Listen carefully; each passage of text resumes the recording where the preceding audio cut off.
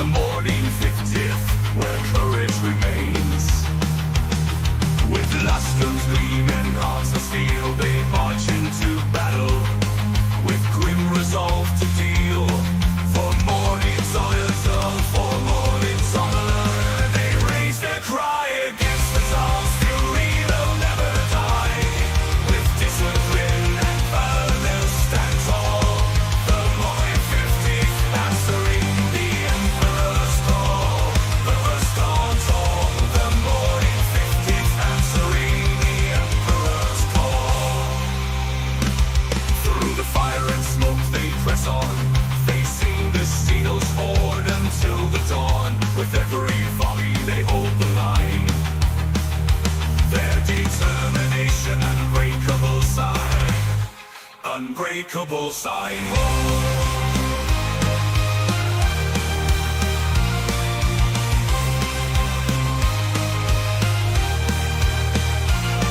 For more the enemy's intent, they raise, he may be advanced. The morning spirit will never be chased.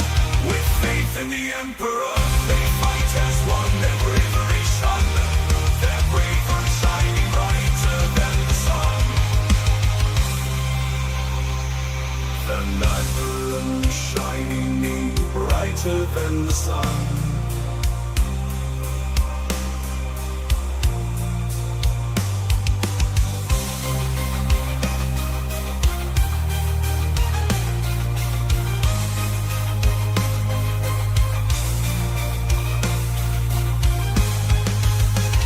For morning's honor, they raise their cry. They raise the Tsar's fury, they'll never die. Discipline and valor stand tall. The morning 50th, answering the Emperor's call. So let that story be told. Through the ages Infantry, sir. Good for you. Mobile infantry made me the man I am today.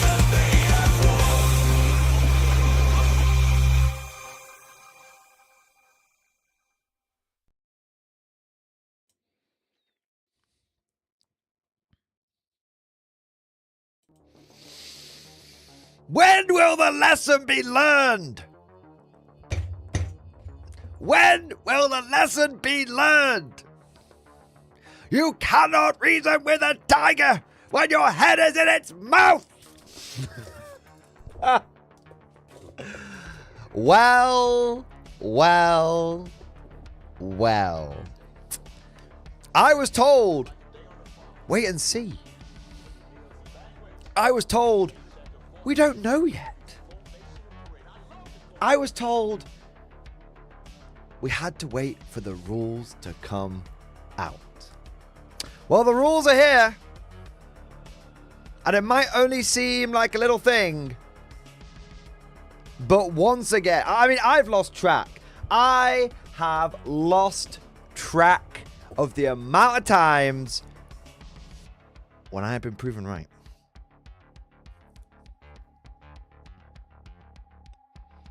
From this day on,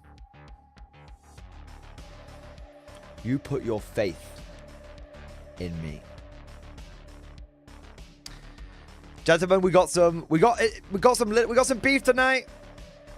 We got some beef tonight. It's obscure beef, but it's important beef. It's vindication beef. It's new Deathwatch rules beef. And like I said, it might only seem like a little thing. It might seem like a little thing. But scratch below the surface and you see the truth, my brothers. We see the truth. So we are going to be getting into it tonight, but we're not just going to be talking about the 40k beef, because of course this is a Mordian Glory stream. So we will not only be talking about beef, but we will also be talking about anything and everything. I've got some stuff I want to talk about re K47. I got some stuff I want to talk about re Old World, and I'm sure you guys have got much much that you guys want to talk about as well. So the briefing tonight is I've got a few beefy topics to talk about. Well, one beefy topics, and the rest of it's like super positive and super cool and all that kind of stuff. So don't worry, it's not a full blown beef stream. There's a beef starter. There's a beef starter, shall we say? And then, as always, guys, we could talk about anything and everything. So with that said, now let us get into the stream proper. Starting off, of course, because I know you guys are going to want to get into this quickly, so don't worry. Starting off, of course, with our traditions. Because unlike GW, what came before? The traditions that made us who we are today are very important on the Mordy and Glory channel. Traditions are what separate us from the renegades, the heretics, the traitors, are what make us the Emperor's true finest, his Imperial Guard. Stand up and be counted. It's time for roll call, baby. Who is in the stream tonight? Who's got their popcorn ready and their peppercorn sauce ready for the beef? Let's see. We have got a Gaming Stuka, Trencher, Airborne, Save Wilson, Raygun 9000, Jaeger Scott, Scribbles, Freeform Rue, Commander HHL, The New Man, Ozroth, Gerald Man, Cezello, Chaos 7, Damn Legion, Scuba, Nostalgia Vivek, Corsair, Terrain Shadow, Mark Coyle, Joe Camel, Bad Rabbit, say my name, baby. We've got Mal the Knife, Lemmy Winks, Bob the Cheese Stealer, Rob Yons, Campbell Kinnard, oh, fuck it out, I've lost my place. 1 minute, 1 minute, just... No. Rev, Christian Team Camp, Russell W, Matej Savek. I've definitely mispronounced that. Apologies, mate. We've got Zeb Taylor, Narrow Productions, Tensler, Kelzo, Wolftooth Gaming, Tom Riddle, Avada Kedavra, possibly another Alfarius, Damn Legion, D Parrot, Ludens, Trentrat, The New Man, Dean Steen, Mike P, Freedox, Market Telebeland, Entry Decay and Eventually Death, Cosmic Drew, Commander HHL, Wolf 58th, Mankiewicz Dabronsky, Vincent Higgins, Daniel DeRig, Keegan McDonald, Colin Painting Adventure, Clownish Cat, Regular Interest, Reva 102, Christian Glover, Peter Butchers, Kip Ash and Kev, John Shepard, David Hart, Robert Jenkins, Bernardo Soto, and Chum Patrol 2! Welcome. Thank you so much, all of you crazy degenerate bastards. Thank you for joining today's stream. Good to have you here. I also want to say a big thank you to everyone who's already gone ahead and smashed that like button and subscribed to the channel. If you've not done either one of those two things, I know it's cringe as fuck to ask. I know it, you know it, but we also know that it's a great way of boosting the video, boosting the stream, and supporting the channel by interacting with the stream and all that kind of good stuff. So if you could go ahead and like and subscribe, I know none of us want to do it. I know it's all a bunch of bollocks, but it really does help. So thank you guys for liking and subscribing, and thank you to all of you guys that have done that. And also I want to say a big thank you to everyone that's got the stream popping up, baby, who's come in with the super chats and the memoflex and the gifted memberships and all that good stuff. And before we get into the beef tonight, let's take a moment to go through and say our thank yous. We'll take a few minutes to say our thank yous and show our appreciation for these people that allow me to do this full time, that support the stream and absolutely get it popping off. So starting off, we have got Maril, my boy! Maril, thank you for the gifted membership. Yes! Thank you for the gifted membership, mate. Thank you for your support. Maril, you are #1 Ursus shock trooper, and I raise my glass to you, sir. You're an officer, a gentleman, a scholar, a good sir, a kind sir. Thank you, mate, as always. Mild, he joins every stream. He supports every stream with the gifted membership. He's a good lad, and we really appreciate him. I want to say also a big thank you to Russell W. Russell W, thank you for the gifted membership, baby. Thank you for the gifted membership, mate. Thank you for your support. Thank you for doing your part. 07, you magnificent bastard. I want to say a huge thank you. To Jared Man. Jared Man, thank you so much for the Giga Chat. Yes, it is the Giga Chat. MG, still in the UK and still no free Rhino. I know. It's actually shameful. I apologise on behalf of the entire country. Went to Warhammer World today. Amazing experience and a must for any 40k fan. Totally agree. I shit on GW a lot. But I'll tell you this. Warhammer World is proper.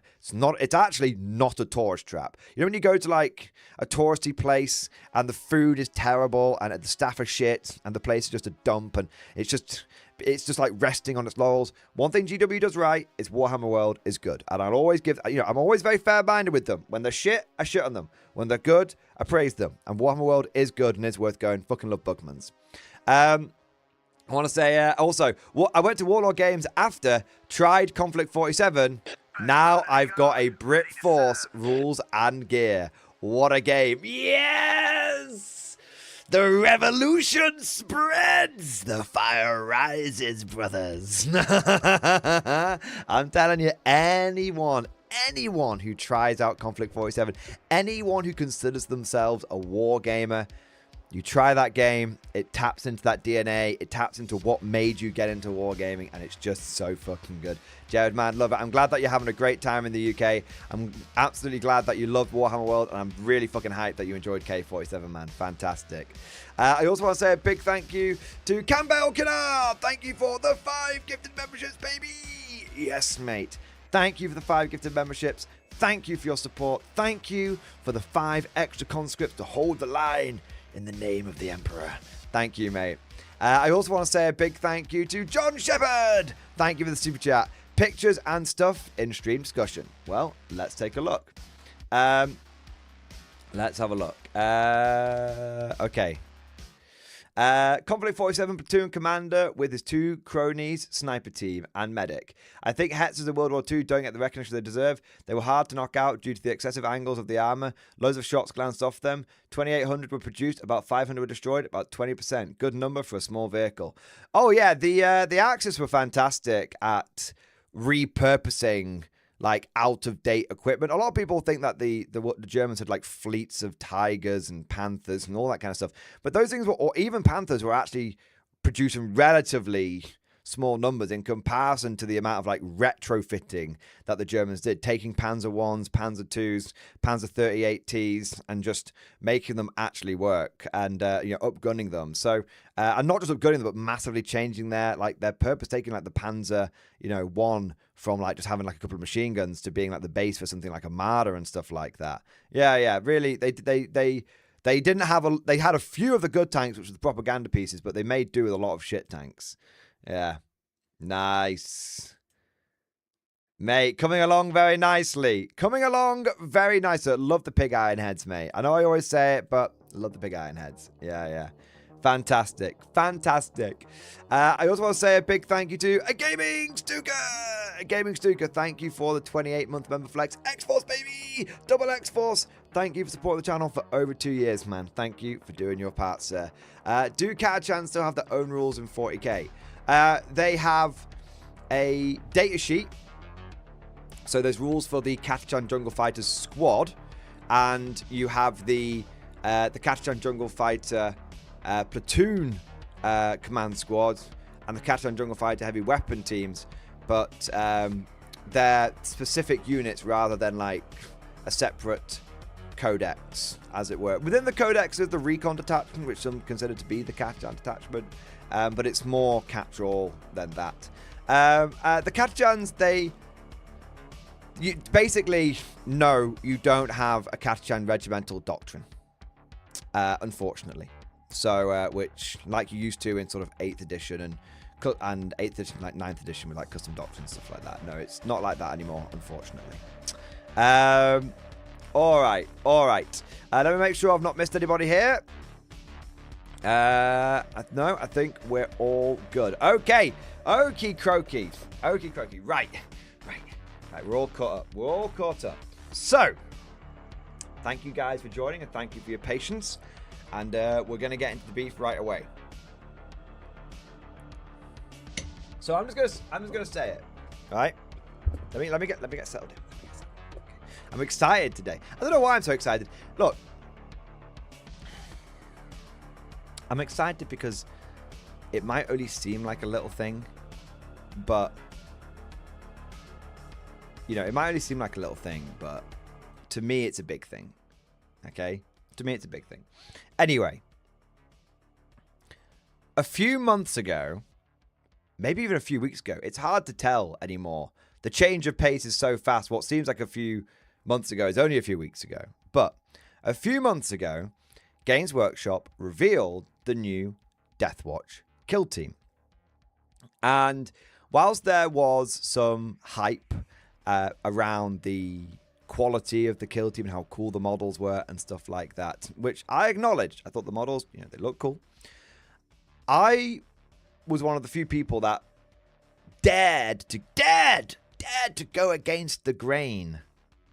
Dared to go against the grain of what was being said out there. And I said that the new kill team was really bad. And that whilst it looked pretty, it was really bad. And not only was it like bad, like from like what options it came with, but also, so like in game, like right now, here and now, it was going to be like, it was going to be not as good. Obviously, we didn't know the full rules, but I was like, look, I can see what weapons are available in this thing. I can see, I know how GW does things. Like, I'm telling you, this is going to be a bad one. And then I also, but most importantly, that wasn't the main thing. That wasn't the main thing. That was just like a little like side thing. The main thing that I said was this kit was a slap in the face to existing Deathwatch and also Imperial Agents players, but mostly Deathwatch players. And I said it was such a rug pull by Games Workshop. All right, and people were like, "What do you mean? It's a rug pull. What do you mean? Like, it's a new kit. Why are you complaining about new kit?" It's like, look, Games Workshop tried to kill off Deathwatch at the beginning of 10th edition. And then they got pushed back from the community. So they brought back the rules. And they even released like the new Agents of Imperium like faction and stuff. And it really felt like Deathwatch was getting a new lease on life. And what they did is they also... and so a lot of people started investing in the old Deathwatch kill teams, right? This is the important bit. And so you've got to think like, because in Agents of Imperium, the most competent part of that faction, the only bit of that faction that realistically makes it work on any fundamental level is the Deathwatch kill teams. Like, you can collect a full army of Adeptus Arbites if you want, but let's be real here. It's not actually going to allow the faction to be remotely competitive. And yes, we have to talk about things through the lens of being competitive, because this whole goddamn edition is the competitive edition. All right? All right, so you can't be like, oh, you can collect them for fun. Oh, Age of Imperium just meant to be fun. No. They're a new faction that were brought out, and we have to look at them, and we have to look at them, all right? And we have to look at them through the lens of being competitive, right? So that's that. But anyway... And I said that Games Workshop had done a rug pull on everyone who believed them when they said Deathwatch was coming back properly, and especially everyone who bought into Agents of Imperium. Agents of Imperium will go down as one of the biggest scams, biggest rug pulls that GW has ever done. Because like I said, the only real part of that whole thing which worked was the old Deathwatch kill teams. And remember, they launched... with Agents of Imperium, those launch boxes, and the Ordo Xenos one was basically a Deathwatch box, right? So loads of people went out there and they bought... the old Deathwatch kill teams. And because remember, the rules had gone away once, then the rules came back, then the rules were also repeated... in the Age of Imperium. So there was like, look, the old Deathwatch veterans, they're here, they're back, we're great, everyone's going to be having a good time. Okay, there was confidence again in the faction. So when people are confident, they buy models. And then a few months ago, we saw the new Deathwatch kill team. And everyone was wanking off how pretty it was. And I said, this is bad. Because this kill team is not going to be compatible with the old Deathwatch veteran rules. So everyone who bought those old veterans and built those models based on what they were confident were now going to be the Deathwatch veteran rules was going to get fucked over. Okay? I said they were going to get fucked over. And do you know what I got? Not just from people external to this community, but some of you guys right here. Some of you motherfuckers owe me a goddamn apology. Because you know what I got? Oh no, Morty, it's totally compatible. It's just an update, you know? And then I went through it and I was like, look, this is not going to be the same. This is going to be shit. You've not got this. You've not got this. You've not got this. This is only one of this in the box rather than this. Blah, blah, blah. I went through it. And I wasn't right about everything. But the main message was this is going to be, basically, this is going to fuck you over. If you bought old Deathwatch veterans, and not even if you have been supporting Deathwatch since 8th edition, if you bought into Deathwatch fucking less than a year ago, you were going to get burned by this kill team. And I got told, do you know what I got told? I got told, just wait and see. You're going off the rails, Mordian. You're going crazy over nothing. Over nothing. You don't even know what the rules are going to be. You don't even know what's going to happen. You're going off the rails. You're going off half-cocked. Well, you know what? I'm fully cocked right now. I'm fully fucking cocked because I was fucking right. I was fucking right. Because the new Deathwatch rules just dropped. And if you bought the old Deathwatch veterans, even if you bought them in 10th edition, only less than a year ago, when Age of the Imperium came out, if you bought them, you're a fucking chump. That's not me saying that. That's what GW is telling you. You're a fucking chump. You bought Age of the Imperium, you're a fucking sucker. You're a fucking idiot.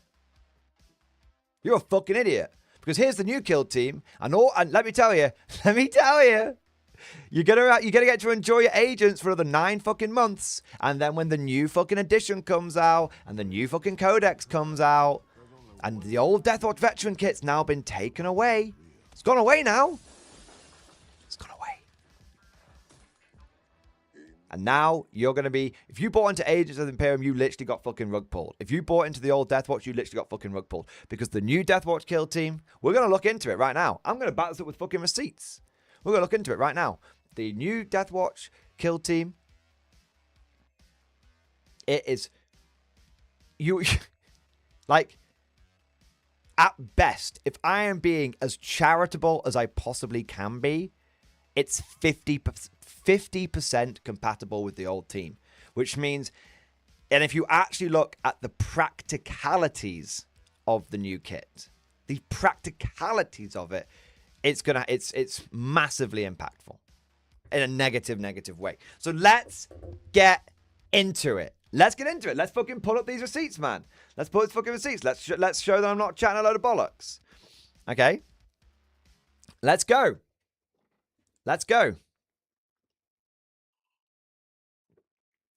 So, here we have old, let's fucking enhance. Let's zoom in. Right.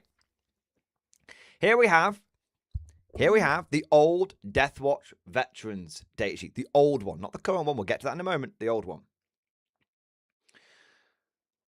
You've got all these guys. Basically, standard space between profile, death to the alien. You're going to want to remember that ability. Reroll hit rolls of 1 when you're targeting something that isn't... when you're targeting that's Imperial Chaos, or rerolls if they are... Basically, you get rerolls against Xenos, right? But this is the thing. This is the biggie. War gear options.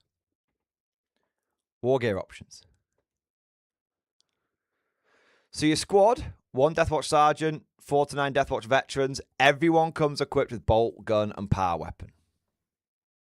No prescription whatsoever. Everyone gets bolt, gun, and power weapon.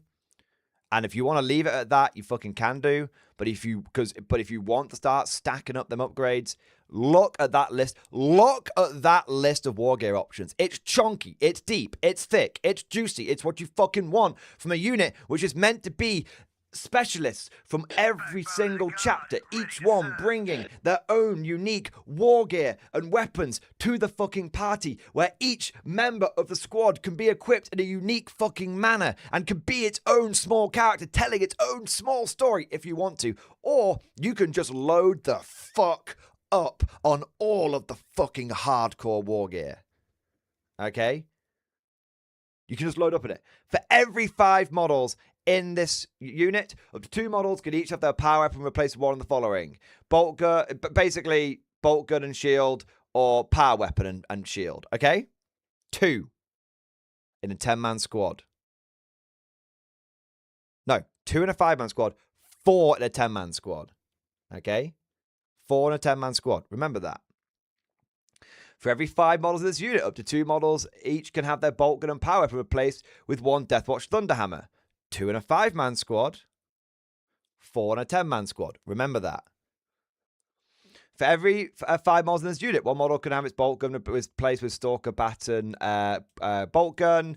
For every 5 models in the unit, up to 2 models can each have their bolt gun and power weapon replaced with Deathwatch Shotgun.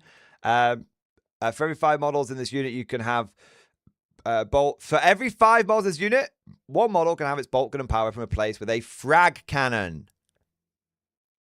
So that means you can have 2 frag cannons in a 10-man squad, and you can have 2 Infernus heavy bolters in a 10-man squad for 4 of them in total in a 10-man squad.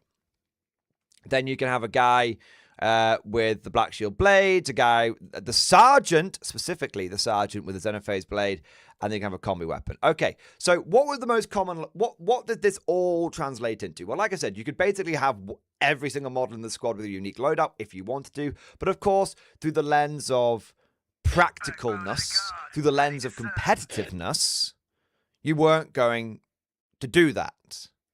You were going to go for basically 1 of 2 loadouts every single time with these squads. You were going to go for 4 power weapon and shield guys and 4 Deathwatch Thunderhammer guys, and then the Sergeant with a Xenophase Blade and 1 guy with Black Shield Blade. So remember, that was one of, if not the most competitive loadouts you had for Deathwatch veterans.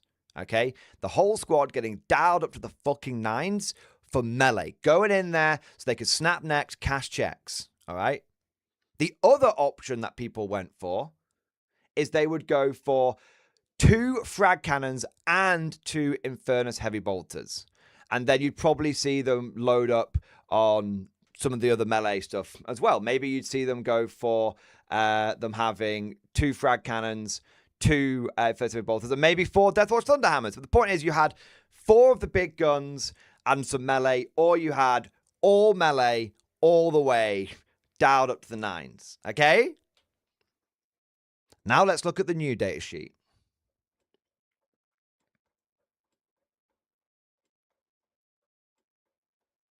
It is the Decimus kill team.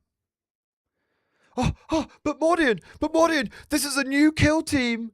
Oh, it's a new kill team. It's not the same as the old kill team. It's a new kill team. It's a new unit. It's not replacing the old one. Huh, yeah, that's weird. Why the fuck has it got the exact same fucking army rule then?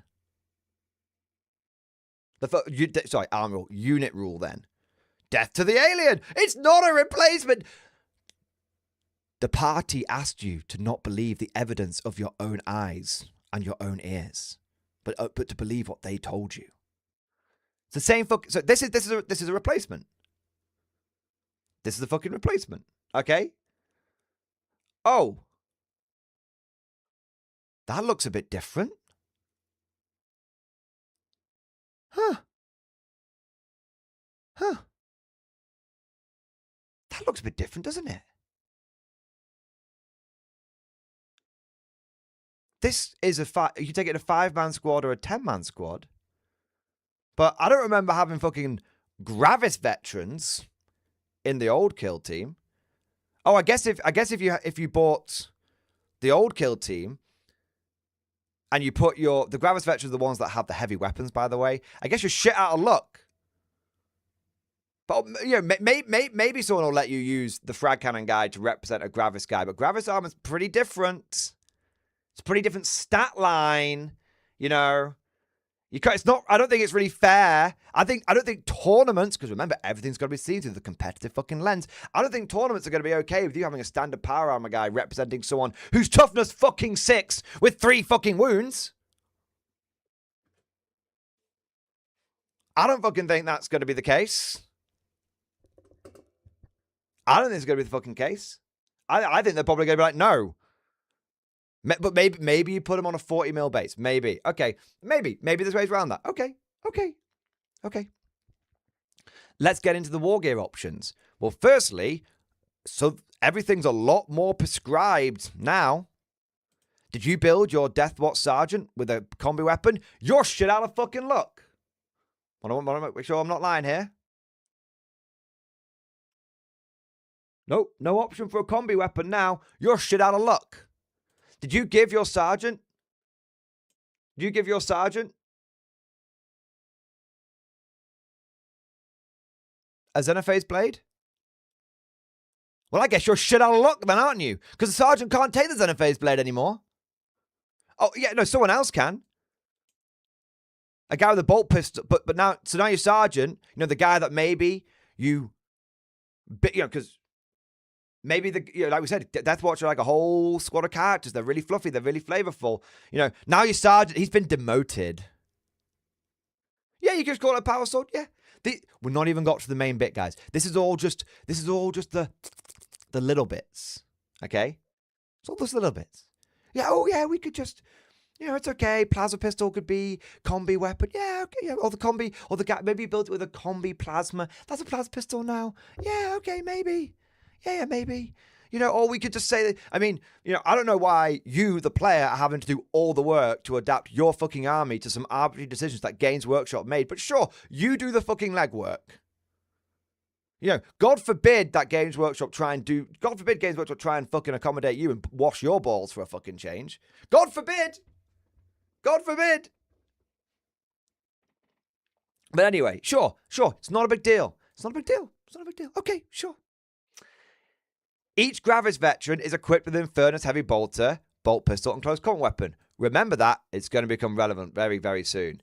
For every 5 Deathwatch models of the unit, 1 Deathwatch veteran is equipped with a Stalker Bolt Rifle. For every 5 models of the unit, 1 Deathwatch veteran is equipped with a Heavy Thunderhammer. For every 5 models of the unit, 1 Deathwatch veteran is equipped with the Marksman Bolt Carbine. Okay, so it's very prescribed now.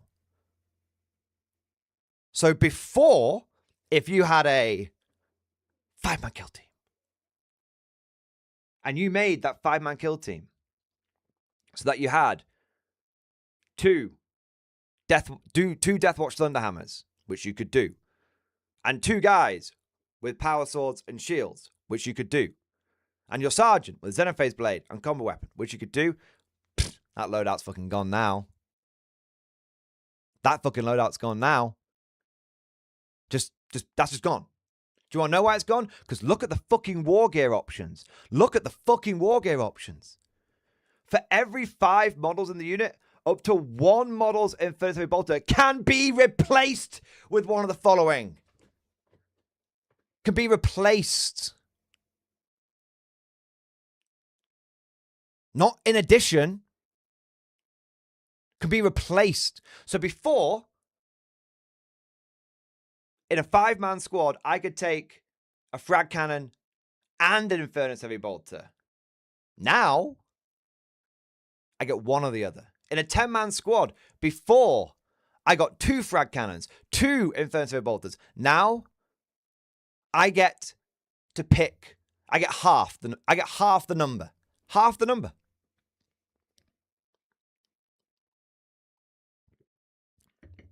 Before, I used to be able to get 4 Deathwatch Heavy Thunderhammers. 4 Deathwatch Heavy Thunderhammers. Now, in a 10-man squad, I get 2. And guess what?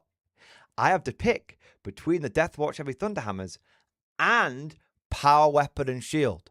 So I can't even I don't even get the good fucking grace to have 2 guys with Thunderhammers and 2 guys with shields and power weapons. Now, at best, out of previously 8 melee weapons, 8 good melee weapons, I get 2.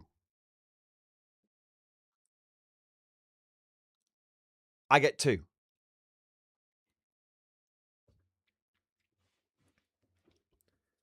I get 2. So everyone who built their fucking Deathwatch veterans, with 4 power swords, 4 shields, 4 heavy thunder hammers, get bent. Get fucked. Get fucked. Oh, I wonder who possibly said this was going to happen. I wonder who possibly called this. I wonder who said GW was lying to you. I wonder who said GW was going to fuck you. I wonder who said that, oh, sure, I can wait and see, but is waiting and seeing really going to make a difference? Nope. Here we are, after several months of waiting and seeing, and did anything change? Was I proven wrong? Or did I somehow predict this with unerring accuracy? Send me to the black ships. Send me to the black ships. I'm clearly a psyker. Let the Black Templars bum me and destroy me and chain me up. Send me to the black ships. Send me to the black ships. And it goes on. It goes on and on and on and on and on and on and on. And to everyone, including, and I know Mad Larkin is just saying this to troll me. And Mad Larkin, I love you. Don't worry. I'm not actually that upset. To everyone who says, Mordium, these are not a replacement, bro. I already covered that. So fucking listen. Because I said they've got the same fucking datasheet ability. But also, what's GW's #1 policy these days? If we don't sell the models, you don't get rules. If we don't sell the models, you don't get rules.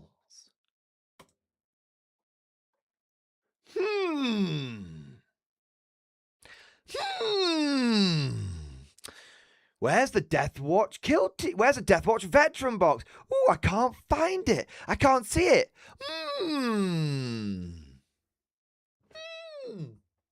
No.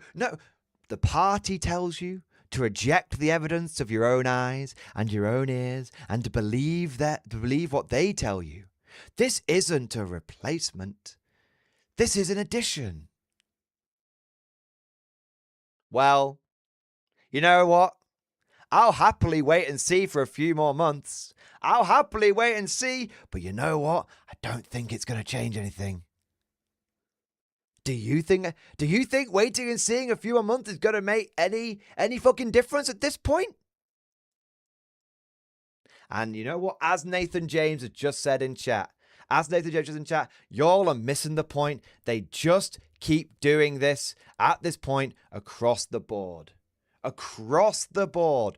And that's why I started this stream. That's why I started the stream with quoting our darkest hour. When will the lesson be learned? When will the lesson be learned? Well, there you go. There you go. And so that is why. So that's my beef. That's the beef. That's the vindication. That's the vindication. Deathwatch veterans, any Deathwatch veteran players, new Deathwatch players who bought in with 10th edition, who bought in with Agents of Imperium, your existing collections of Kill Team veterans just got fucked. Just got fucked. And you know what? Some of you are saying right now, like, oh, well, you know, GW does this all the time. You know what? You're saying that with the benefit of at least 2 years worth of hindsight. Think about it. How many people started this game in 10th edition? How many people started this game in the last 2 years? How many people started this game with fucking Space Marine, the video game? Okay? How many people started Deathwatch at the beginning of this year only to get fucked? How many people got back into Deathwatch when the rules, or got into Deathwatch the first time when the rules came back? How many people got into Deathwatch with the Agents of Imperium box set? All of this has happened in the last 2 years. A lot of this has happened, that the significant part of it has happened in the last 12 months. People talk about the pace of change. People talk about, oh, well, why? People say, why should you expect your models to be permanently useful? Games Workshop's a business. They need to be able to, grow, and to do that, they need to be able to sell models. Yeah, well, you know what? Thanks to you fuckheads, we've got to the point where you can buy an army, and less than 12 months later, you're getting fucked. This is what happens. It's what happens when you let GW do what GW does. This is what I've seen it all before. The question you should be asking yourself is, how did I know I was going to be right? The question you should ask yourself is, how did I know this was going to happen? Because I've been playing this game for a really fucking long time. All you greenhorns coming in here who start with 10th edition, even start with 9th edition. All you greenhorns who started in the last 2 years coming in here. Not to wank myself off. I've been playing this game for over 2 decades, and I've been playing this game competitively for 14 fucking years. And GW, right now, as we are speaking, right now, is the worst they have ever been. I'm calling it. They are worse right now than they were in 7th edition. And 7th edition was bad. Because you know what the difference in 7th edition, the most infamous edition of all of Warhammer 40k? 10th edition, in my mind, is now the most infamous edition. And I'll tell you why. Because at least in 7th edition, they didn't take stuff away from you. They just fucked you because they kept releasing new stuff that was more and more broken. But at least you could still use your old stuff, even if it meant you got bummed. In this new GW, not only do they release stuff that's always fucking broken, I mean, after 2 years and after an untold amount of balance patches, how are we still in this situation? Number one. But number two, they take your old stuff away from you and they make you buy the new stuff. They make you buy the new stuff. But hey, what do I know? I guess we'll just have to wait and see.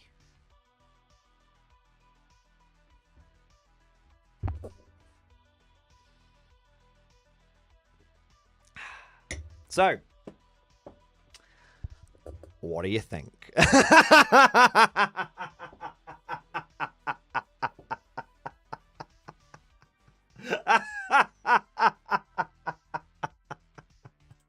What do you think? Am I mad? Am I mad? Or is this just... you know what? Do you know what? At this point, I know what the reply is going to be. At this point, I know what the reply is going to be. Oh, but Mordian, they do this all the time. Yeah, you know what? The answer is, guys, we're all just fucking jaded at this point, aren't we? We're all fucking jaded. We're all just emotionally checked out at this fucking point. Yeah. I think it's the new standard for GW, regardless of edition or even game. Well, hell, Corsair, ain't that the fucking truth? Ain't that the fucking truth? Yeah. They do it to every game. Yeah. Cooper Kroll, you're mad, but in ballistic sense, then talking shit. Razoi, I'm like a badass man to GW. I shouldn't laugh, but I feel the same way, man. I feel the same way. Video and Shallows at Morning Glory. I don't know if you've heard, but they've just done this to the new Blood Bowl edition. People are pissed. You only get what's in the box. Team building is dead. Oh my god. They've done it again. They've done it again. Well, I literally just did a video earlier today. Not today, earlier this week. Everything they touch turns to shit. Corpo GW is killing their games. They did it to fucking AOS. They did it to Horus Heresy. They did it to fucking Lord of the Rings. I didn't even mention they did it to fucking Kill Team. Now they've done it to fucking Blood Bowl. I'm sorry. I'm sorry, Necromunda. But you're next. You're fucking next. You know what they're going to do with Necromunda? You know it. You know, guys, you know it. You bought your Necromunda Kill Team. You only got to get the options that come in the box.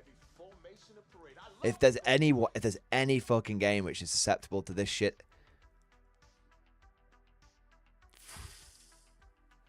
they're coming for you. Necromunda, Necromunda fans, get your fucking games in now.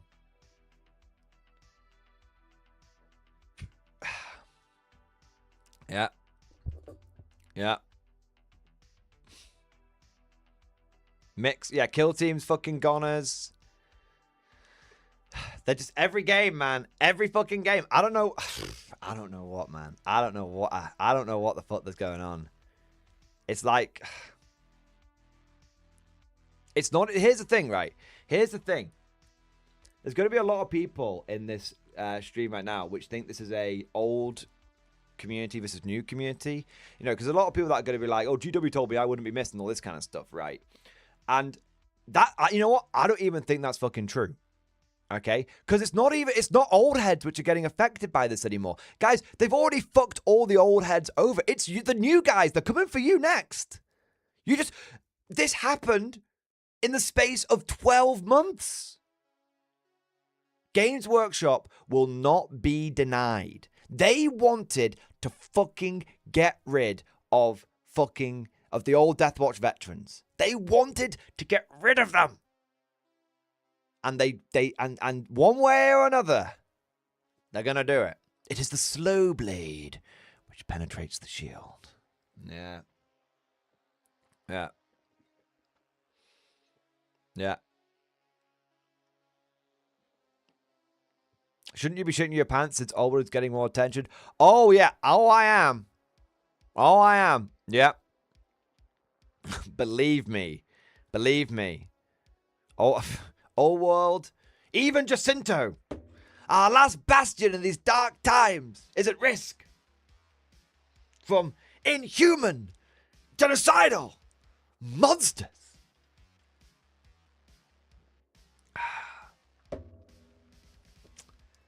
I fucking in Matthews and Claire, JTY is but one man. He's but one man.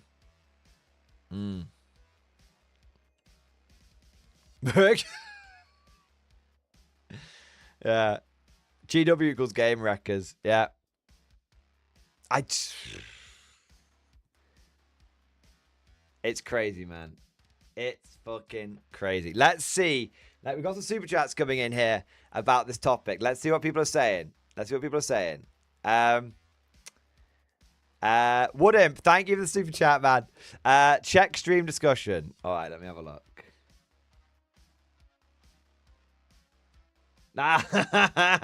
It's not really relevant, but I will take a look at it. I will take a look at it. I know why you put the winky face in. The is it World of War? The WoW 25 International Bolt Action Tournament is this weekend. Here are some of the tables so far. Wow. That's pretty crazy to have that as a tournament table. That's pretty crazy. Man. That's good. I'd love to play on a table like that. Oh, that's so cool.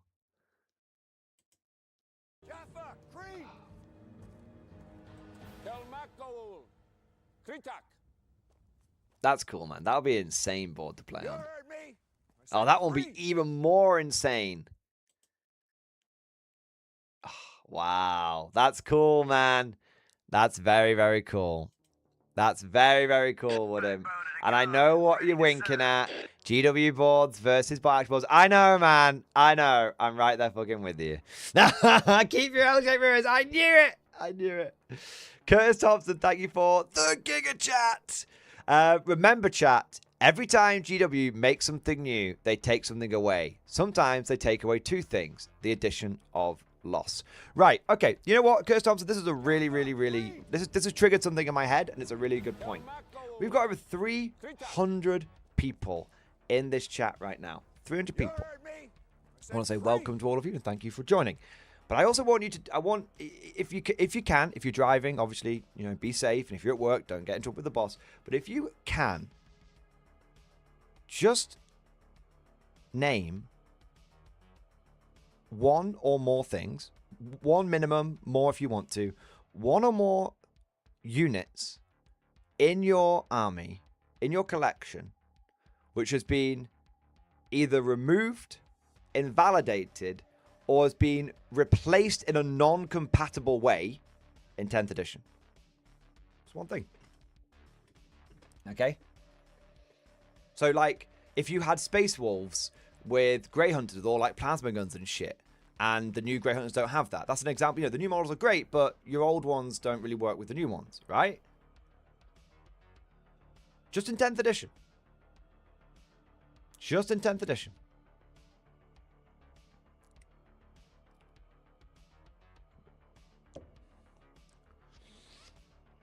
Look at that.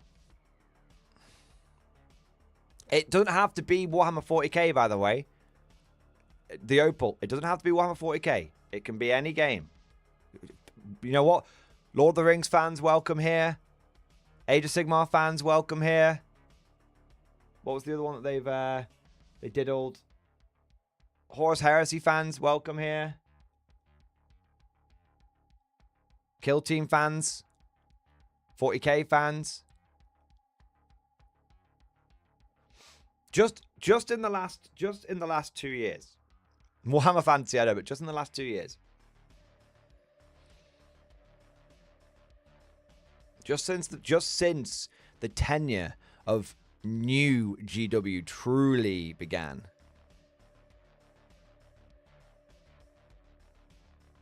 Look at that. Literally, in a few moments, we've got literally hundreds of examples. Griffin, Malithop, Strachan, Astral Claws, Jump Pack, Thunderbolt, Calgar. I mean, no, Calgar, to be fair, though, he has been replaced. It is true. It is. I was going to say lol, but actually it is true. Chaos Cultists, Eldar, Crusaders, Chaos Space Marine, Exalted Champion, all my Heresy vehicles, Anglad Dreadnought, Chaplain Dread, Attack Bikes, Infantry Squads, Heavy Weapon Teams, so many. Beastman, Jacaro, Drago, Attack Bike, Servitors, Yarrick. I mean, there's too many. I could spend hours in this stream just reading out a list of all the models that have been lost, everything that's been lost, everything that's been ripped out.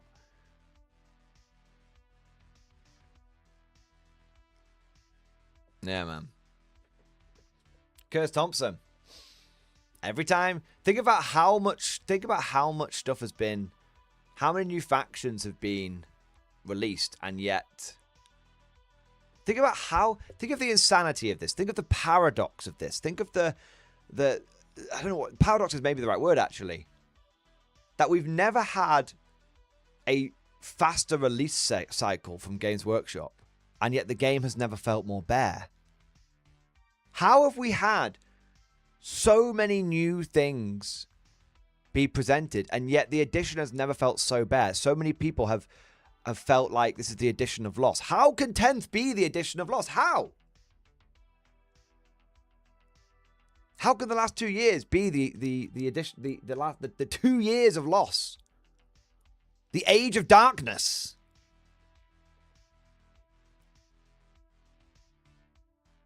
How? We've had new editions of Sigma, new editions of Kill Team, Blood Bowl, new editions of Horus Heresy, multiple new factions for Warhammer 40k. New, and yet things have never felt more wrong.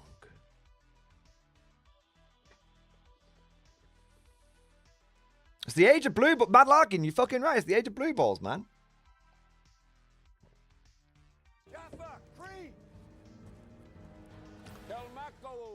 Let's have a look here. Let's have a look. Simon, I will get to that. I will get to that. We've got a few more super chats. Yeah.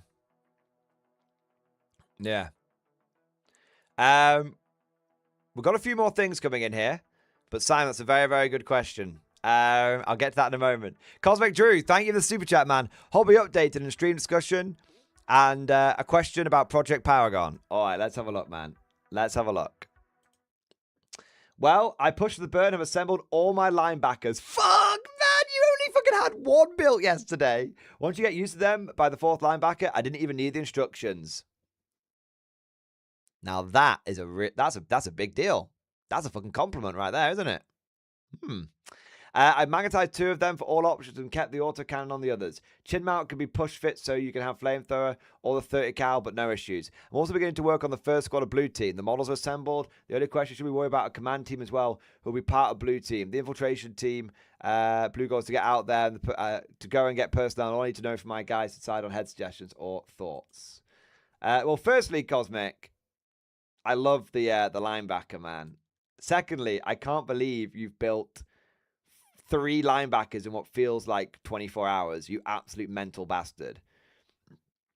And it's kind of crazy how you don't even need the instructions by the time you get to the last one. Wow. Now that's a linebacker core right there.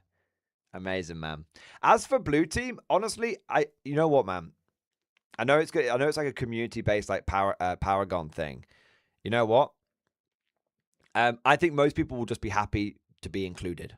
Anyone who gets named is going to be happy to be included. So my advice is for you, Cosmic, is just make the models that you are inspired to make, and people will be happy. That's it. All right? Make the models you're inspired to make. People will be happy. Okay? Hopefully I've understood what you were going for there. But yeah, man, these look great. I can't wait to see them all painted up, man. Seeing like multiple linebackers like striding out. Jenny Vetvi, careful. She's gonna need more Rail Panthers. She's gonna need them. Ryman Cyrodiil, thank you for the 10-month member flex, man. Thank you for supporting the channel. Do you plan on making a Renegade Crown army / list? Yes, I will be filming a battle report tomorrow with Renegade Crowns in preparation for a tournament in a couple of weeks' time. So yes, absolutely. Ivy Mike, thank you so much for the 13-month member flex. I don't get it. I feel like it's meant to be a joke, but I don't like reading out jokes that I don't get because they might be dodgy. Oh man. So I'll just say thank you for the 13-month member flex. Xbox baby! And thank you for your support, man. RTRT, thank you for the 17-month member flex. Xbox baby! GW wants to fuck me, but I don't want to be fucked. Oh my god. Oh, RTRT, at this point you just gotta think back, you just gotta lie back and think of England. That's what it feels like. You just gotta yeah, man. Yeah. I don't want to be fucked either. I want to be wooed. I want GW to make sweet, sweet love to me. But instead, they're flipping me over, spreading my legs, and taking my ass to Pound Town. So John Davies, thank you for the super chat, man. Squat Warriors get 2 proper melee weapons as special weapons at the start of 10th edition, which we didn't get in 9th. Then the codex changed into plasma knives. So even the fucking squats, even the fucking Votan are getting diddled by this shit. That's mental. Even the fucking Votan are getting diddled by this shit, man. And I thought the Votan release was pretty good, but maybe there's some things about it that I didn't appreciate that maybe aren't quite as good. Yeah. I want to say a big thank you to Gilly Guy 52. Thank you for the super chat, man. I started tail end of 7th edition. The shrinking option is the worst thing to hit 40k. I missed the index Wild West at the start of 8th. Yeah, I mean, dude, that's it, man, isn't it? That's it. The shrinking options. The shrinking options, man. Like,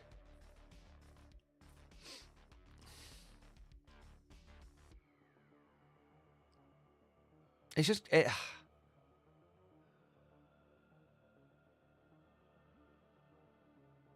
I don't know, man. I don't understand. And you know what? I actually went off on one about this earlier this week, so I'll try and avoid it again. The only reason that I can explain for Games Workshop having this attitude,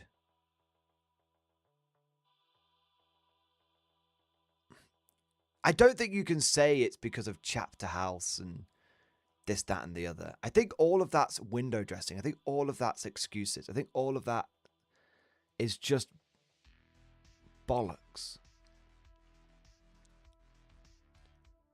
I think all of this can be simply explained. Forward, you dogs, to victory! All this can be explained simply by the fact that the people working at Games Workshop know less than you and I. Even if you've been in this game a relatively short time, even just since the beginning of 10th edition, the people that are working in Games Workshop, they know less than you and I. It's like that scene in Parks and Rec, where it's like, hey, how can I help you? I know more than you.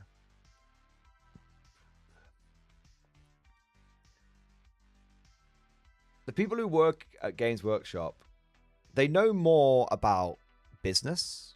They know more about how to sculpt models and all that kind of stuff. But they know less about... It's almost how the intangible part of 40k. I don't know, man. You know what? I think it's this simple. You gotta. You know what? This is it. This is it. Okay. Put everything to one side. It's really easy to explain why GW is doing this kind of stuff because they got a bunch of people with fucking MBAs making decisions about the company, thinking that it's like they're fucking back in the fucking business school classroom, and they don't realize that that's a load of bollocks, basically. You know, it's bollocks. They got a bunch of people that don't know what they got a bunch of people that know exactly what they're fucking doing, but what they know is fucking wrong. That's what it is. They've got a bunch of people that know exactly what they're doing. They're fully aware. They're fully aware. They know exactly what they're doing, but what they know is wrong. That's what it is, man. That's what it is. Oh. Yeah. Yeah. Let's have a look. Simon V77. One thing GW can't make shit is K47. So true, man. So true.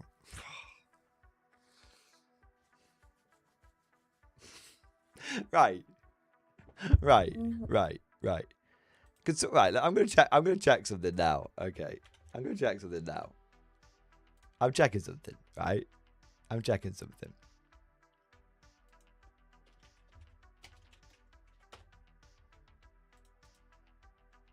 Oh, why are you not working, you bellend? Oh, it's not work. Oh, that's annoying. New recruit's not working for me for some reason. It's almost about someone telling me it's gone down or something. Right, fuck it. I'm checking something here.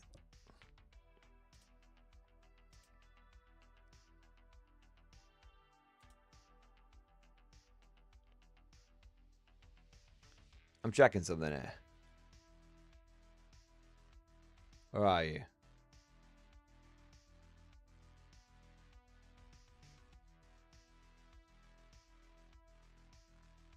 Wait. Ah, that's why.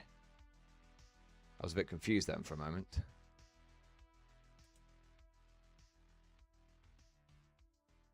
One, 2, 3, 4, 5, 6, 7, 8, 9, 10, 11, 12, 13, 14, 15, 16, 17, 18, 19, 20, 21, 22.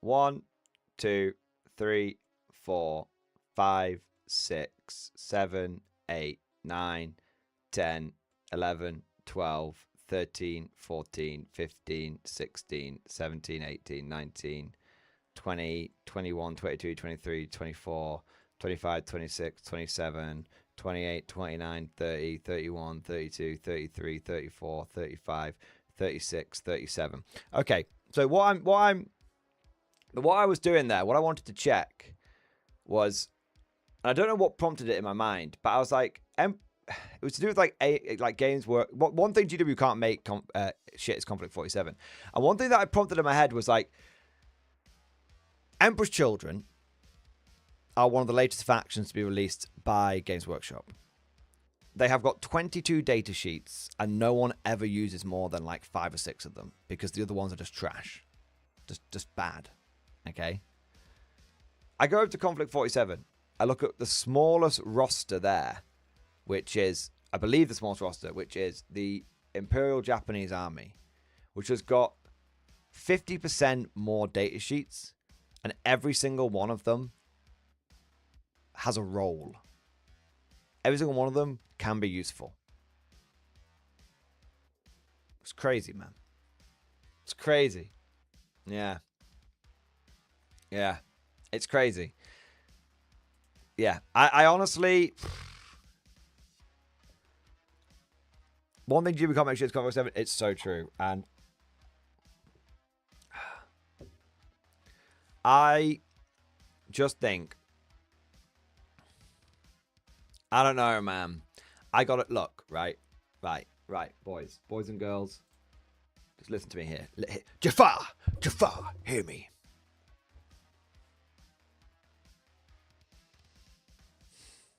I'm happy to be proven wrong on this. And a lot of people will point to Games Workshop's stock price. A lot of people will point to Games Workshop's profits. And I'm not denying those numbers. Those numbers exist. Those numbers exist. But I'm telling you, man. I'm fucking telling you. This is different. I don't know, man. I don't fucking know. There's a lot of companies out there that looked real fucking strong on paper before suddenly they fucking didn't.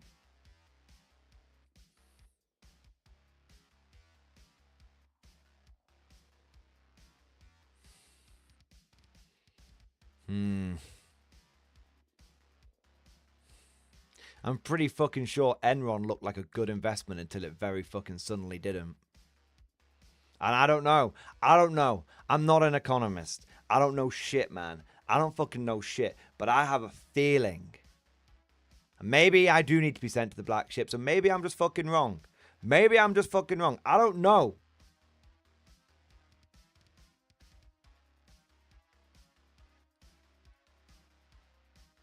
But this feels...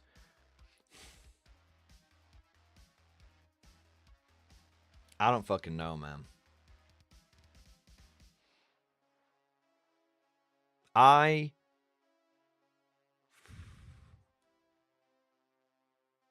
Yeah. And you know what? I'm not going to say that GW is going to die or anything. I'm not going to say that. All I'm going to say is it feels fucking different this time round. It feels fucking different to 7th edition, and 7th edition was not a good time to be a Games Workshop person. Yeah. I don't know. The way, you know what game, do you want to know what Games Workshop reminds me of right now? Games Workshop reminds me of Blockbuster.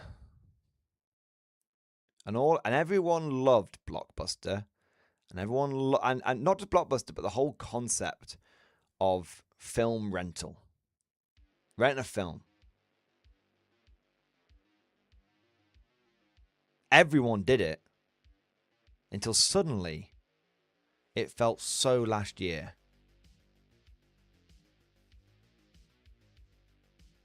Like I said, it feels weird. You know what I mean? I don't fucking know.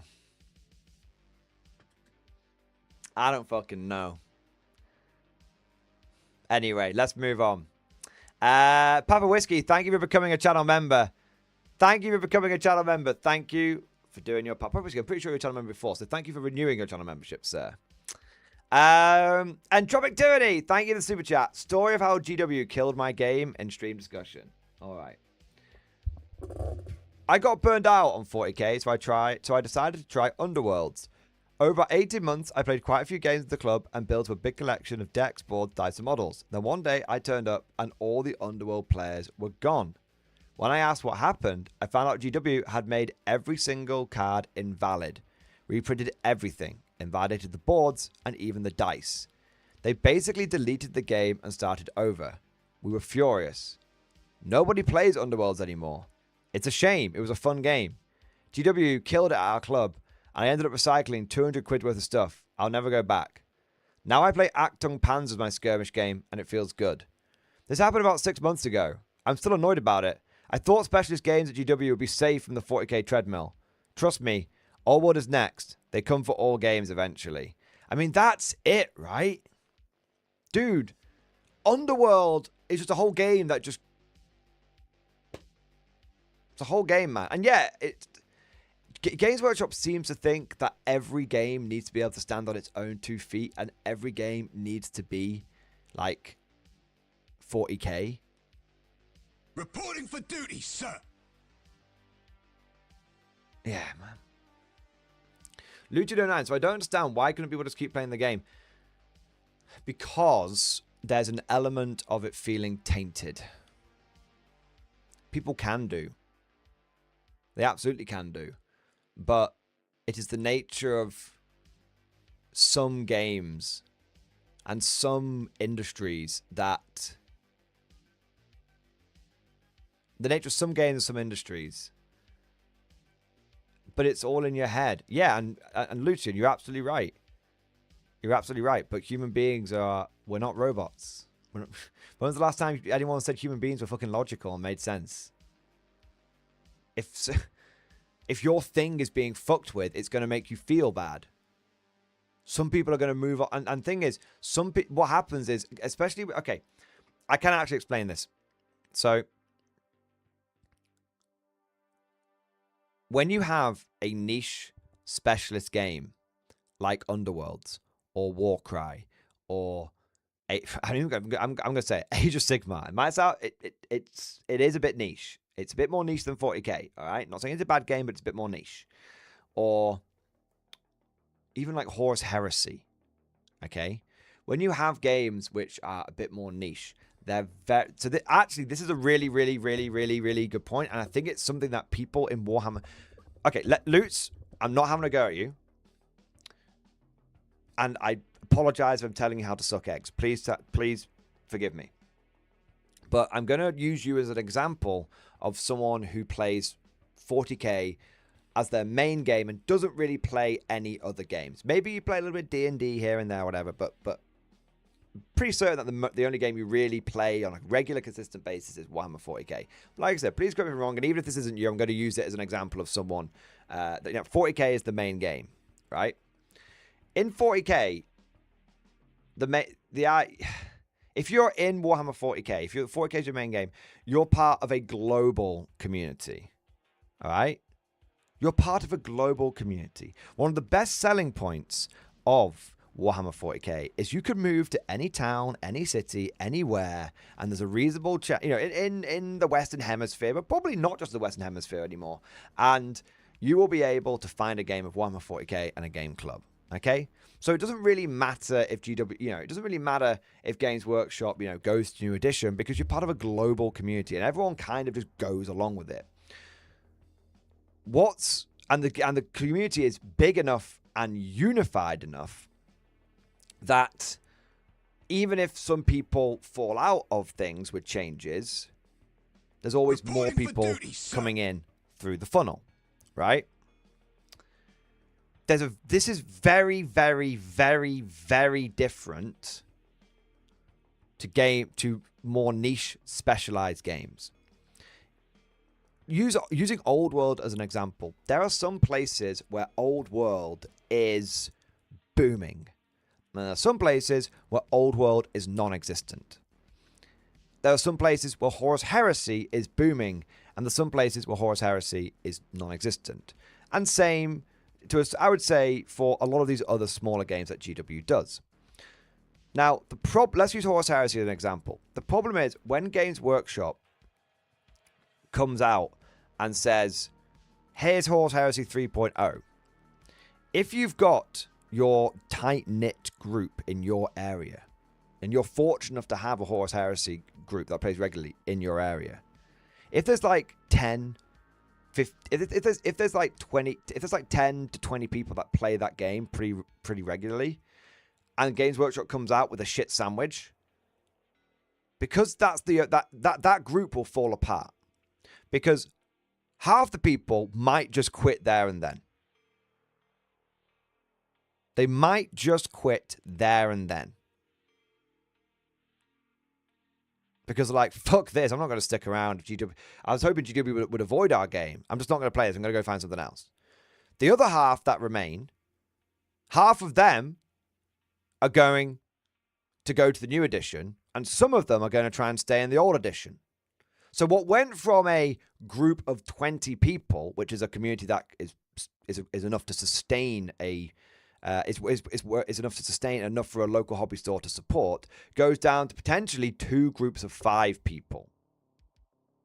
Okay, and the group of 5 people that are staying in the old edition are probably like, fuck you, GW, so they're not going to be wanting to be buying the product. So it goes really down from a group of 20 down to a group of 5. And so it basically means that there's not enough people for the ecosystem. There's not enough people for it. There's not enough. It's just there's not enough meat. There's not enough blood in the game system. And so yeah, sure, using Entropic Tyranny as an example, you know, Underworlds is a niche game. He was very fortunate to have a club where loads of people, where there was enough people to make playing Underworlds actually viable. Games Workshop comes out with their signature shit sandwich, and what I just described happens, and suddenly there's not enough for Old World there's not enough for Underworlds anymore. So that's what it is. It's not a case of, oh, you can just keep playing the edition you want. Yeah, but some people will, some people won't, and some people will quit, and the overall result is irreparable damage. There's only 7 of us. Now there's 2 maximum. Exactly. Just you and one other guy playing the same game day in, day out. Like, you know, man, like, one guy goes on holiday and there's no games for months. Yeah, exactly. Some of you will go forward. Some of you, yeah. That's the problem with it, man.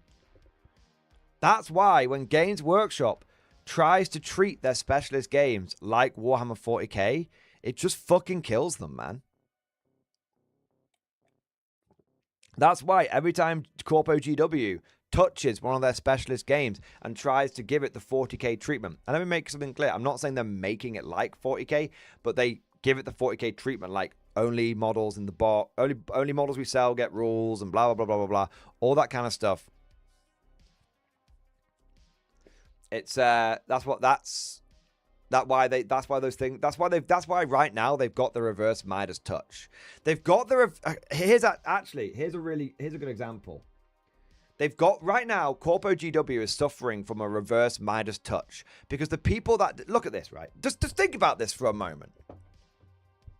The original Lord of the Rings strategy battle game was made by Alessio Cavator. Some of you may not know who this motherfucker is, but he is a pillar. He is a titan of games writing in our community. Okay? Some of you guys have heard of Bolt Action? Yeah, this motherfucker wrote Bolt Action. And do you know who he wrote it with? Rick Priestley, the guy who wrote Warhammer 40k. You like Warhammer 40k? You know the dude who wrote it? The dude who fucking laid down the foundations that made the game what it is today? Yeah, that guy's gone. GW fucking fired him and pushed him out. Because he wasn't corpo enough. Okay? So what happens is the people that made these fucking games and understood the DNA of those games, they're not there anymore. And the people that come along and release the new editions,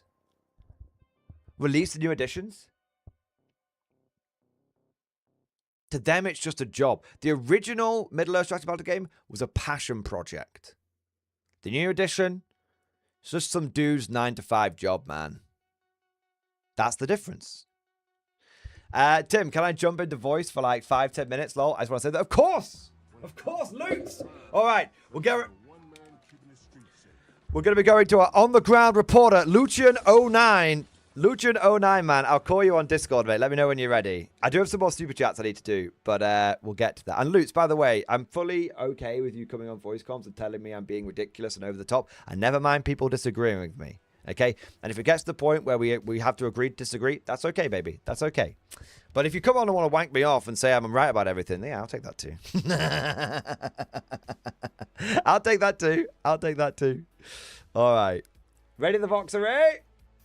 Let's have a look, man.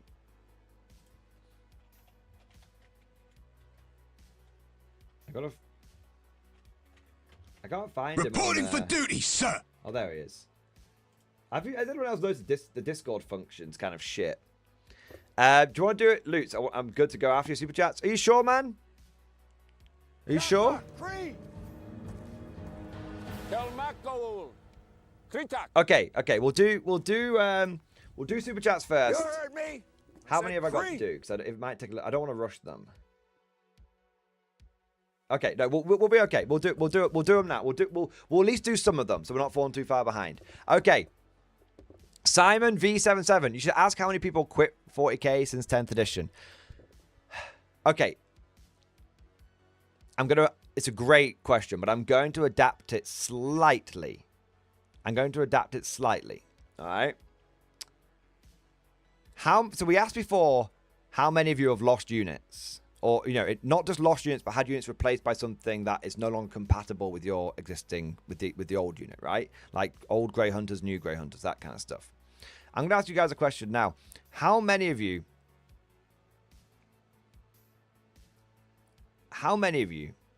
mained 40k at the beginning of 10th edition, and it was the only war game that you really played consistently, and now you play something else? Now, it doesn't mean you've quit 40k, but it means 40k is now one amongst other games.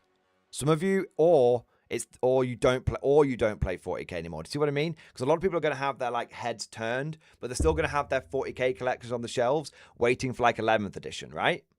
I think that's a big one, right? There's a lot of people. I mean, follow on. How many fucking people are waiting for 11th edition to decide whether they're going to fucking stick with this thing or not? You know?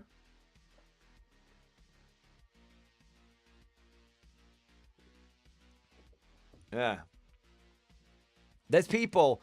Do you want to know something? When I fucking started this, when I started in 10th edition, not started, when I started, I've been doing full-time YouTube since the end of 9th, beginning of 10th.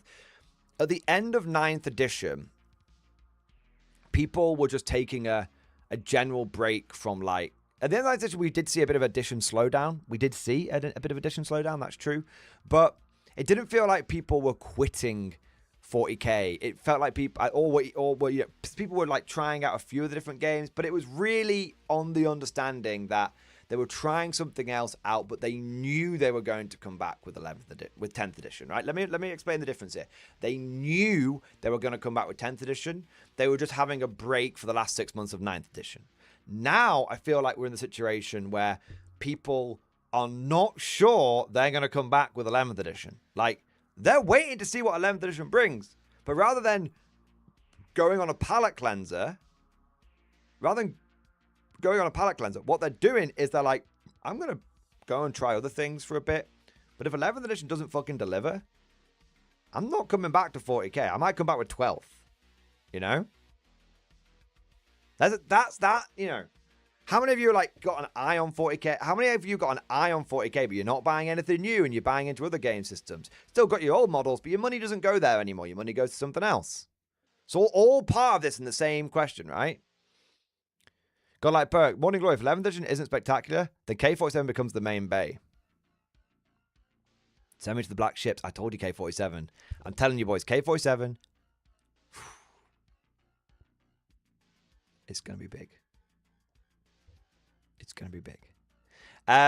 Game Guru, thank you so much for the 14-month member flex. X-Force, baby! X-Force +2, baby! List in stream discussion under the building was on fire. Let's take a look, man. Let's take a look. Yes, please do, Loots. Please do, yeah. List name, when you come to it and can't go through it, you can't knock it down. You know that you found the wall, the wall, the wall. No man on earth can make it fall. Wait, is this?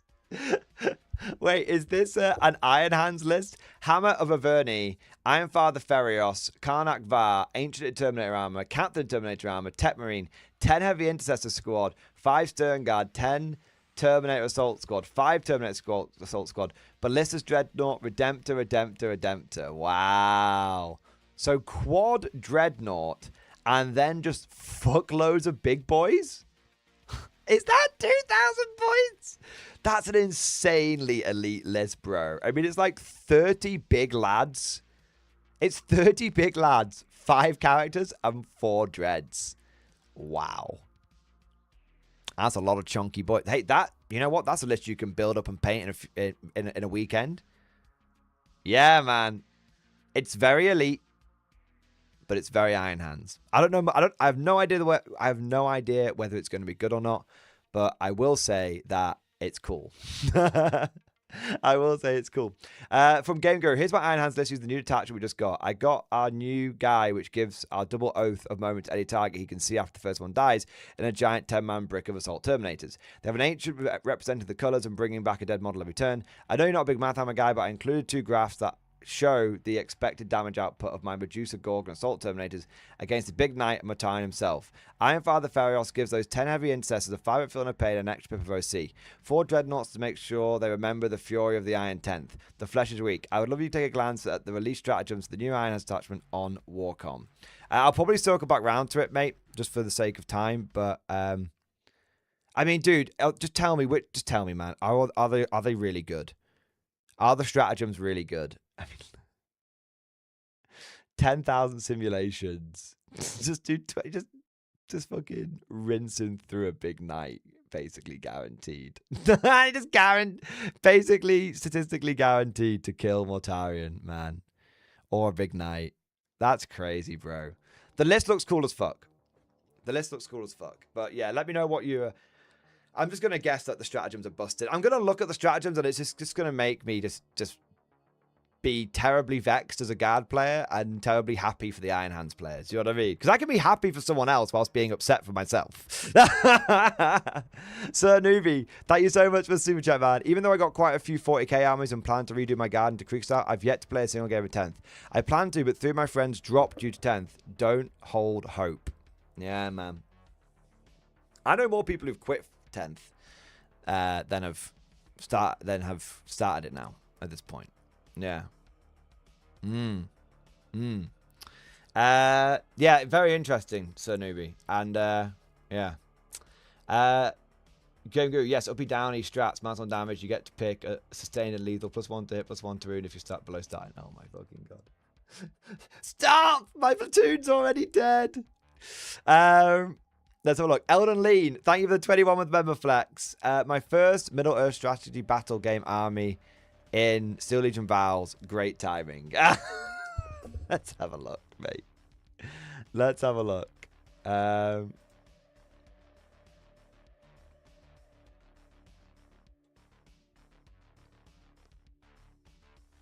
glorious day in the Corps. Day in the Marine Corps is like a day on the farm. Mordor Battle Host. Here we go. Is this it, Eldon Lean? Yeah, yeah. So, I mean, it's a good. Don't get me wrong. Right, I want to make something absolutely clear. I think the Lord of the Rings army boxes are really good. 32 Citadel minis. That's pretty fucking decent, you know. Can't complain with that, man. I think they're a bit cheaper than like combat patrols and stuff. So yeah, overall, you know, I'm not. You know, I don't. Not every game that GW. No, not every. You know, Games Workshop has some good products, of course. Of course they do. The problem is that what we're seeing is that they are, I don't know, man, they're fucking with a lot of games. Do you know what I mean? They're fucking with a lot of games. And that's what I think is causing some issues. Yeah. I think what you know what I think's happened? Games Workshop has taken the wrong lessons from a lot of stuff for Warhammer 40k. Like, they've seen how much they can fuck with 40k and get away with, and thought, okay, well, this is the right, and they've seen how much 40k has grown, and they've gone, well, this is the right way of doing things. And then they haven't realized that 40k is an incredibly resilient IP for the amount of people that fucking love this thing. But there's going to be a moment where very, very quickly that love fucking goes, right? And it turns to fucking hate on a big scale, right? And I think they've taken those wrong lessons and then applied it to other games, and that's why we've started seeing other games be, you know, ones that were consistent. If, you know, they weren't big games, but they had a consistent community. And now, and also I don't think that yet, they don't understand that a lot of people were leaving 40k but staying in the staying in the GW bubble, because they were going to these other GW games because they were seen as like the stable stock, the safe option. And now Games Workshop's fucking with those games. It's broken the illusion, and it's broken the trust, and broken the unwritten agreement, and that's caused some, and that's what the problem is. Yeah. Papa Whiskey, thank you so much for the 4-month member flex, man. Played my first game of K47 last weekend, had a blast. Dude, it's just such a good game. I'm so glad that you played a game of it. I'm so glad that you fucking loved it. The fire rises, brother! The revolution spreads. There we go, man. There we are. Brado, thank you so much for the super chat, man. There are so many good choices in K47 armies. You have trouble creating lists, in my opinion. Yeah. You want to fit it all in, and you can't. Do you know what's crazy? When people first came out with when K47 was starting to be announced and getting things going and stuff, people were like, oh, we'll play it at 1250 points. And then people were like, okay, people very quickly were like, okay, things are a bit more expensive, we'll go up to 1500 points. People are starting to talk about going to 2000 points. Why? Because the game is so good, they can't pick between which units they want to take, so they're just trying to come up with just some ways of taking everything. And the thing is, they can absolutely run 2,000 points. The game will work at 2,000 points, 100%. It won't slow down significantly in any way, shape, or form. But it's not a, oh man, we have to go 2,000 points. It's a, fuck, we're not going, but I think 1,500 will be the standard. But people are going, I'm going 2,000 because I want to use all these fucking toys that I bought, not because I feel like I have to. Yeah. DaForge, thank you so much for the super chat, man. Cheers, mate. Lay it down, brother. We're laying down the Imperial Justice today. We're laying it down. Coordinate Gains, thank you for the Coordinate Gains! Dude, my arms aren't feeling completely fucked from yesterday, which is good. I've been doing a bit more working out. The first time I got back on the workouts, I couldn't move my arms for 2 days. Now, one hot shower and a glass of water before bed later, I'm feeling good, man. I'm feeling good. Looking forward to trying out the Korn's own workout soon. I understand you, mate. I feel it too. I think there's a lot of people that feel it. I think I'm going to go out on a fucking limb here. I'm going to go out and say something pretty fucking crazy. I think the majority of people feel it. And I think the minority of people who play 40k are enjoying it blindly. It's a big difference. Not in 40k, that play. I think, you know what, I'm going to summarize that a bit better. I think the majority of people who play Games Workshop games are feeling frustrated. All of their games combined. All of their communities combined. Players. Hobbyists are different. Okay? Hobbyists are different. That's key. If you don't care about gameplay, then none of this affects you. Of course. But the majority of people, remember, listen to what I'm saying specifically. Not you, Cornet Games, I'm talking to chat. The majority, I don't want to think like I'm like, listen to me, Cornet Games. The majority of people who play GW games are feeling frustrated. That's my take. John Shepherd, thanks for the super chat, man. Thing stream discussion about come on, they could go pop. Let me have a look, mate.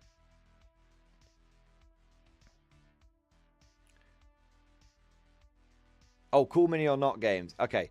You know, yeah, I know what you mean. Come on, previously Cool Mini or Not games. They're a great board game manufacturer. Been through hard times, had to let a lot of people go. If they go pop, I will be about 2,000 out of pocket, and that doesn't include the postage and VAT. I have paid and waiting for 4 games from them. They've sold the rights to a lot of games they have. Is that Cool Mini or Not? I actually remember those guys.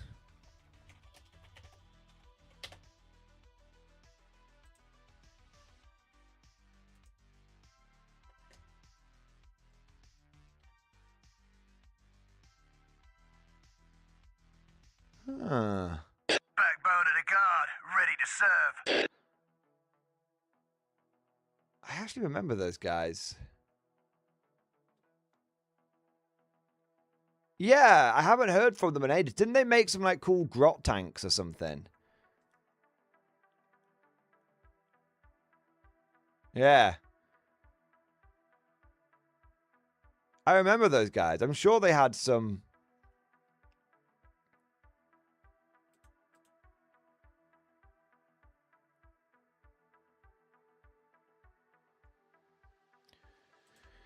They make Zomboid, A Song of Ice and A Song of Ice and Fire. Ah. Yeah, I know a lot of people who like A Song of Ice and Fire. Yeah. Yeah. Yeah, John Shepard. Yeah, I mean that's it. A lot of, yeah. I see what you're saying, man. I agree. Yeah. Metal Doom. Been playing off and on since first edition. Stopped with the current edition. I bought 10th, but I haven't played because GW always change stuff to make me buy more. Yeah, man. I think that's... Yeah. Metal Doom. I've been playing since fucking... I've been playing since second edition, so not since Rogue Trader. And, yeah, I've said it before, but I'm going to say it... I've said it before, I'm going to say it again. As someone who's been playing this a long, long time...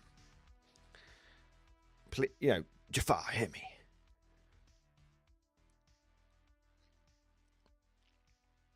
This current Games Workshop that we have is very, very different to the old one. The current Games Workshop is actively hostile, not to you, not to the customer, him. They're actively hostile to people's miniature collections. It doesn't matter whether you've been collecting a long time or a short time. They're actively hostile to people's miniature collections. It's very, very strange. Like, I don't think you can buy a Games Workshop product with great confidence, because I feel like if you buy it, you know at the back of your mind it's going to be invalidated.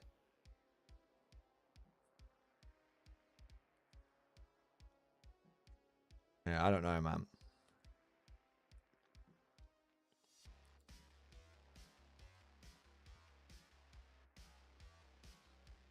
It's not even, but here's the thing.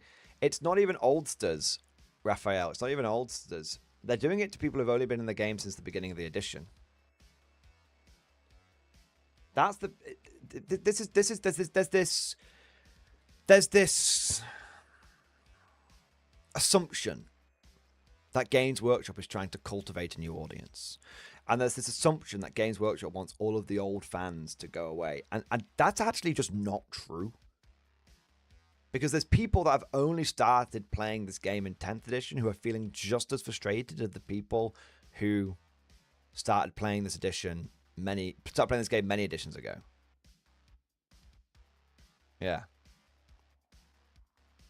What's the point of buying new models that become unplayable after a couple of years? Yeah. Don't worry, Lutz. I've got one more. Source Blood. Got a double post for you in stream discussion. First, a tournament report for S-Bot Live last weekend. And secondly, some of the armies that were put on display. All right. Let's do... and don't worry, mate. I hadn't forgotten. Let's have a look here. So sorry for the man delay in this report. So, dude, do not apologize. Thank you, man. Thank you for fucking making it, man. It's awesome.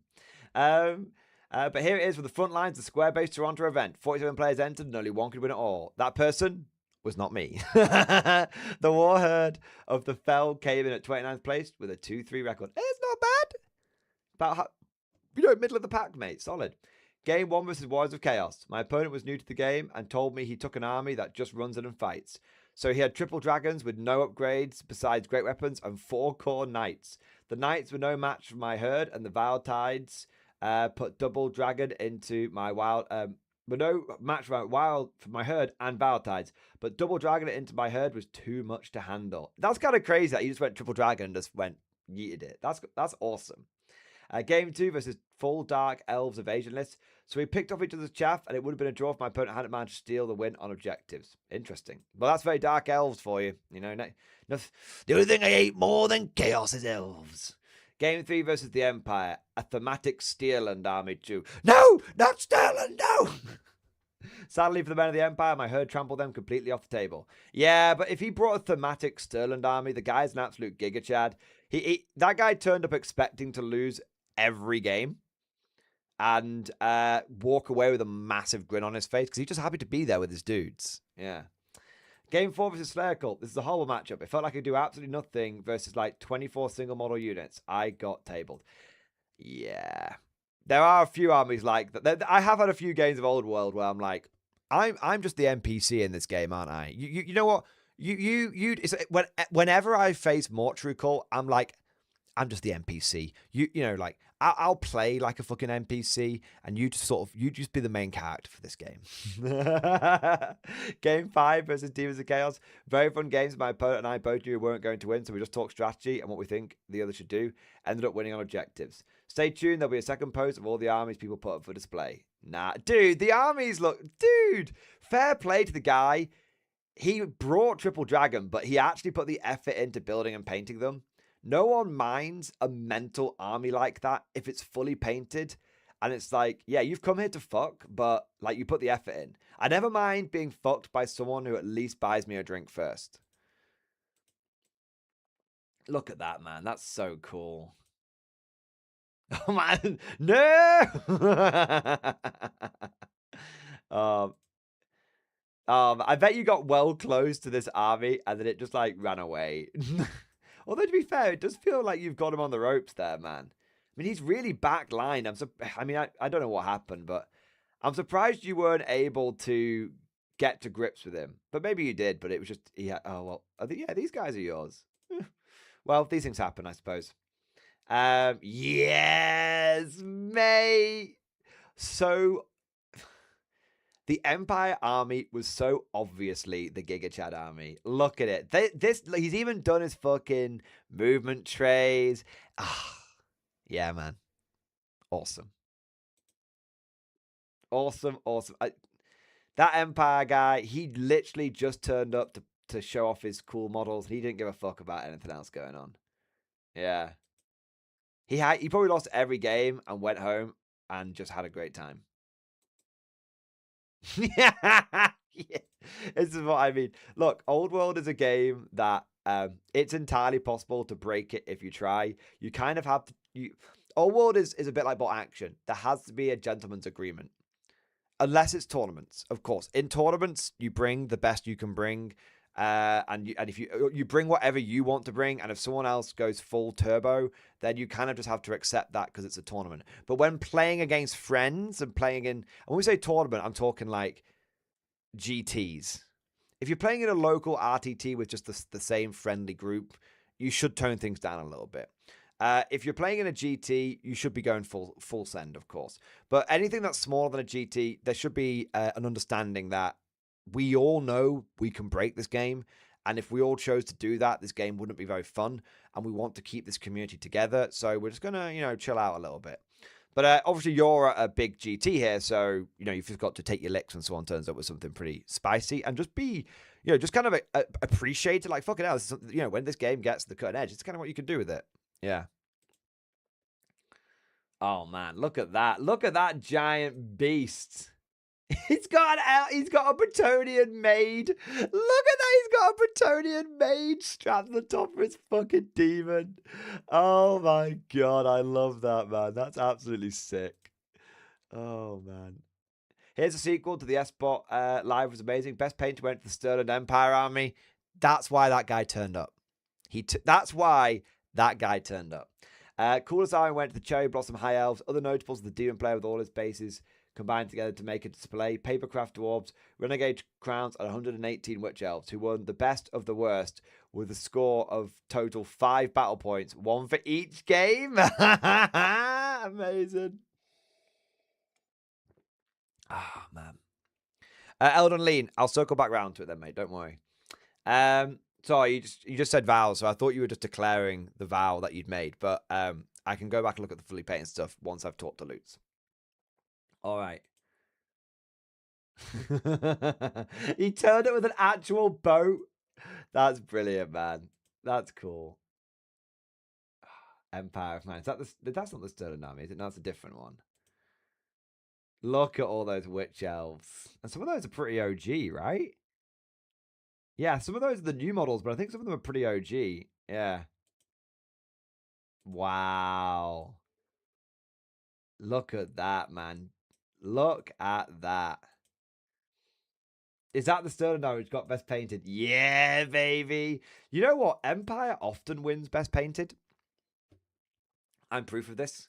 I think what it is Empire looks very good, fully ranked up.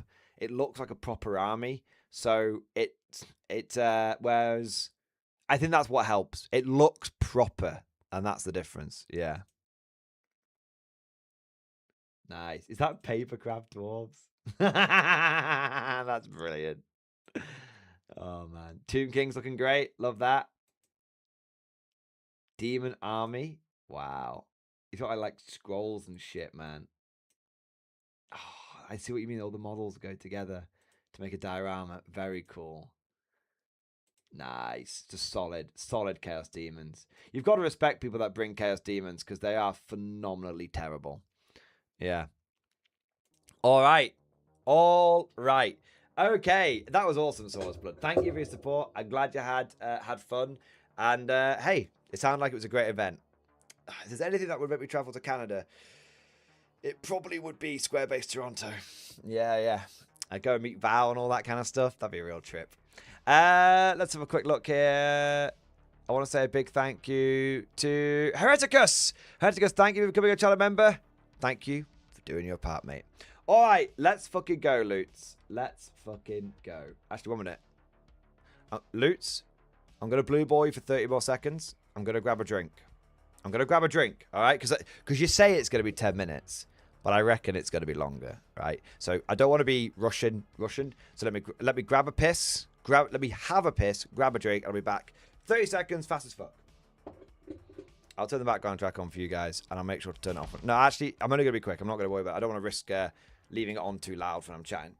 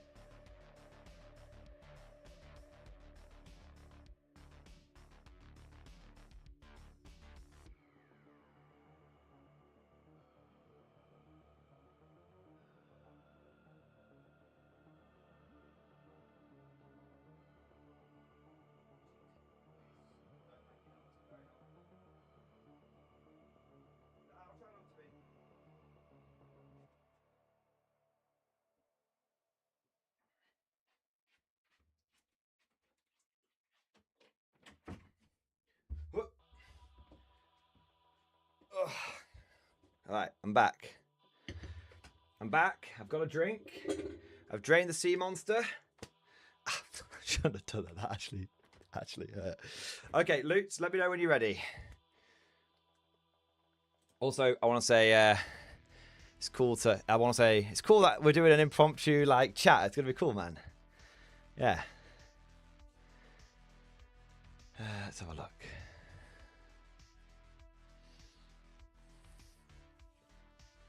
Yeah, he's good to go. All right, let's fucking go. Ring, ring, ring, ring. All right. We can hear you. Okay. Just say a few words just so I can make sure I've got the volume good for you. Hello, everybody. Good evening. 1, 2, 3, etc., etc. Okay. I'm going to turn you up slightly. Tao is a load of bollocks. He's here. I think you should be okay now. I'm always quiet. Always quiet. This mic is very quiet. Yeah. Is that better, everybody? Louder. I think it is a bit better. Can't be too loud. Someone said cute. Still low. Someone said Yeah, cue to fall asleep. 150% volume. I've got you on 200% volume. Oh, I can turn myself up a bit. Hold on. Okay, this is where you blow everyone's eardrums out. I'll just nudge it up a bit. How's that? That's better. Yeah. Is that better, everybody? Yeah, it's Yeah. because it's going through my mixer, so it's probably turned down a bit for my recording levels and stuff like that. Yeah. Cool. How are you doing? Yeah, fine. Thank you. Yeah, all good. Had a massive fish and chips. It was a bit of a mistake, I think. I can tell. You sound like you're in a food coma. I feel like that, to be fair. All right, so... Massive fish and chips and a sausage. And a sausage. Oh, my God. I didn't eat all the rest of the day, though, to be fair. So it's like intermittent fasting. Actually, you're being healthy. The worst possible choice. Like, eat nothing all day and then a gigantic box of chips. And Oh, man. That happened to me the other day. I was filming K47 with my brother, and I streamed late, had to get up early, set the board up. He had to leave early, so we had to like go quickly, and so I just didn't eat anything until about 7. And then Mrs. Mordian bought like a massive pizza, and I just gorged on it, and then just literally passed out, almost comically. Like I was one step away from just falling into the plate that I just cleared. So I was like, oh, I'm gonna go. She was like, go lie on the sofa. So I just sort of lay on the sofa, just like. That's good. Yeah. It's good when you get to the age where your wife or girlfriend's like, just go and have a sleep, have a lie down. You need it. You look like you need it. You look like you need it. Yeah. Anyway. All right. So what? Come and make some good points. So this isn't directed to you. It's actually like a general thing I've felt for a while, where it's just kind of like there's loads of stuff where I feel like it's really, because there is this talk, like you say, of loads of people, this sense of people coming into 40k or just hobbies in general and all this sort of stuff. And it's like, when you think about it, it's almost impossible. Like think about, like, if you walk into a Games Workshop brick and mortar store and they say, oh, have a quick game, and they show you how to like attack and save and dice, and and they go, oh yeah, this is fun, I'll buy all the stuff. Well, you're missing quite a lot of information there about the intricacies, where you'll obviously get quite invested before you're like, whoa, hold on a minute, like, yeah. And my kind of point is I think with any hobby, there's like a level of research which it's beholden to you to do, like imagine, like, airsoft is a good one. A lot of people do airsoft. It's quite expensive, and so on and so on. So imagine you think, oh, I want to do this. Are you going to go out there and just buy the first thing you see, or the gun that looks cool, and be like, yeah, man, this is what I'm going to use? And you get into it and they're like, oh man, that's shit. That's not the one you want. Like, it's going to be a problem for you, That's like, that's like a platform for ages. That's like it's a JG, so it's like a Chinese clone or something. It's going to break in like 5 seconds or whatever. Yeah. But the other, but in a more dialed in sense of what we're talking about, like, I just feel like video games is my always comparison, and I always think about like Battlefield and other stuff like this, where it's sort of like a community, it gets updated, they add stuff to it, etc. And there's loads of elements to it. So, for example, people talking about like, oh, if 11th doesn't land, I might give it a miss. Yeah, fair enough. Like, you know, if it's not working for you, give it a miss. I mean, that's not like that was untrue in previous editions where people could just say, you know what, I'm going to give this a miss. But surely the whole point is that, like, once you're pretty invested, like in a system, you've either got to do some work to really sell all that and then go to somewhere else. And it's like, that's a lot of time and thought and money that you've put into that stuff already. And, you know, obviously it is part of 40k and Warhammer in general, like whether it's fantasy or whatever, that you buy the models and then they work for you for a good long time, decades down the line. You can still use those models to a degree. Obviously stuff gets pulled back and swapped out and all this kind of stuff. But I just feel like, so my point is you're pretty invested in something. It's like people talk about Star Citizen. Do you know that game? You must know that game. Still in early access, right? Yeah, it's been ongoing for ages. But there is this whole talk of, would people, because basically to play Star Citizen, a lot of people had to like physically buy ship models. You had to and the whole point was it's sort of like supposed to be, oh, the community invests in the game, then they use the money to build the game. So it's like this ongoing thing, right? But there has been a lot of conversation, I know, where people have said, hey, look, some of these guys have spent like $1,000 on buying ships in the game, and it's almost like they're so invested in it they can't let it fail at this point, you know? Like they're sort of too invested in it to kind of walk away.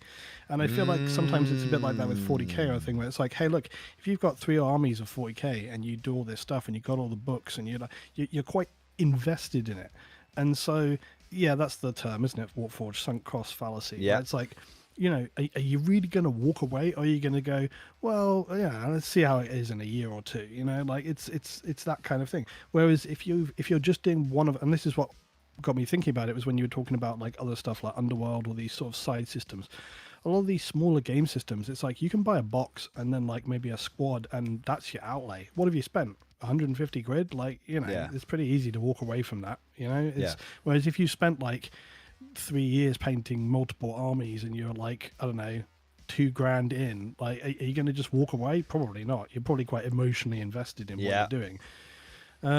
I think so. Yeah, go on. You say something. Very, very quickly. I was literally, as you was talking, I was thinking sunk cost fallacy, and I tell you what, man, I think there's a lot of people right now, and I had a really good conversation with my brother earlier today about this, because he has so much Warhammer 40k and he hasn't played properly in basically 2 years. He's played a bit of 10th and it was just like not for him kind of thing.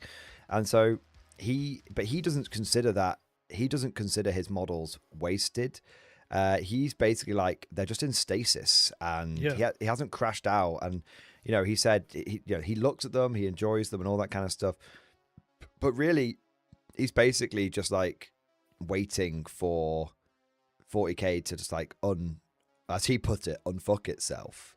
And then, I mean, because obviously that's his perspective. And then I said to him, yeah, I said to him, and that was it. He said, I don't think I'm really going to come back to Warhammer 40k because I've been waiting. It just looks like they're going in a certain direction. And I was like, yeah, but what if they release Warhammer 40k Classic Edition tomorrow and it was just like 4th edition remastered? He went, well, then I'll be playing 40k tomorrow. And so it's a case of, I think there's a bit of sunk cost fallacy, and I think there's a lot of wait and see. But I think this idea that you said that people are like they're really invested, they don't want it to fail, or not even that they don't want to fail, they can't like mentally square it away for it to fail, so it has to keep going kind of thing. And I think there's a lot of people right now that I don't know if I'm going to try and describe it rather than explain it. There's a lot of people right now that have a niggling thought at the back of their mind that they don't want to turn around and face head on. That's what I would say. I mean, I think my other thing that I'll come to is, well, there's the sort of the business thing where it's kind of like this sentiment that you're talking about, and that I see other people saying as well, where it's sort of like feels like they're GWs. And to be clear, it's really hard to know, like you said as well, it's really hard to know what their ultimate overarching sort of intention is with the game. Like they never come out and say, hey, this year we're going all in competitive. They never come out and say, you know, like, you know, you don't really know how they're trying to balance it. I've said for a long time, like, they really need to separate those two things clearly. Like, make it so that over here you've got narrative, over here you've got the thing. And I guess it would take money, but like in my mind, the way that that would work is you have two apps. You have one which is competitive focused and it gets constantly updated with like rules and da da da da. You have the other one which is for narrative, call it whatever you want. I hate the term casual, narrative play, whatever, you know. So it's that, and within that app, you know what else you've got? You've got all the legend stuff. It's all loaded in there. It's all got points. Those points rarely change. Maybe every 6 months they give it a little nudge based on what's been happening in competitive. You've got two separate things going on. So that way you've got people like myself who play once, twice a month, maybe probably once a month. You know, that's pretty standard for most more casual people who aren't just like binging every weekend. And you know, and I feel like that's the way to go. But the thing is like I was talking about with like sort of Battlefield and how I've seen with that in the past, people just got so many opinions about how they want it to be. And it's like that with 40k. You've got the competitive people, you've got the people in between, you've got the people burnt out from competitive, you've got the people coming in new, the people who want it more narrative. There's so many opinions. It's impossible for them to make a game version now, which is a single thing that will just make everybody fine. Like that will just not happen. It will not happen. And the other thing is like, you know, I'm not trying to be like, oh, you know, Games Workshop, they can't do anything wrong. Absolutely not. But like what I'm saying is that when it comes to balancing a system or a game, it's like, look, if a game comes out and they do nothing and they say, look, we've practiced this down, we really think this is how it works, and we want to make sure that people don't get chopped and changed and pulled around all over the place, so we're going to stick to it as tight as we can. People will be like, this is shit, like, why don't they change this, why don't they change that, da, da, da. It's just like people do it now. They're like, oh, they should change this with Space Marines should feel like this, Custodians should feel like this, blah, blah, blah, blah, you know, all this sort of stuff. If they went in and start changing stuff around all the time like they are now, people not happy with that because they're like, oh, fuck, I don't know what's going on, fucking things changing every week, oh, it's totally hard to follow, you know. And it's like, well, what the fuck do you want? Okay, you know? so I actually have an answer to this, but carry on. Well, you know, again, it's the same way. It's like, okay, I get it, the competitive side, they see reflective change and they have a certain way of playing and so on and so on. So it's like, yeah, I understand that needs to be tweaked and updated. Personally, for me, I think when I was getting into 10th, the updates in terms of factions and stuff like that with the constant tweaks to their rule systems and stuff like that did feel a little irritating to me, but that's because I was trying to use mainly the books and the codexes and stuff like that, and so you have to get the PDFs and you download the PDFs and it's like you got to read it all and it's like, oh, this is irritating, you know. Once I started sort of using that stuff on the side but mainly using the app to just kind of keep things going, well, because it all gets just updated in there, it's quite easy to keep track of, because it's like if only a few things change, it's all sort of locked in there. And I mean, we've talked about this, and I think a lot of people talk about this. I do feel like refining apps and pushing towards the apps is the way to go, just because of the nature of you want to be able to have it be organic and update and stuff like that as you go along, right? But yeah, I just think that disparity between different things that people want from a game is going to make it very, very difficult. And you know, I think the other thing is I think that what people want from the game now is I don't think you can really compare now to like 2nd edition, 3rd edition, 4th edition, because it's like back in the day, people sort of accepted like this is the game and this is how we're playing it, and it doesn't really get updated or changed, so everybody just makes it work, you know. If they don't like something, they tweak it or whatever. Well, now everybody knows that there are means by which you can update and patch the game effectively, and so on and so on. So people expect that, and if they don't see that, then they wouldn't be happy. But then because it gets updated all the time, they're not happy about that either, because they're like, oh, this is shit, they fucked it up, blah blah blah blah blah. I guess within that, my only other thing to say would be, surely they've made these big mistakes, and who knows like why. Like the stuff with Deathwatch was mental. Like, you know, I'm not invested in Deathwatch, so you know, from one point of view I couldn't care less. But like I can understand it. Like if you've built an army and then suddenly they go, whoops, sorry, can't do that. Well, exactly. That's bloody annoying, you know? You're not personally invested in the army, but you are aware see it, enough, and Of also course, you yeah. know how you would feel if it Sure, happened to exactly, your yeah. army. Yeah. Exactly. But the fact that they then sort of walked it back, I was like, well, look, I mean, that surely demonstrates That's that, you know, good. Yeah. they don't just apathetically not care at all. And sure, of course, it's a business decision at the end of the day, but nonetheless, they still reacted to it. Similarly with the heresy thing. I mean, it was very funny when with the heresy stuff, the 3.0, and I don't play heresy at the moment. I think it would be interesting, but like, it was funny where people were reacting very strongly to that. The whole thing about they couldn't use certain units, and people going, "Well, my army's invalidated, so I'm binning it." And and then they went, "Oh wait, sorry about this. Actually, we're going to put out a PDF today. We meant to put it in the books, but we just forgot about it." Yeah, it's like, this is the thing. Okay, so actually I really want to, so there's just 2 or 3 things I want to talk on just very Yeah, go on. quickly. Firstly, I think that 40k has got to the point where they're trying to make it a game for everyone, and a game for everyone is a game for no one. And I absolutely agree that it's getting to the point now where 40k is so mainstream that it probably does need, it needs some specialized game modes, as it were. I think people are a little worried about maybe that splitting the community, but honestly, I think that's not really I don't know if that is the biggest concern anymore, considering how much Well, what does that even mean anyway, right? You know? Yeah, exactly. But I think that, so the first thing is a game for everyone's game for no one. Second thing that I was going to say is really like the Death Watch thing. The thing is, Death Watch is what happens to Death Watch is basically a rug pull, which I think is really bad. And I think it kind of, and how was the whole point of like today's like stream was like, hey, look, 3 months ago, we saw the new Death Watch kill team, and everyone told me I was being stupid, that this wasn't going to be like a big rug pull, and it didn't mean that like all those people that bought into Agents of Imperium, that they were basically getting scammed and everything. And actually, I said that all those things were going to happen, and people basically told me to wait and see. And I was like, okay, fine, I'll wait and see. And lo and behold, we've waited and seen, and what's the result? Has anything changed? No. And like, how am I able to predict this with such unerring accuracy? Well, maybe it's because this is no longer the exception. This is the standard operating procedure. And I think, going over to like Horus Heresy, for example, I actually think Games Workshop has got a lying problem. It's not a truth problem. I think it's a lying problem. It really feels like Games Workshop just lies all the time.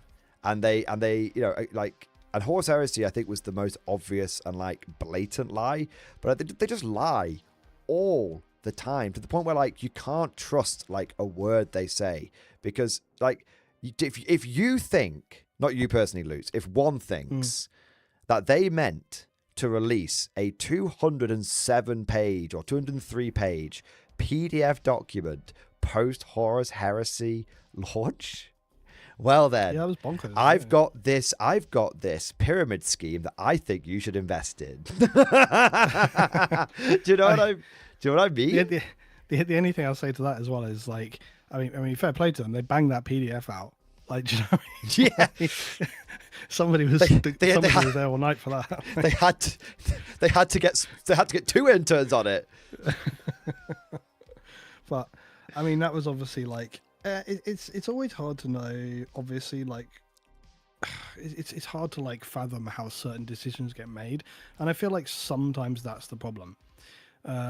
I guess with any corporate company, like a business or whatever, like any at this level, like whether it's video games or this or whatever, it's hard to know because they never want to come out and say, look, this is what happened. It's very rare for a company. There was an incident way back with EA and there was an EA and Star Wars Battlefront when that game was coming around. And they did like a very, very like exploitative sort of loot box system that was basically sort of pay to win. Yeah. And it got such an aggressive backlash that, very unusually for EA, they turned around and said, forget it, we're not doing that, or they heavily adjusted it or something like that. Yeah. But that was like crazy for them. Like, they never do anything like that.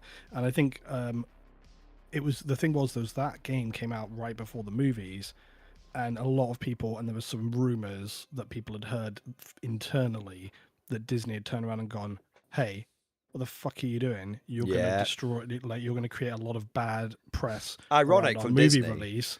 Yeah. Ironic as it turned out. Well, they probably, yeah, I mean, you know, it's all sort of big picture things. But my point is like, I guess any big company will just be like, they'll sort of look at the lay of the land and go, do we really need to talk about this, or should we just fucking, you know, move forward with it, whatever, you know? And I guess that's the thing, is like, it would be nice for a community, for people to come out and say, hey, look, we had a plan. Obviously, we're seeing a reaction. It's not going like how we thought. And so we are going to work and with you guys and make it. I feel like that would be a positive thing. I feel like it would have a lot of, you know, because people can, I think like people can genuinely appreciate a lot of the time if mistakes get made, somebody puts their hand up and says, yeah, look, I'm really sorry. I thought I was doing the right thing, but it's gone awry.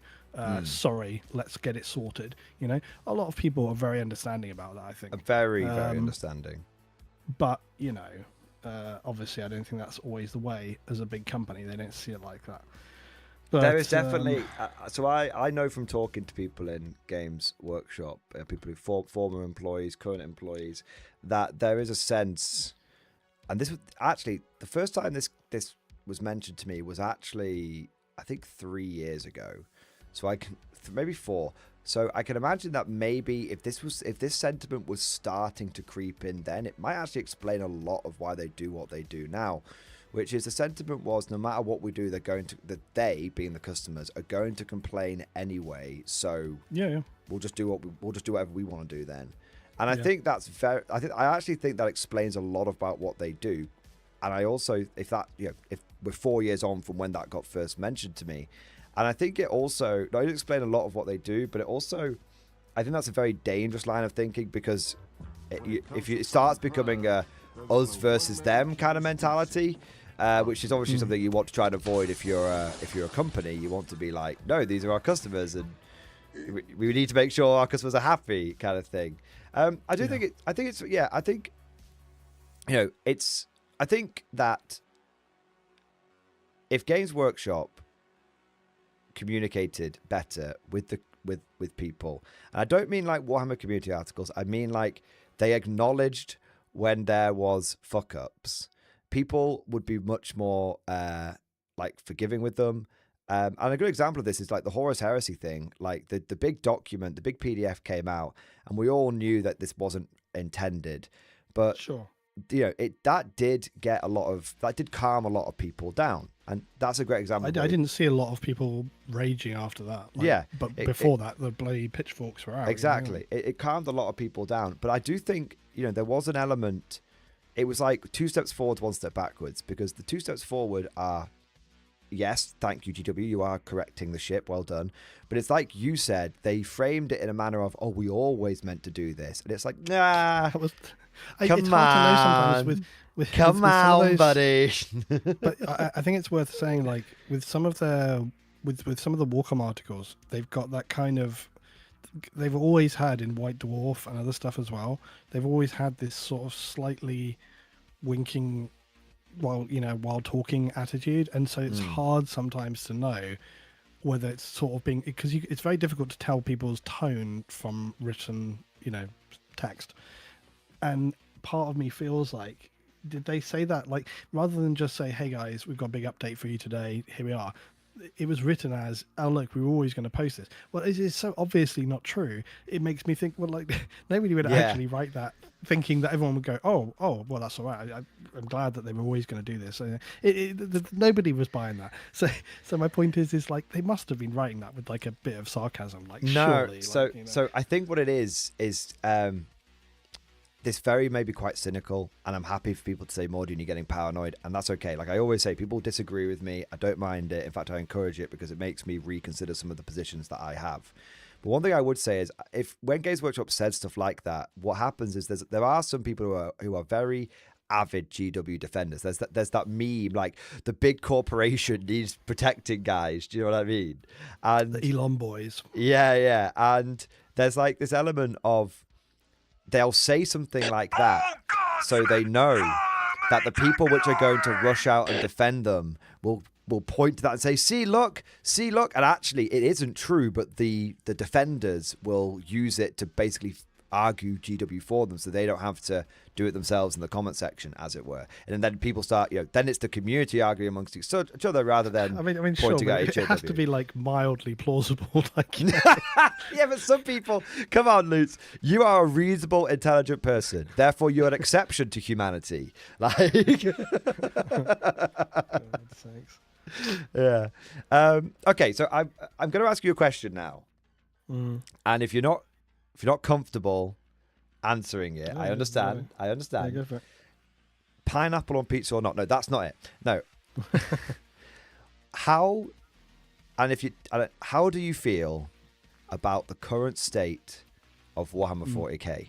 And this can be from whatever perspective you want. It could be from a lore perspective, a collective perspective, a gameplay perspective. Just what are your thoughts and feelings right now? And if there, I know we've got a lot of people in chat right now who, are waving pitchforks around and stuff, but if you are feeling positive and stuff, please tell us.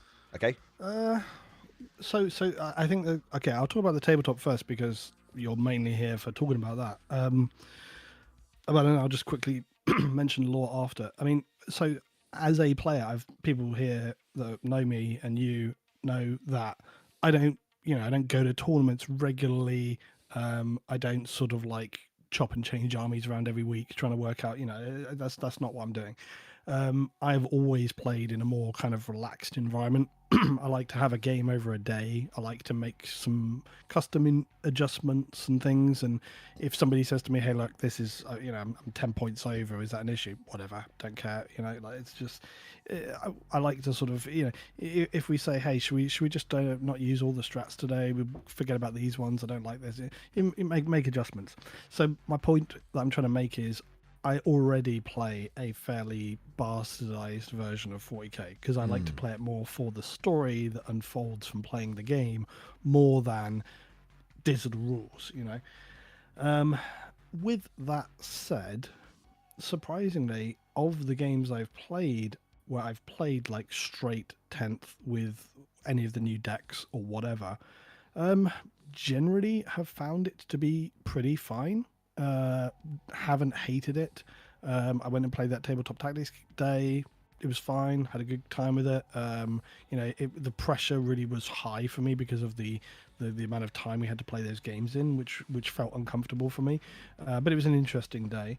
I think some things that I have seen spoken to with 40k do gel though. I think one of the biggest criticisms I see is that certain armies do not play as the correct sort of way that they should.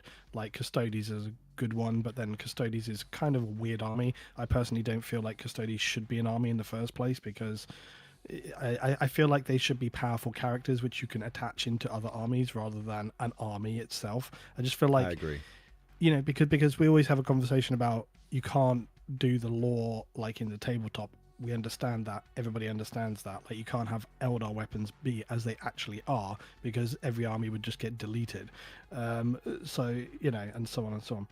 But at the same time, it has to slightly make sense.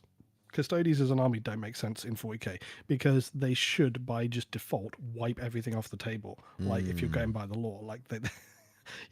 it's like one Custodes can handle most 2,000 point armies on their own. Like it's, pretty much, give or take. Anyway, my point is that certain armies, from what I hear a lot of the time, like I'm saying from, just seeing on social media, hearing the odd podcast, watching some odd YouTube video, watching a battle report here and there, what I tend to feel and hear a lot of the time is that, certain armies are just not playing as they should. Certain armies are feeling more like a horde army and they shouldn't be like that. This kind of, you talked about this with like how the guard is and the certain changes, or other armies you come up against and it like feels more like a guard, sort of setup or whatever. Space Marines, who is it? I think I saw Liam today even, or the other day, talking about how the assault, the sort of Vanguard Marines don't play like Vanguard. Like they should be sort of striking forward and then smashing in, and they should do a lot of damage, and then the rest of your army comes up. And the sort of the rules around that unit should reflect that. And so I think one of my that's my cat next to the mic. That's okay. We like that's totally okay, The man. jingle. We like cats. So how do I feel about 10th edition? I think that it needs to tie more to that sort of narrative sense. I feel like there should be the way the game plays should feel more in that way. Like, I think one of the biggest things, obviously it's a game of win and lose, but I feel like sometimes it shouldn't be so heavily emphasized upon that. Like, it should be about telling story through the game, and yes, you can do that. But if you want to play competitive, that's a different thing. That's my point. Is it's really hard for me to say, like, what do you think of 10th? In fact, actually, maybe this is the main point. Maybe this is the main point for me. Okay. It's like, it's really, yeah, go for it. It's really hard for me to say about, like, what do I feel about 10th, because the game itself is so trying to do 3 different things at the same time. It's like, how can I make the game that I want to see when it's split between 2 different things? And I think that's the biggest feeling I have, probably. Sorry, that was a bit rambling to get to that point. No, it's actually totally okay. And I've asked you a question on working in my thoughts. Yeah, you know, that riff. We don't mind when people riff. It's actually like that's. I think people prefer that in many ways rather than like almost like pre-formulated answers, you know. So one thing I would say is I absolutely agree with you. And first point, 40k 10th edition does feel off. And I know, and it's important not to look back with rose-tinted glasses. Oh, can I say one thing? Sorry. Yes, of course. It's very, very quick. One of the things I see you, and I think a couple of other people say for a while, is that 10th edition is just not interesting. Like, I seem to see this quite often. People say it's kind of boring, it's not interesting. I don't feel like that. But I wonder if it's because my mentality of the way I look at a table when I'm playing the game, I kind of create a narrative in my mind whilst I'm playing. Okay. You know? So I think that probably comes down to a very simple fact of you play, and don't think I'm shitting on you in any way, shape, or form. No, it's here. fine. It's fine. Go for You it. play once a month, and when I was playing 10th edition at my peak, I was playing 10 times in a week. I'd go to a or 8 to 10 times in a week, because I'd go to a GT at the weekend, then a midweek RTT, and then I would play. And that's an extreme example. That's an extreme example. Because you've got like 2 large parts of a community there. There is a lot of people who are like guys who've got families working all the time, and their downtime, they invest their disposable income in something they love, and then they want to get a good game every sort of month or whatever. Yeah. On the other hand, you've got people who play because they want that game mechanic. They want to grind it out like yourself. And those are this is my point. It's like there's 2 very different things, and we've been saying this for so long, and they never talk about it, and it is getting kind of annoying. I think for many people, you know. Yeah, well, it feels like it's same shit, different day, right? A little bit. So the thing I would say is going back to the so 40k is less interesting to me, and I think there's definitely an element of that being my fault, and there's definitely an element of that being 40k's fault. It's an element of my fault because I absolutely fucking no-lifed it for basically 18 months. And so obviously I'm going to basically have tried every combination, every single way, 3 or 4 different times kind of thing. And so, I'm going to get to that point where things are quote unquote like solved. But I do think that's partially my fault, but I also think that's partially 40k's fault, where I've never had an edition like 10th edition where it felt so easy to solve the puzzle. Because I've often described 40k as, and wargaming as, puzzle solving. The puzzle / problem solving, but problem could often have sort of like a negative connotation, but also we'll use puzzle solving. But puzzle solving, where the first puzzle is you have to work out how to build the army list, and the second puzzle is how you play the game, as it were. And so the first puzzle of building an army list it's too easy to solve, because you just basically bang, it takes like 2 minutes to build, 2 or 3 minutes to build a 40k army list, and to get yourself like 90% of the way there. And in many ways that's actually boring, because I would spend entire days building army lists in previous editions, and that's just not something that it really is a thing in 10th edition. And I think a part of that is also there's obviously good and not only is it very quick to build an army list, but when it comes to units, there's obviously just good and bad choices.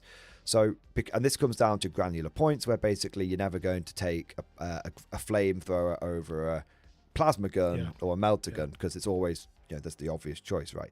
So it's for me, when people say 40k is uninteresting, I think how I would interpret that is the puzzle is too easy to solve, and that's one part of it. There was another part that I was going to get to. That was the other part. What did you say after? What was your other main point that you made before the interesting bit? I was saying that it was too sort of split apart. I was saying that I wanted units to more reflect sort of roughly how they felt with the lore. Yeah. Yes, thank you. Yeah, so I think there's definitely an issue with the feel of 40k, and whilst it's important not to look back with rose-tinted glasses, because there's always been examples of like invisible wolf stars and stuff like that, I think there is definitely a problem where with one of the issues I think a lot of people have with modern 40k is the game, the best way of playing Raven Guard right now is to spam Centurions. That's not very Raven Guard. And that's kind of, I think that's it. And whilst there's always been elements of that, I think it becomes like everyone is doing that. Because everyone is, because there's just mental to me though. That's bonkers. Like, see, that's my point, and that's my point is that there are people that come at these things from a different point of view. It's like, not only would I never do that, I would never play someone who did that, because I'd be like, that's unless we were just having a laugh, obviously. But it's just like, what are you doing? Like, And this is my point. Like when you were what saying, are you doing? Yeah, I totally get it. When you were talking about like and it gets like this with communities in general, and it gets like this with games, and it gets like, for example, like if you go back to like, again, video games, you go back to Battlefield, you go back to Armor, it got to a point where I was like, I'm either playing in my closed environment or I'm just not playing. Like it's just because the way people want to play. And it's like, that's the point, is like, hey, look, if you don't care or you're just happy to play against any list, whatever, go to events. Yeah, fine, go to events, and you'll just come up against people, and you'll just play as the cards are dealt and see what happens, right? See if you can beat it. Fair enough. But it's like, once you're in the sort of more standard club or like home environment, it's like that stuff's not coming up. And again, this is my point, where I'm not saying that like it shouldn't be the case. I'm absolutely not saying that like it should be dictated as you can't take anything you want to. No, you can. But I'm just saying, like, if you rock up to your mate's house and be like, yeah, this is my list, and it's very clear that they're taking the piss, you're just going to be like, what are you doing? What's the point? And they would know that going into it in the first place. They would know not to come with that list, because they know that you're going to be like, get the fuck off my property. Like, yeah. So, and this is my point, where it's sort of like, these two things are quite distinctly separate. The way people play at a home game or a club game, it's like there is a more gentleman's sort of like, hello, let's have a few beers, and I've got the Tesco's salt and vinegar spirals, let's have a nice afternoon. Banging snack choice. Banging snack choice. Yeah. Yeah, they get you sweating, but like, too much salt. Like get the salt sweats going on. Yeah. So you'll have a day like that, and then you have a day where they're like, right, lads, you've got 2.5 hours. Go. And it's like, fuck me, like, it's the two things are not the same, like, so I don't know. I just feel like sometimes all the conversation I hear about this stuff, I'm just like, this is not representative in any shape or form, and I just feel like there must be a lot of people out there. But the other thing is those people that are out there, they still have needs and how they want the game to play. For example, it's like, I think I like okay, one thing I like that when you attach guys to squads now, they do certain things. Yes, that's I like cool. that. That's a nice feature. It's not just a captain leading a squad, it's the captain goes to the squad, and now the squad is inspired, so they're doing something better. I don't like that they cannot at any point like detach from that squad. I feel like you should be able to. I feel like they have to be deployed. I feel like they should. I feel like they have to be deployed. I feel like there should be a rule where it's sort of like, okay, if the squad's taken like 50% casualties, the leader can't like separate, because it'd be like, that would be shit. But like, you know, he needs to like keep up the morale for the rest of the army, so you can't do it. But if the squad has survived to like turn 2 and is fine, he could be like, right lads, you go there, I'm going over there. Like, you know, that should be fine. I feel like there should be other things that add flavor. For example, it's cool we have detachments, but what if you mixed into that? Okay, so you choose your detachment for your army, so you know kind of roughly what the army is doing. But then what if whatever kind of epic character gets added adds a twist to that detachment? You know, so it's like, okay, the army does this, but when this guy's leading it, when he leads an army, obviously it would have to be like standard. So it's like kind of in the same way when you lead a squad, basically. It's exactly the same functionality. It's like, if you're leading a squad, he does this. If he's leading an army, they get this. Yeah. You know? And it's like a tactical bonus and a strategic bonus. Yeah. That's how you could call it. Like imagine if you have like You don't do your job, I'll shoot a you. chaplain Terminator leading an army. What if you have a Chaos Lord leading an army? What if you have Gilliman leading the army? You know, like it should just be, you know, like for example, if Gilliman's leading an army, that should be like bang, no morale tests. You know? Yeah, something crazy. But he's like 500 points. Yeah, of course. And if he dies, then everyone gets really upset. Yes, something. Yeah, immediately everybody. Yeah, maybe immediately everybody can't move, or they have to take like something. But again, do you see how that would add like a narrative flavor while simultaneously making games kind of bit more interesting? Like, yes, absolutely. And I maybe agree. it's option. Maybe you can choose to ignore that. Like it's an option, you know. I absolutely agree, and I think so. When we talk about the addition of loss, we often talk about this through the practical lens of models that have been lost and units that have been removed, which just makes sense, because they're the visible, tangible things which get taken out of the game. But I actually think when we talk about the loss of flavor, I think what's actually deeper, because I think you touched upon this before. Things have always come and gone away. You know, that there's you know, I don't have penal legion squads in my army anymore. I don't have Colonel Lash. That's mental as well. It's yeah. annoying. There's all sorts of little, you know, units that were available in 3rd, not available in 4th, available in 5th. You know, then in 6th, blah blah blah. There's always been an element of units coming and going. And and what's kind of interesting is we've always rolled with the punches before. So what is different between what's happened in the past and what's happened now? And I think what's different is what happened in the past, what happens now, is it kind of feels, and this sort of comes down to this, what I was saying before, like the puzzle being solved, the puzzle being too easy to solve. But I think that's actually part of game design. I think Games Workshop essentially, how to put this, they don't have all the layers that used to exist before. And there was an element of, there were layers that, if you look at a game like, I think, rather than looking at games in the past, let's look at a game that exists right now, which a lot of people will actually be quite familiar with, which is Warhammer the Old World. Warhammer the Old World is a very, very layered game, but it's how you could choose to dig how deep you want into those layers, and there's mechanics of the game which you as the player can choose to interact with, but they're not foisted upon you. So a great example of this, and one that I think you'll quite like if you're not aware of it, is there's a mechanic called Impetuous, and the idea is that some troops aren't particularly disciplined, and so they might, out of your control, charge off and end up, you know, charges that maybe they shouldn't do, because they're just like, come on lads, let's go get them. So they have to pass a leadership. If they're within charge range, they have to pass a leadership test. If they fail, they have to try and charge that unit. And obviously this can lead to your opponent trying to, from a tactical point, so obviously that's very nice and flavorful, but also it lends to, not only is it flavorful, but it also lends to good tactical gameplay where someone could try and bait out an Impetuous unit. Now, obviously, Impetuous, that you know, to the 40k mind, that's going to sound terribly, terribly inconsistent.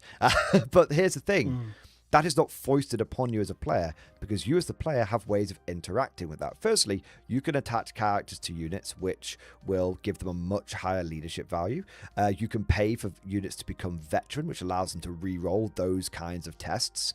And also, if you're an army like orcs, and so a lot of armies have like 1 or 2 impetuous units, like Bretonnian, like young knights that are trying to prove themselves. They've got it, for example, but the whole army doesn't have it. But then you've got orcs and goblins where your whole army has impetuous, which obviously sounds really debilitating. But then they have a way you can manage it via black orcs, which are the biggest and strongest orcs.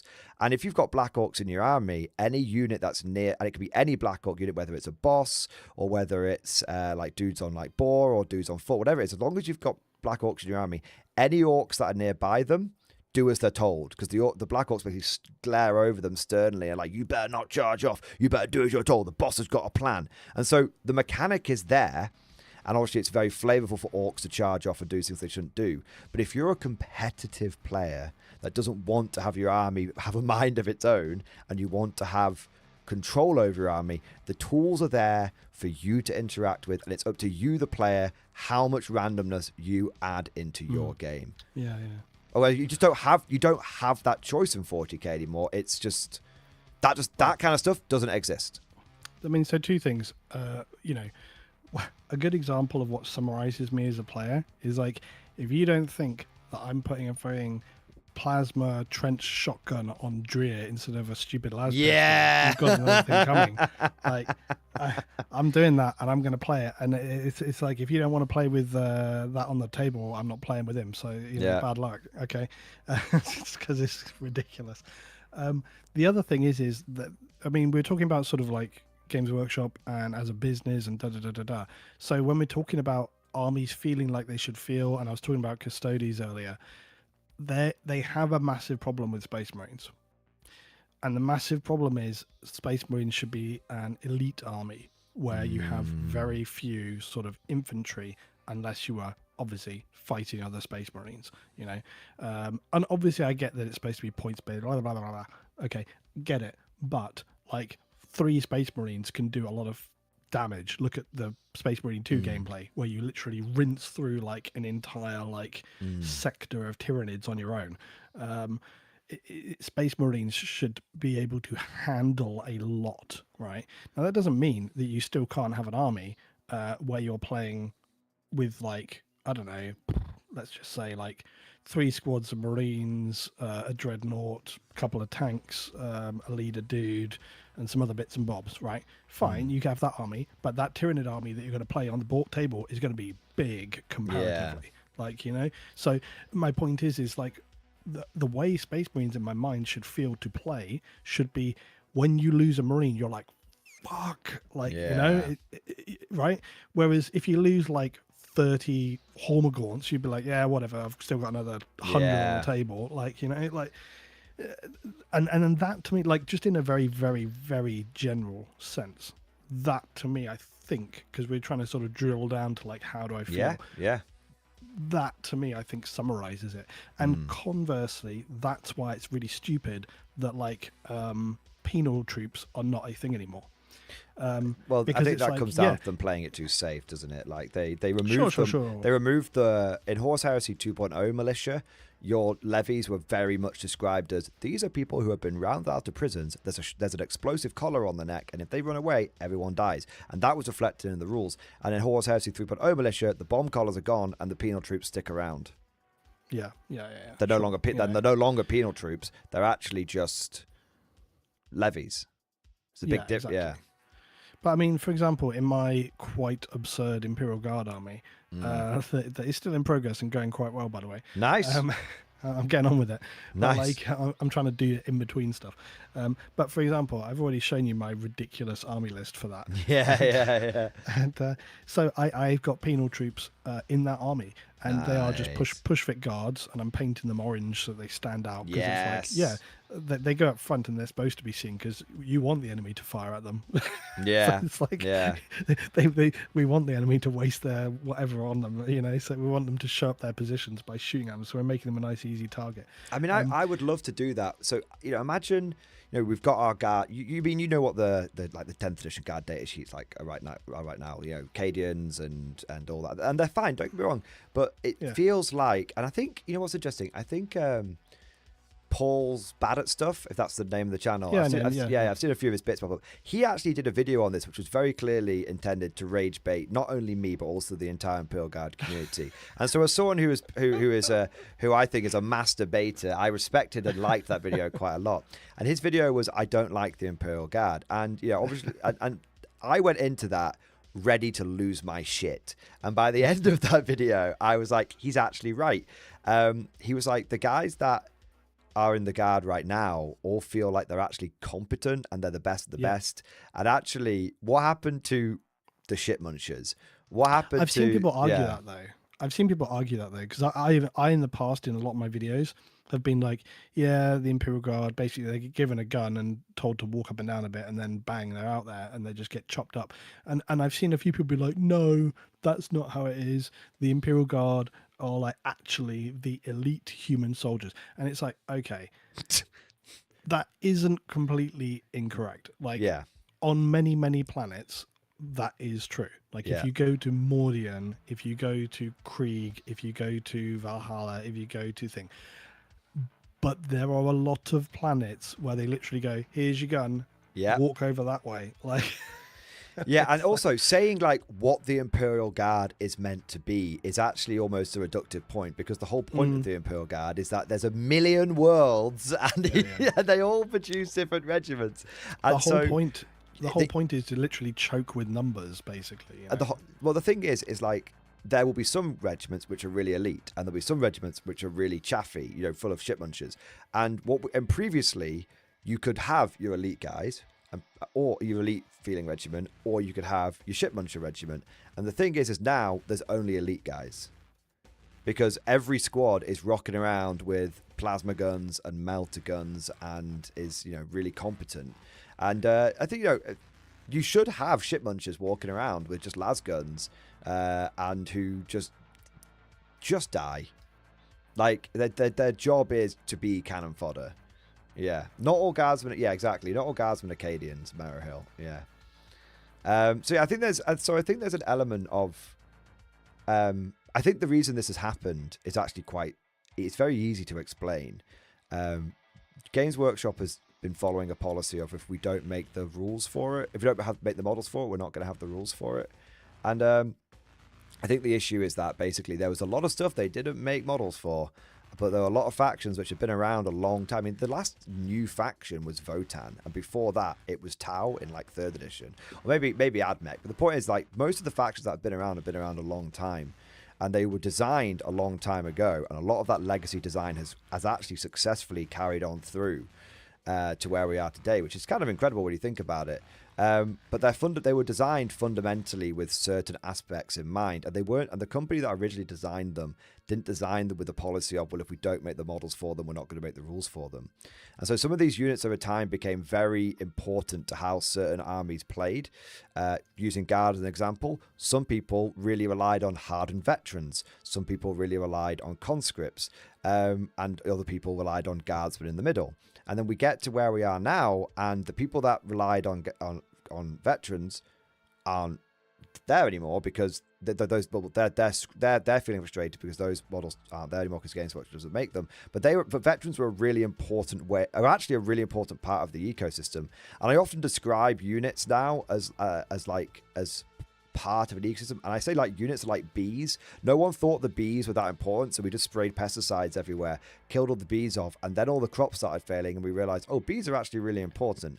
And I think there's an element of that with that, a lot of factions are feeling like their ecosystems are in peril, because they were designed with one mindset and they've been forced to transition to another mindset, another design philosophy, but they've just had stuff taken away. And so there's big gaps in capabilities, and this is also messing with like feel. And this is where we end up with armies which feel wrong. And it's not just new players which think armies. It's not just old players which think armies feel wrong. There are new players which feel armies are wrong. And I think a great way of putting this is, think about how many new players will have got into Krieg with the plastic Krieg launch. Fucking thousands of them, man. And then imagine that you're one of those Krieg players that by some, whether you're buying, GW models or third-party models, but you get your full infantry wave backed up by like artillery, and you're like, yes, I have got like 160 guys and like 9 field guns between the FOBs and the artillery teams, and you go to your first game and you just get filled in, and you go to your second game and you get filled in, and you go to your 10th game and you get filled in, and you go, oh, and then someone tells you, yeah, Guard doesn't play like that. Guard plays in a completely different way, and you're like, oh, but yeah, I'm not playing Guard, I'm playing Krieg, and they're like, no, you're playing Guard. I think that's the issue. I mean, also, if anybody thinks that you can't win with sheer weight of numbers, tell that to the World Eaters after the Genna incident. Yeah, is that a law thing? Yes. I don't know the law. You'll have to enlighten me. It's quite a short one. It's quite a short one, but it's a very good one. So basically, the World Eaters, it's in Angron's.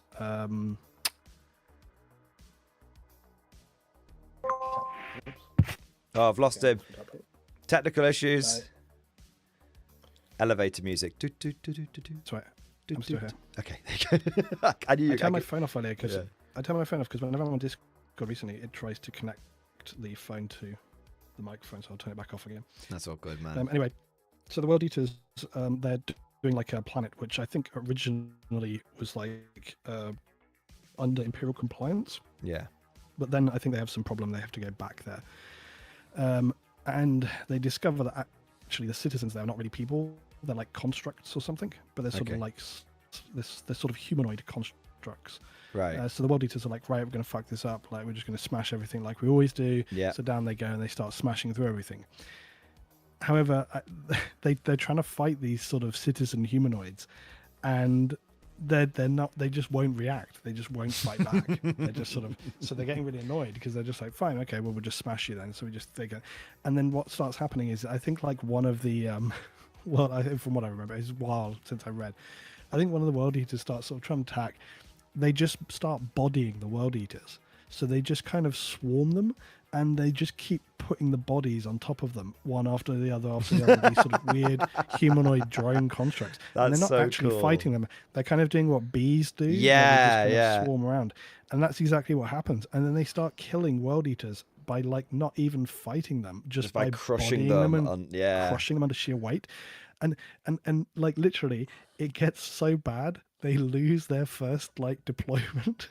they have to go back to Angron, and Angron's like, what happened, guys? Was it a really bad fight? Did they fight really hard? Did they they didn't fight us at all. Sort of.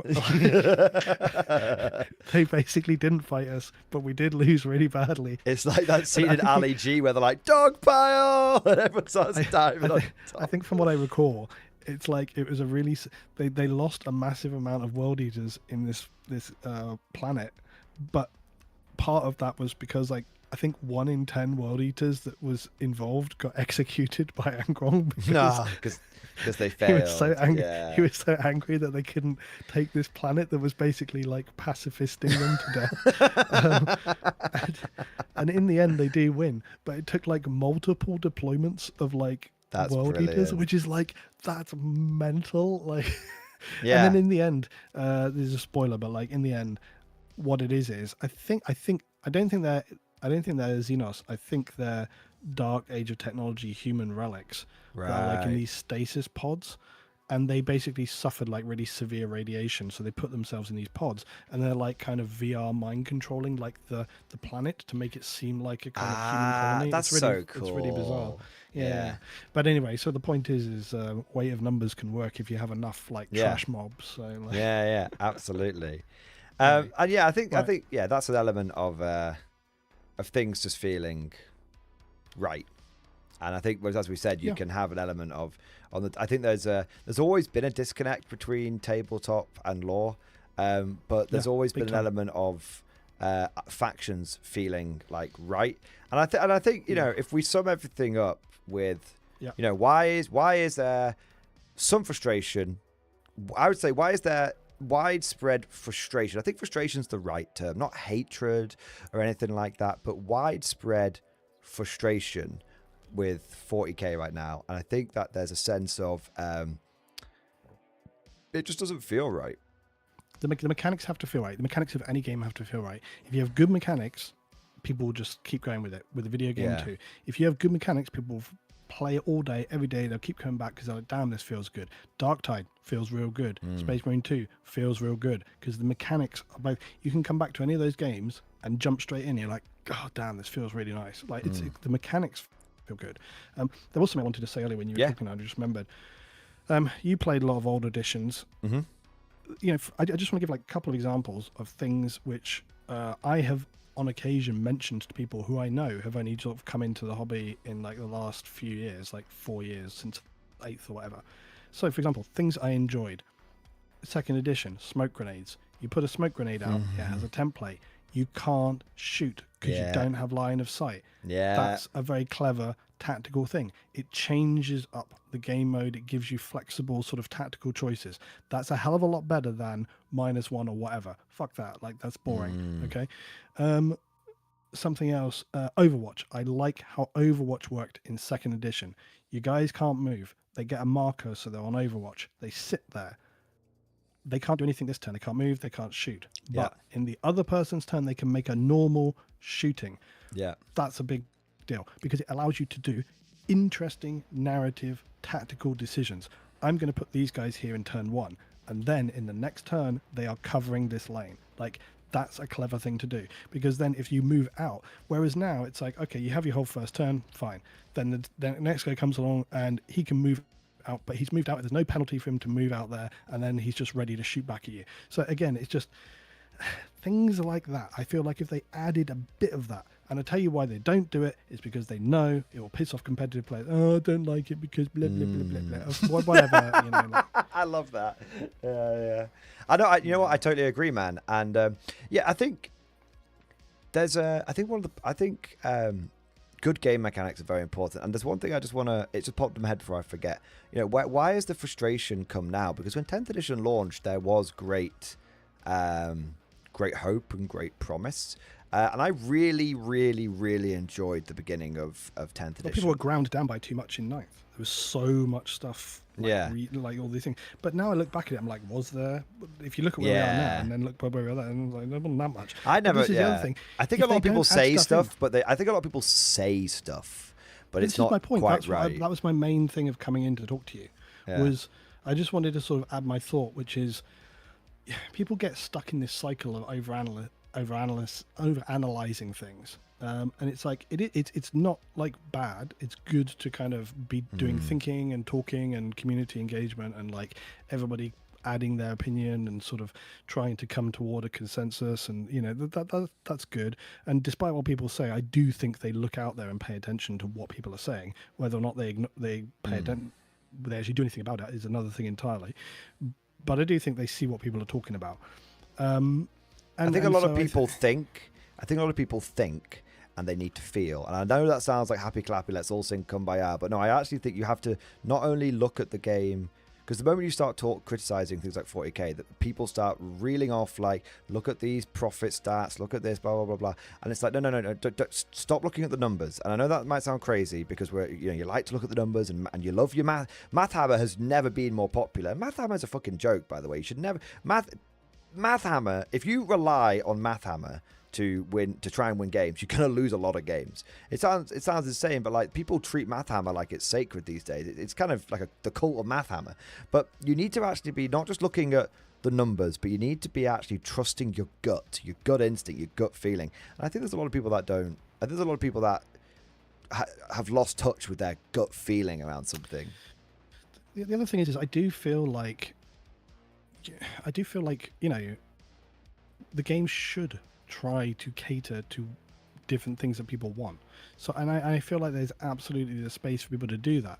And I get it. For example, when you were talking earlier about how the competitive side can be like puzzle solving, and it's like I've heard other people say that I've talked to, and when I was trying to practice games, and I had some guys helping me out on the tabletop sim, and we were doing that, and one of the guys said that he's like, yeah, if it always was puzzle solving, I like that. You know, I'm like, oh, this guy goes here, this guy goes here, he's got to go there, he's got to go there. What are they going to do which will interfere and mix up with what I know I need to do? And it's kind of like chess in that regard. But for me, it's not about the puzzle solving bit, because I actually like that. I like video games where I puzzle solve. I used to enjoy like city skylines, building stuff, like, because as you build your city, like problems come up, you have to figure out how am I going to change that, what's it going to create as an issue. So it's all that kind of similar thinking. But at the same time, the idea that like building an army list and then being dictated of like, well, at the moment he's going in because I got to take him. If I'm taking him, I got to take that squad. Once that squad's in, and I haven't got enough points to take so I got to take this guy, and that's going to be the best one to do that. And then I'll take a couple of these, and I'm done. You know, you're almost not really making a decision. It's all being dictated for you by other elements. You know, like yes, very true. By the detachment of what you've got to do and the points that take this, and at the moment you can only afford to take him, so you can't take that one. And then you get into the whole issue of, well, in order to be doing that kind of scene, you need to have a bigger army than you're actually playing with, because otherwise you can't swap stuff in and out all the time, because the points change all the time. So you could, you know. But for me personally, that is a tedious, sterile way of playing the game, and I could never play like that. It's like it's like me making my ridiculous Necron Lord, where it's literally like I remember when I was playing that game with Winters a little while back, and literally like I was doing really well, and then I was like, you know what, the Lord is going to like I'm going to use my detachment rule to like pick him up and put him down against your warlord, and he was like, there's a pretty good chance he's going to die. I'm like, I know, but that's definitely what he's going to do. So that's like, what he would do. Yeah, you know. Yeah. It's like that's how I play. So you know, all this other stuff for me is just not the way. Anyway, it was a good chat, dude. But I just think, yeah, it's an interesting one, isn't it? I think there's so many variables. It's really, really hard. But like I was saying, I think that if they wanted to, they can make it work. You've just got to try and tease the two things apart. I think it's reached a point where we need to have competitive here and the more kind of chilled, discussive, all day long play over here. I feel like you could do that. And like I say, I quite like how with the recent PDFs as well, they've been like, oh, bang, we're going to put legends into each thing. That's good. That's a step in the right direction, don't you think? Yeah, I think... I think it's showing there's some legitimacy to the legends. Like they're not trying to like sideline it. They've gone, look, we're going to lump it all in. Like I think that's a good sign. I think that's a good sign, and I think legends. I think what happened is, I think people for a long time were looking to Daddy GW to tell them what to do, and now there's a lot of people. I think a lot of people are starting to basically sort of play their own way. And that's what I'm saying. Yeah, and I think in some ways Games Workshop will like that, but I think in some ways they always want to try and capture. They want to keep you looking towards like their products and stuff. So if they sense there's a lot of people that are going to play their own way, they're sensing a lot of people that are wanting things in Legends to be playable, then they'll follow the money. GW always follows the money. And that's what I was going to say. At the end of the day, it is a business thing, and this is what you were saying earlier as well about. Oh, see what happens with 11th. Look, if they don't make the right choices and 11th lands and it lands bad and people are like, fuck this, I'm done, they will notice it. And they will notice it in their profits and sort of like engagement and all this kind of stuff. And as a business, you can't ignore that. You'd have to react. And whether that means you come in and do like an 11, 2.0, 11.5, like you never know. That might have to happen. If it lands real well and everyone's absolutely loving it, well, then they won't need to. Yeah. But if it landed bad and everyone was like, right, I was waiting for this, but I'm done. Like, if it landed like that, if it landed like the Heresy, who knows what they might have to do there. So, there's a lot of variables. Anyway, I'll jump out and before you go, before you go. And by the way, I want to make something clear. If you need to rush off, please go. But I think everyone is very happy to have you here. So if you want to stay, you're very welcome to stay. Okay. So I need to finish edit this bloody video. Okay, that's fair. That's fair. But go on. No. If you're busy, totally get it, man. This is very much like off the cuff. So I don't want to keep you if you've got to go on. Well, the super chat that's come in here. And it's from Bad Rabbit, and it's directed to you actually. So big shout out to Bad Rabbit. He said, "Lutz, you should play Conflict 47." Now, I know what you're. I know there's a lot to handle with No, just this is 40k on an its interesting own. thing. It goes in with what we're talking about, to be fair. So I just want to say one thing, and I'm not going to give you the hard sell because everyone out here, I can hear through the chat the collective eye rolling as I mentioned K47. But everything that it's going to sound kind of insane, but everything that you've sort of said that you want in Warhammer 40k is there in Conflict 47. The factions feel right. The idea of putting down a smoke screen so you can cover your advance exists. The idea of putting a unit on Overwatch, it's called Ambush in Conflict 47, exists. And I want to, it's going to sound kind of crazy, man, but it's the first time I've played Warhammer 40k for a long time. I've played a lot of other games as well. It's the first time I've played a war game which just feels so right. And every single war gamer, casual, competitive, who I've managed to convince to try this game has become insta addicted to it. So I'm just telling you now, Lutz. If I can find a window I could go to somewhere and have a crack at it, that would probably be the thing to do. However, and this is not like me sort of dodging it. No, dodge away if you need to. Dodge away. I will highlight the fact that I have got like a 10,000 point Imperial Guard army. Yes, I know. But that's the sunk cost fallacy, right? That's what I mean.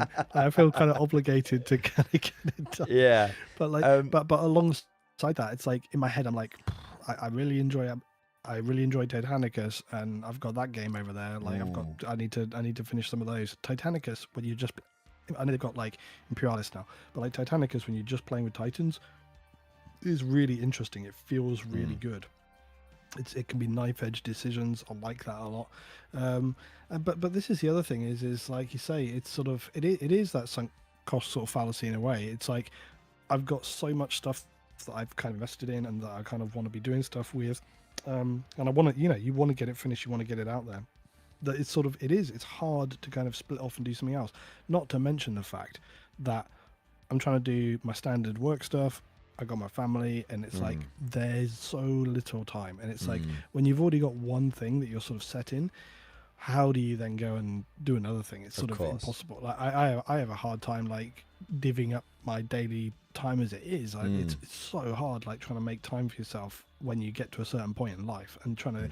I highly look forward to the day when I can have some kind of like I mean, in the office here, I've got my table, but I really want to have at some point in my life like an outdoor big shed where I can have like 2 tables set up and I can be like out there all of the day painting. Like yeah, of course, man, of course.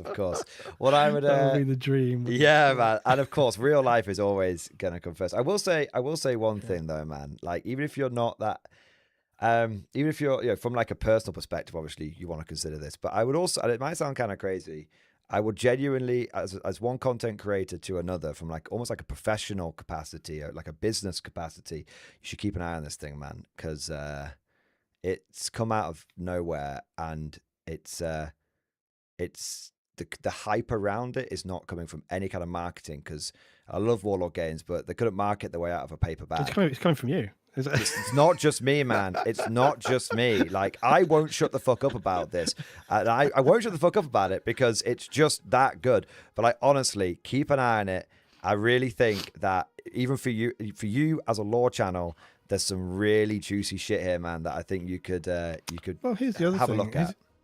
Yeah, I mean, here's the other thing. Like, I in general have an interest in just like hobby modeling in general. Like, I don't do some of the more sort of real building stuff for like the World War II games and things like that. But when you see like the effort people put into making some of the buildings and layouts and stuff, there's a few Instagram channel accounts I follow where some of the guys have got these mind-blowing setups where they've got like all these like, scratch built, looks realistic World War II bombed out buildings and stuff like that. And it's like really, individual bricks and shit. Yeah, And, it's like, and they've got like, they've got walls and trees, and it just all looks mind blowing. And it's like, that is inspiring to me. Like that makes me want to do that kind of stuff. Now, I haven't looked into the Conflict 47 stuff. I feel like terrain and the model stuff has to go hand in hand. It if does, they have a unique kind of look to the terrain and the tables and stuff that really kind of speaks to that, I think then you're kind of moving in the right direction. I'll tell you the other thing as well, is we've been talking about like, look, what's the state of 40k, and then also how will 11th be, will it land, blah blah blah.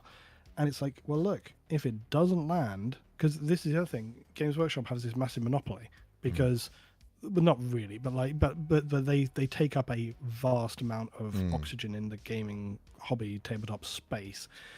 And loads of games they've tried to come in and do stuff, and I hear things about these other games, and it's like, sure, you hear people talk about it, but it never really seems to kind of seep in.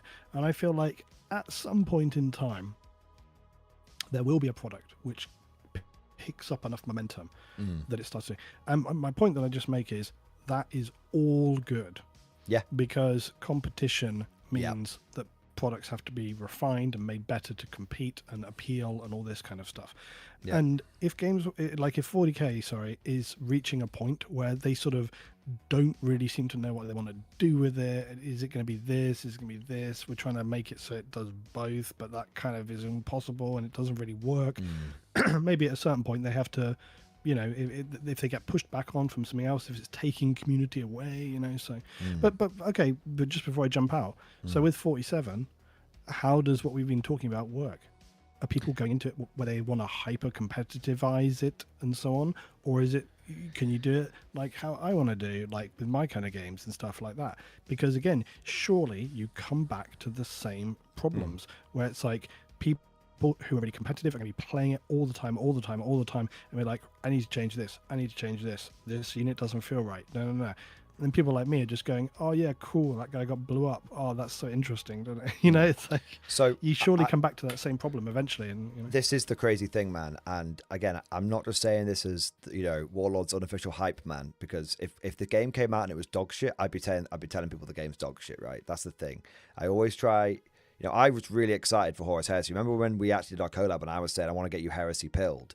I'm always honest. Sure. And then, that's when I was playing 2.0, and then 3.0 came out. And if 3.0 was good, I probably, I'd be talking about that right now.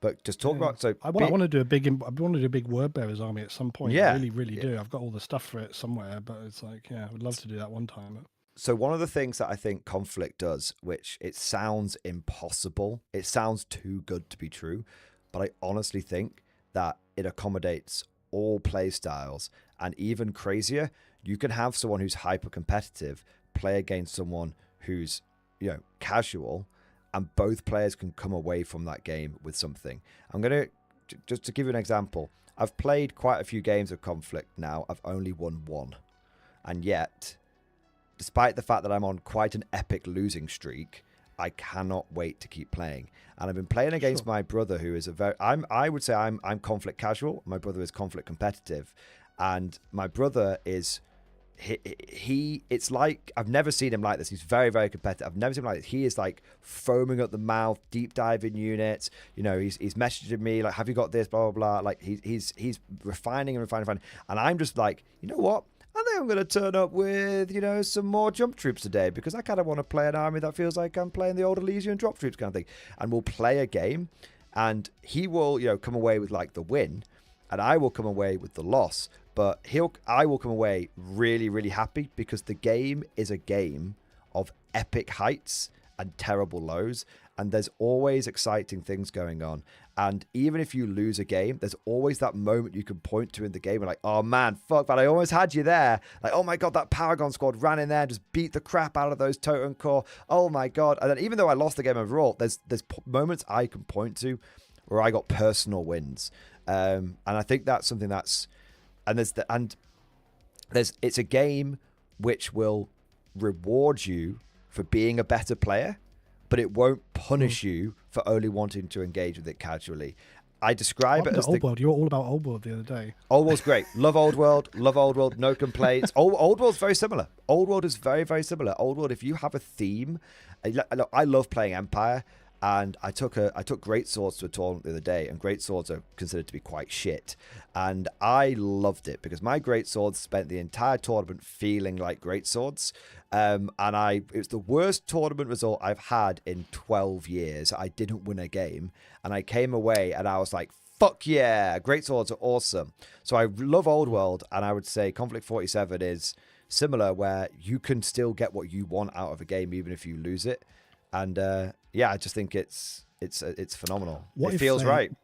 What if they came back, like at some point soon, and out of nowhere with zero warning said, "Hey everybody, it's a cleaned up 40k classic edition," like you were saying, where they came something which bridges sort of between second and fourth, like they kind of mix it up, and they even go a bit retro on the artwork to kind of like give that vibe.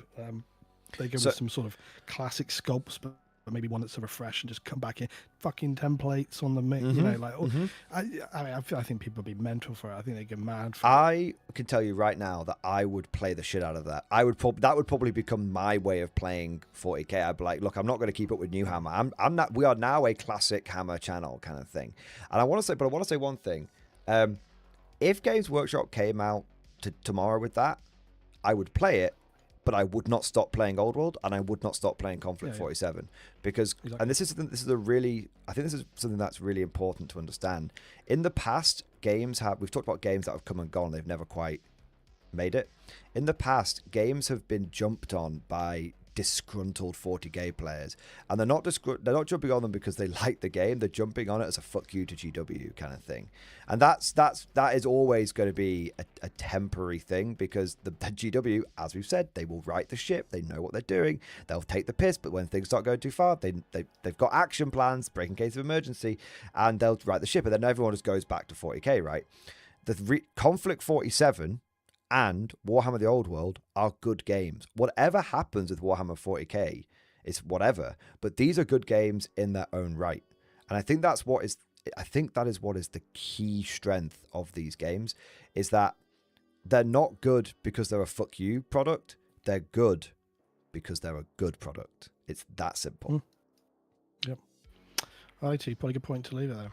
Yeah. Well, dude, I want to say, like, really enjoyed you coming on, man. Absolutely loved it. And genuinely, man, thank you. Yeah, genuinely thank you, man. But I'll let you get back to your editing now. All right, nice. Good chat, everybody. See you next time. Catch you later, bud. Catch you later. Cheers. Bye.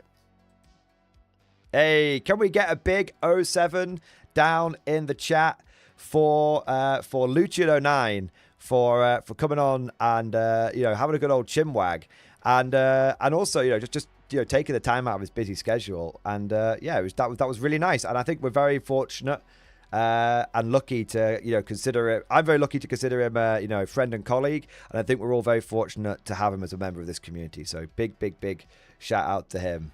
And that was a really I love that. That was a really good chat, man. That was awesome. Right, enough. All right, guys, we've got a few super chats and stuff. I know people have been waiting, like JM the Goose, Derek M, Foam Noodles, Clanish Cat, Lamantis Sun, Leggett Chansey, and Boss Grand. If you guys could all just give me a moment, I am desperate for a piss. I know I've been drinking a lot today, so I need to piss a lot. But give me one moment. I'll have a quick piss, and then we'll get back to answering those super chats. All right, give me a moment, guys.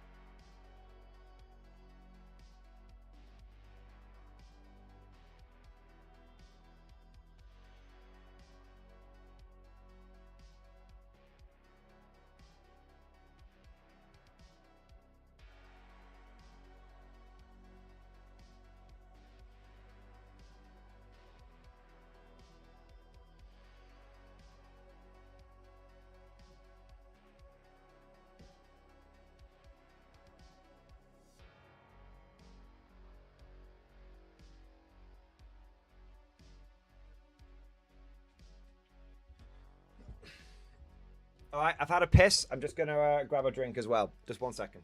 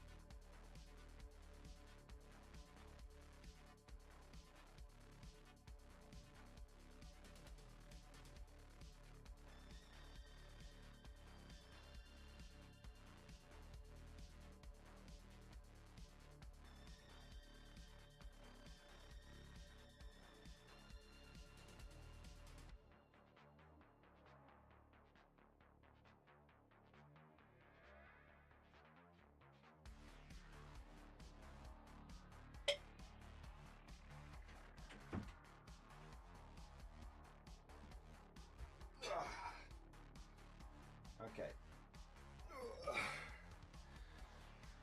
I'm back. I got a little snack as well, but I'll have that in a moment. Okay. It's not quite. It's a bit early for the midstream snack. Okay. Let's have a look here.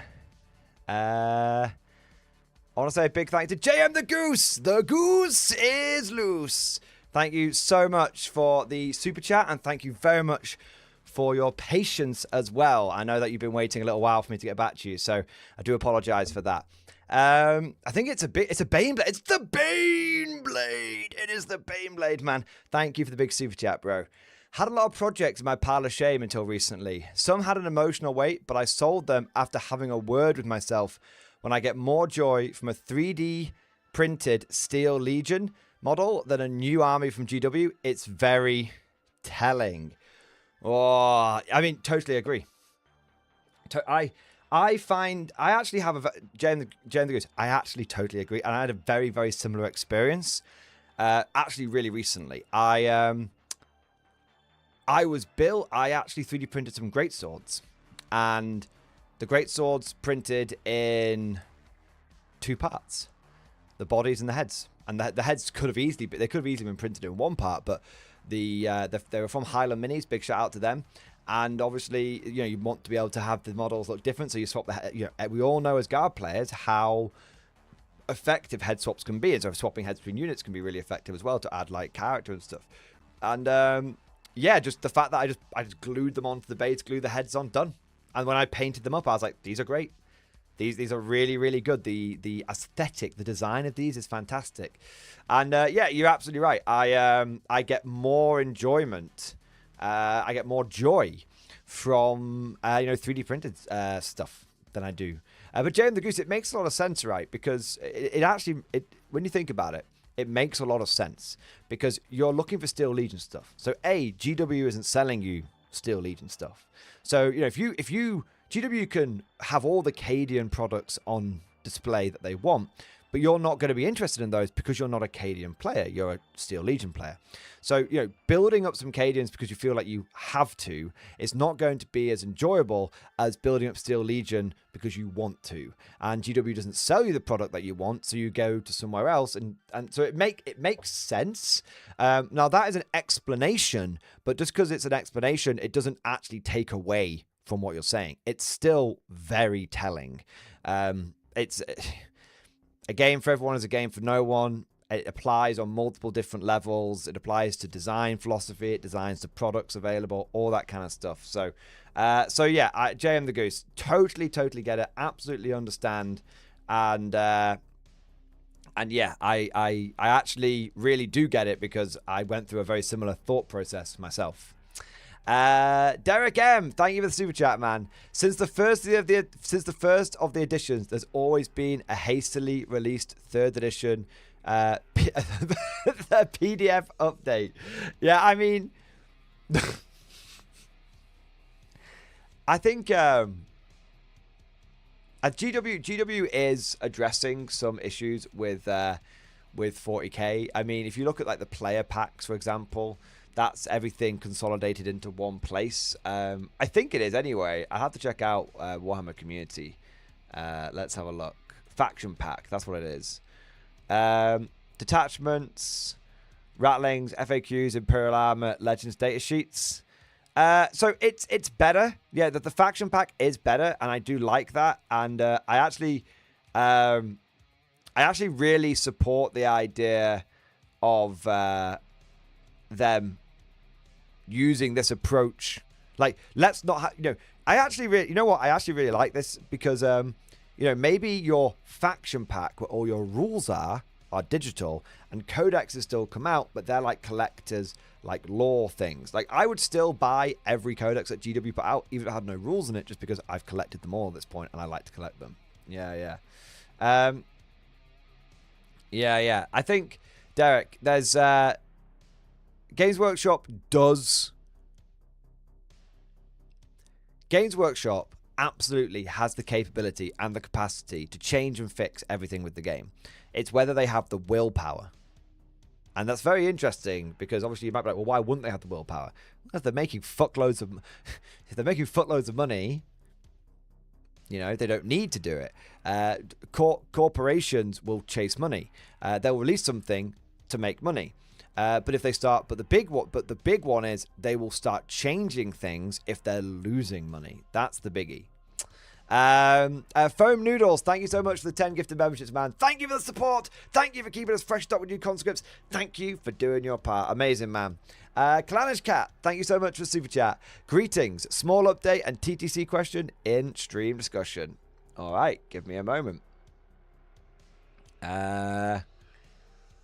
07 sir, I've got back to painting again, not just letting the printer do work on the weekend. I finally finished a test squad for BA. Is that Bolt Action? Let me just check.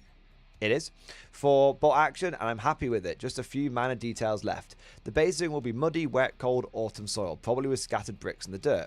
For my own motivation, and since TTC has been extended, I would like to make my first vow, but I'm a little unsure about the point, so I want to make sure.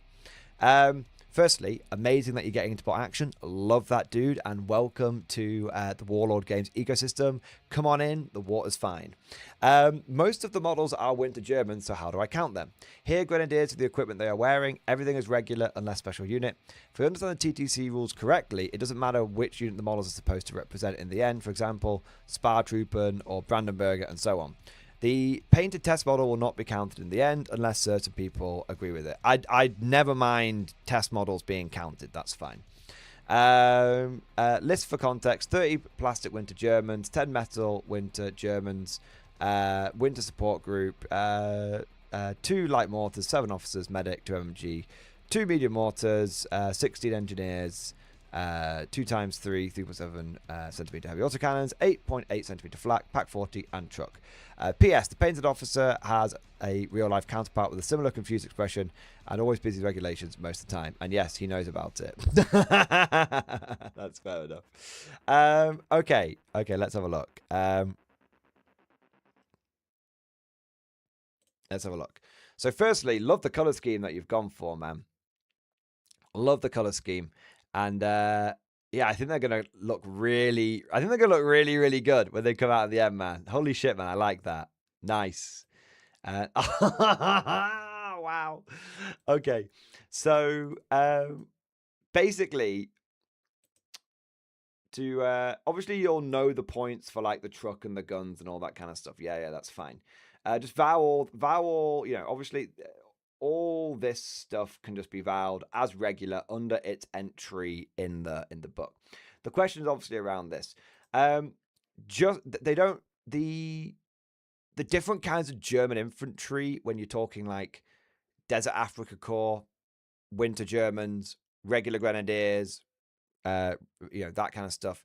They could all just be vowed as Grenadiers. These are they don't have any different rules. They're just like aesthetic choices. It's like back in the day when you could pick between Cadians, Mordians, Catachans, Vestroyans, but they all were covered by the infantry squad datasheet, right? So my advice is just vow these as 40 late war German Grenadiers. So they should be regular. They should be, so basically it's 10 points per man. Rifles are free. SMGs are plus 4 points a man. Light machine guns are plus 15 points. Assault rifles are plus 6 points, and Panzerfaust are plus 15 points as well. So, for example, if you were to have a squad, let's say this was, I know you've got the officer here, but let's look at this squad. If this was a 6-man like infantry squad, you would pay 60 points because there's 10 men. Then you would add just 15 points for the LMG. This guy's got the other guys just got rifles, so that would be a 75-point unit. There you go. So yeah, basically it's just don't worry about the aesthetics of the unit. It's just a case of every man basically gets vowed at 10 points per model, unless they're like the special ones. The metal Winter German models, they're just they're just an alternative kit for aesthetic purposes, but they don't need a special points value or anything. There you go, mate. Basically 10 points per model plus upgrades is the best way of looking at it. All right. Lamented Son, thank you so much for 16-month member flex, man. Xbox, baby. Enjoying the Warhammer YouTubers crossover. Yeah, man. I do very much enjoy chatting to Lutz. I think he's a top bloke. I'm not gonna embarrass him by wanking him off too much, but I do think he's a top bloke, and I think he's a top bloke, a good part of this community, a good part of the Warhammer 40k community, and I think we're fortunate to have him as part of our community, which is great. So there we go. Yeah. He's a good lad. And I also, considering the size of his channel and the size of my channel, I'm always very appreciative that he does take the time to do those kind of like impromptu collabs and stuff. I want to say a big thank you to Leggett Chansey. Thank you for the super chat, man. Glorious Roma update in stream discussion. Work continues. Now to wait for the damn werewolves. Wait, did you buy Shrekwolfen? You did, didn't you, Chansey? I don't blame you. I don't blame you. I'm not disappointed. You made the right decision. Rome! Dude, that looks so cool, man. The Locust mech, and then the Roman shields all over it. Oh my days. I bought gladiators, thank you. Oh, so when you big gladiators. Okay. So the big gladiators that are going to count as Shrekwolfen. Right. That makes sense. Ooh. I might have some more of those for you. I owe you some models, remember, because you sent me some. I owe you some models. I might have some counts as Shrekwolfen for you, mate. Yeah. Yeah. Backbone of the guard, ready to serve. Leggett Chansey, this model is so fucking cool, and I really, really, really want to build and paint my Locust mech. I'm definitely going to be doing it as part of my next TTC vow. I've got 3 mechs to paint, and then my last TTC vow is done. and then I'm going to be on to the next one, and it's going to be a biggie. I want to try and get it done by the end of this month. Yeah. Mate, fucking love that model though. Absolutely smashing it. 10 out of 10. Can I see? Oh, is that one of the gladiators in the background? Ooh. Okay. Yeah, Jenny, I absolutely agree. Chansey makes me want to collect a second Axis army. Yeah, man, 100%. I'm definitely going to get Axis Italians and Axis French at some point, no doubt. Yeah. Boss Grand, thank you so much for the super chat, bro. Happy Wednesday. Where can I find the link to Discord? I can't rejoin the server without it. That's okay. Give me a second. Okay, so go to the main YouTube page and go to the membership tab here. This will send you the link to the Discord. Yeah, you can only access that if you are a channel member. All right, there we are. Okay. I also want to say a big thank you to Viggo the Butch. Viggo the Butch, thank you so much for the 40-month member flex, baby. Yes. 40 months, man. 3 years. Nearly 3.5 years. Fuck. Oh, my God, man. K47 is great so far. No smoke rules, though. Lol. I think if you just use the ones for bot action, it's fine.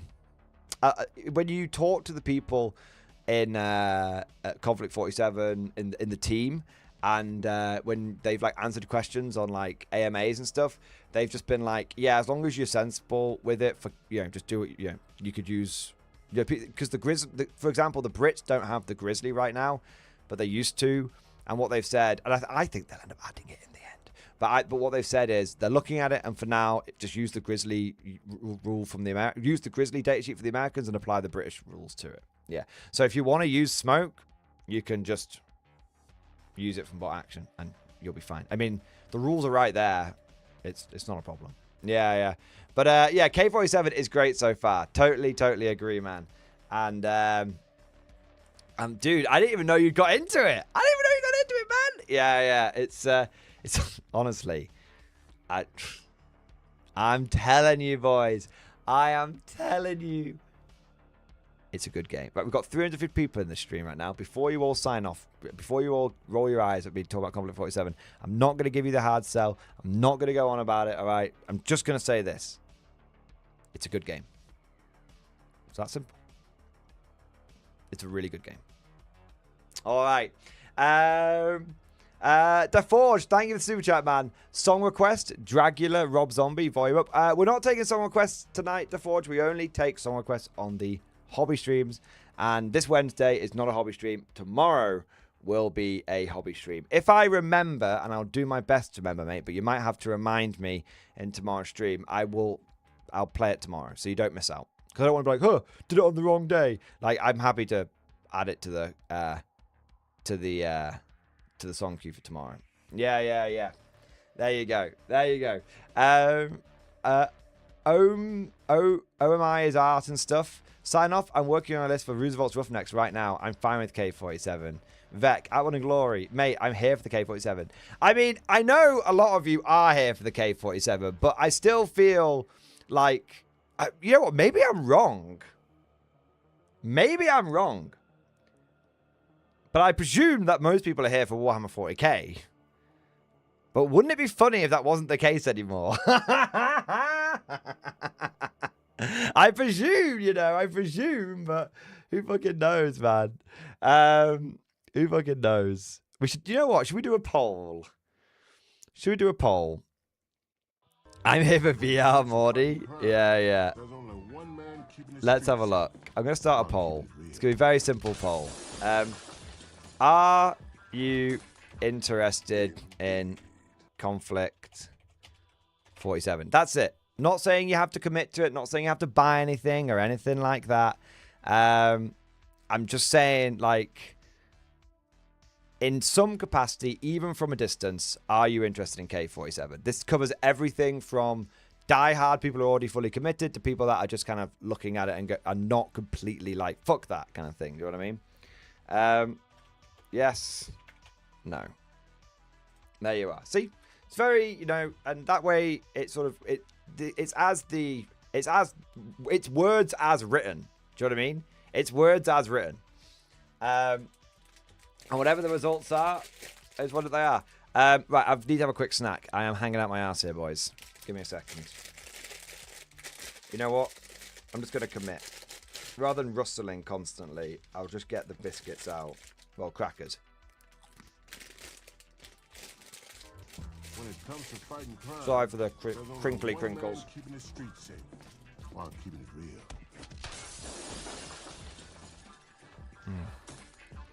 Indeed. BK, rigged. BK, thank you for the super chat, man. Rigged polls should be Old World 40k and K47. We can have that as a second poll. We can have more than one poll. We're not limited in our pollification. You know, we'll do one and then we'll do another. You know, the more interactivity with between myself and you guys is always better. You know. Ah, yes. We're back on the crackers and pate because there's no reason why we can't be civilized. No, it's a land of plenty, PK. We can have many polls as you like. Catch you later, Chansey. Catch you later.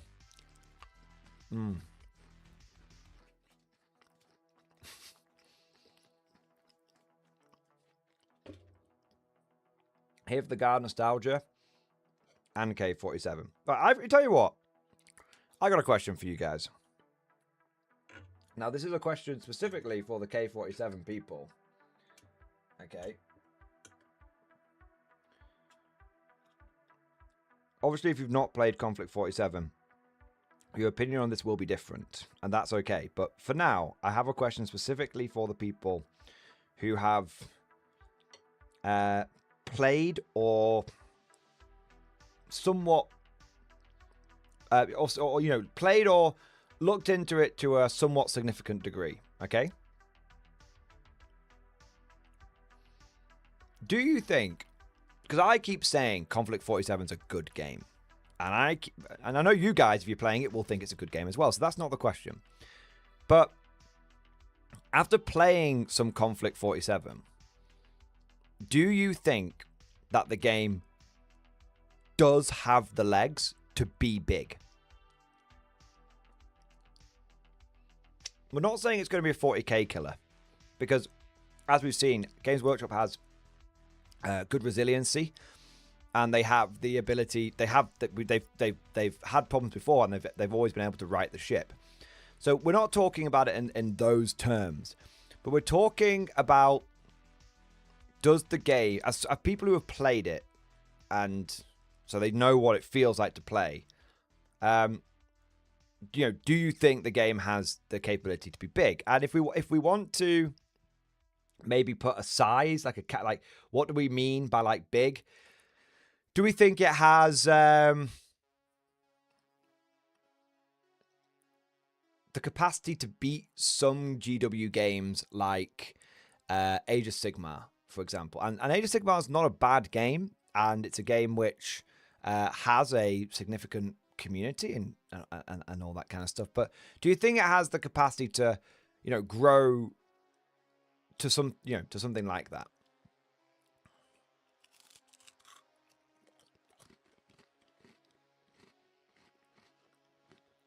Or do you think it's not going to be quite that big?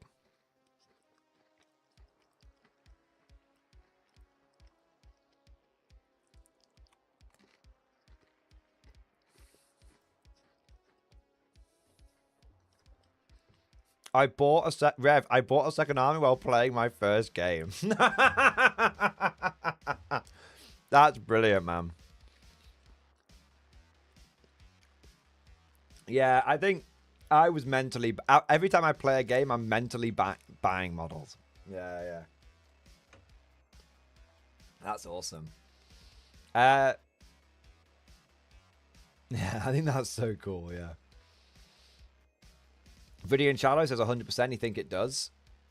JP Taylor, shout out to Morella for packaging my K47 starter sets. The fire rises. The fire rises, brother. Have we started the fire? Yes. The fire rises, brother. Yeah, yeah.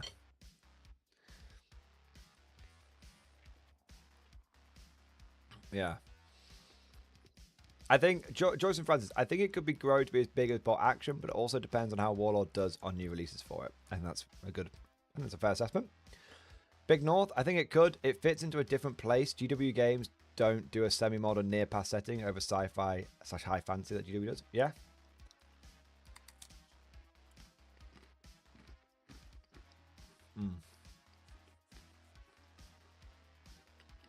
Viridian Shadows. A mate went into the local hobby store before and were playing it in the middle of the day. And people were playing it in the middle of the day on a Wednesday. My friend group is now officially 50-50. 40k players, Conflict 47 players. That's legit hype. Yeah. Yeah, man. I think what's so important about it is that the hype is organic. I think the hype is organic. It comes from the community. It's not coming from a marketing team. It's not coming from an article online. The hype is organic. And I think that's what makes this so important.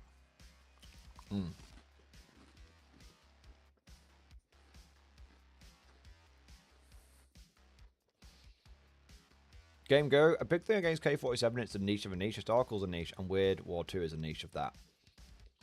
I see what you're saying. I do disagree with that, though, because I think, firstly, When it comes to fighting crime, there's only one man keeping the streets being in a niche isn't a bad while thing. keeping it real. You know, a lot of the time, there were some very successful,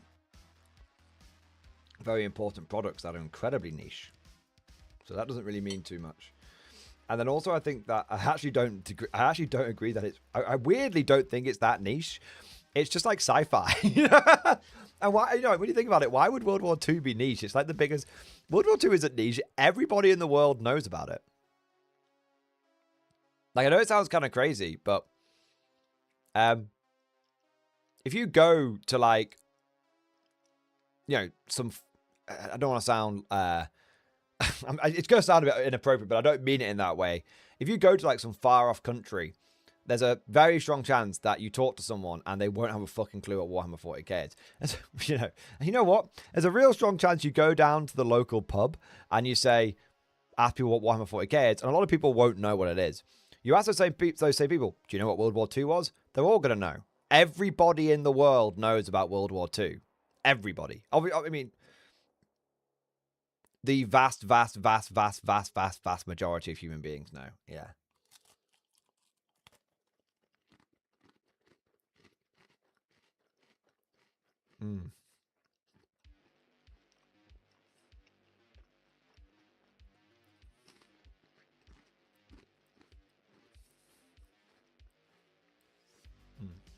World War what now?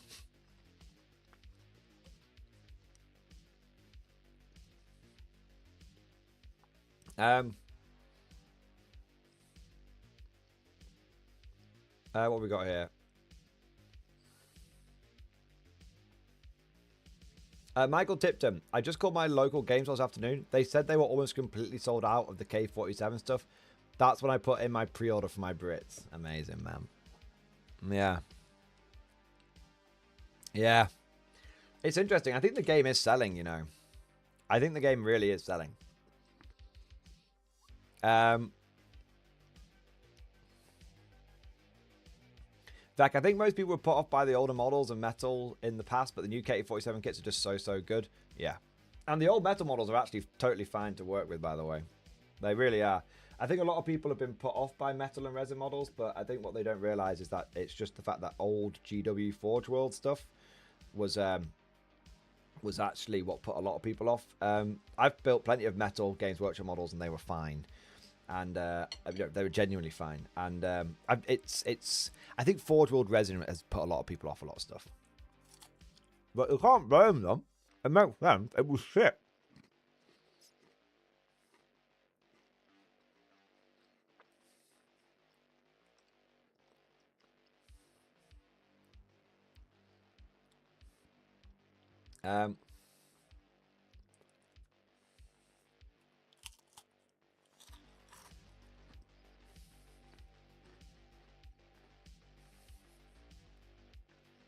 Yeah, Vec. I mean, there's always going to be good and bad kits.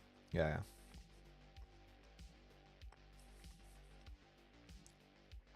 Yeah, it's always going to be good and bad kits.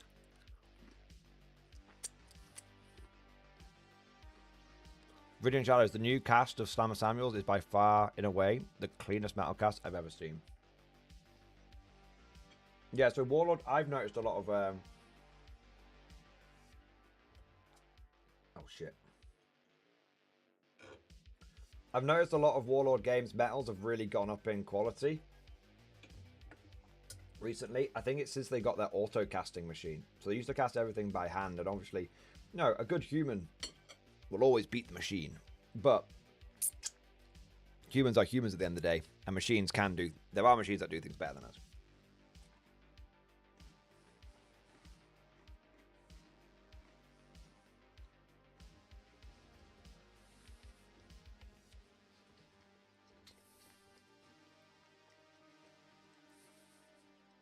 It's unbelievable how shite Finecast was in retrospect.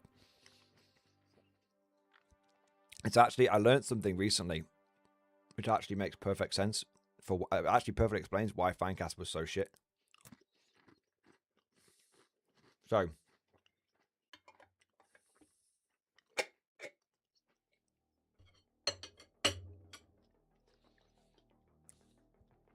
the reason why Finecast was so shit is because it was designed to replace metal models. And this was because metal models, the material that was needed, the pewter bars, there was a significant price increase on them.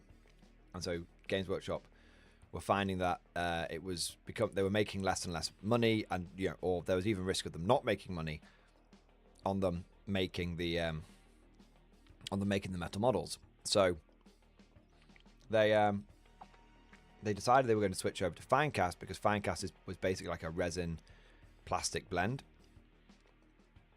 and so that way they could it was a much cheaper material. But rather than so they came up with this idea, but then typical Games Workshop, they half-assed the implementation of it. So rather than getting machines that were specially designed to work with the new material that they were making, that they were working with, they took the old metal spin casting machines and tried to use those to make Finecast. And so they basically made a new material and then just just pour it into the fucking the same old machines. Which, it's like the equivalent of putting like diesel in like a petrol car. I think a petrol car will run off diesel. It just doesn't fucking want to. Well, you know what? Finecast will go into a metal casting machine, but it fucking shouldn't. Yeah. Why is our a price increase? Jesus, can you imagine? We might end up paying £25 for a single character model. Yeah. Funny guy. Fuck it.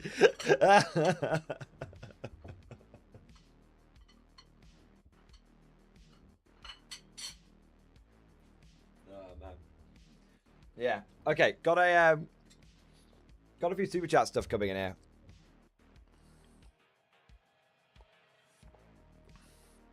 Actually, before we get to them, Daforge, Fun Jacob, and Ozroth. I'll get to all your super chats in a moment, but I do want to say this before I forget. I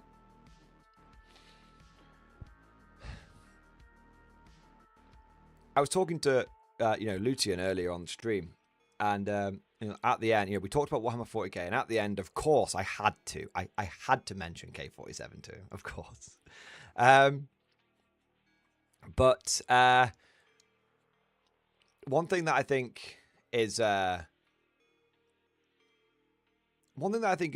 true for a lot of content creators, and I'm not talking about Lucian here specifically, but one thing I did say to him was that I thought that Conflict 47 represented a business opportunity to him as a content creator, and I really do think that is true.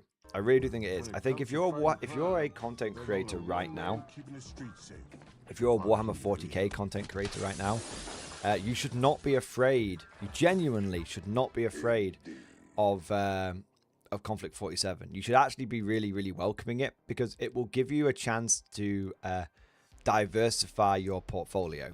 It really, really will. And I know that for a lot of people, they'll be like, "Oh, but I worry about my algorithm and all that kind of stuff." And I'm telling you that this is a game that will be big. It will be big. It will be big enough for you to be able to make money off it as a content creator.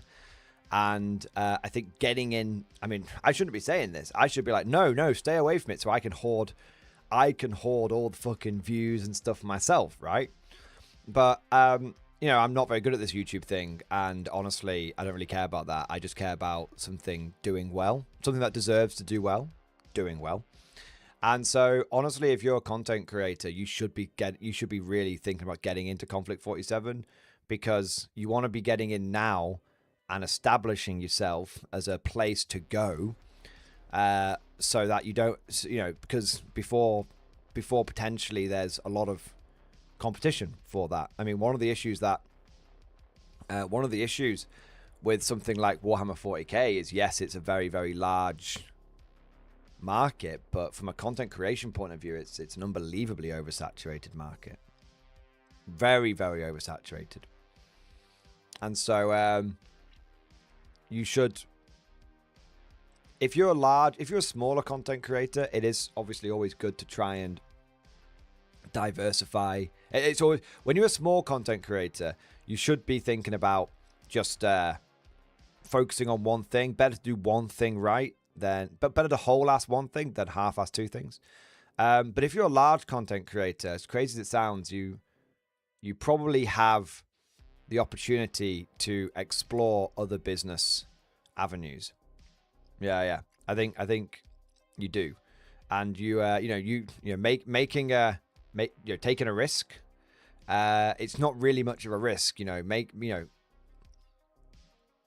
if you make a handful of Conflict 47 videos, you might be surprised at how well they do. Yeah, it's that simple. So yeah, that's all I would say to all the content creators out there. You shouldn't be seeing this as a you shouldn't be seeing this as a threat to your business. You shouldn't be seeing this as something that's not worth your time. This is a good business opportunity for content creators. Yeah, well, that's it. Like I said, I'm not giving the hard sell, man. And if a load of people decide not to jump on it, and I get to fucking, if I get to establish myself in this area, that's fucking great, Yeah. But again, I don't really think like that. Like, genuinely, I don't really think like that. Anyone who's chatted to me will know I don't really think like that. I talk about things I'm interested in. And I'm interested in Conflict 47, so I'll talk about it. Yeah. It's that simple. Let's have a look here. So we've got some super chats coming in. DaForge, thank you for the super chat. Okay, what is your favorite Warhammer lore book? Oh, easy. Eisenhorn trilogy, without a shadow of a doubt. I just think it's, I know they've expanded on it in a lot of different areas now. With like the Beckwin stuff, and that's all great, all good, no complaints about that. But I think if there's ever such a thing as an evergreen Black Library book, it has to be Eisenhorn. I think it's a real the fact that I was reading that book when I was like 10 or 11 years old, I was very young, and the fact that to this day it is still a book that is often, when you go into like your local GW and they've got the little Black Library section, there's always a copy of the Eisenhorn Omnibus on there. Always. Normally alongside the Night Lords Omnibus. So yeah, I think I would put Eisenhorn above Night Lords Omnibus, just because I feel like it's personally because it's more human, and obviously that makes sense because Night Lords of Space Marines, and the Night Lord trilogy is very good. But yeah, I think Eisenhorn is, for me, not only my favorite, but I think it's probably one of the best. Not only is my personal favorite, but I think it's probably one of the best Black Library books they've ever produced. Yeah. I want to say a big thank you next to Fun Jacob. Thank you for the super chat, man. Support for the stream 07. Dude, thank you so much, man. Thank you for the support. Thank you for the super chat 07. You magnificent bastard. All right. I want to say a big thank you to Ozroth, my boy. Ozroth, thank you for the super chat, bro. Tonight's progress in stream discussion. Oh my god, what's Ozroth been working on? Let's have a look.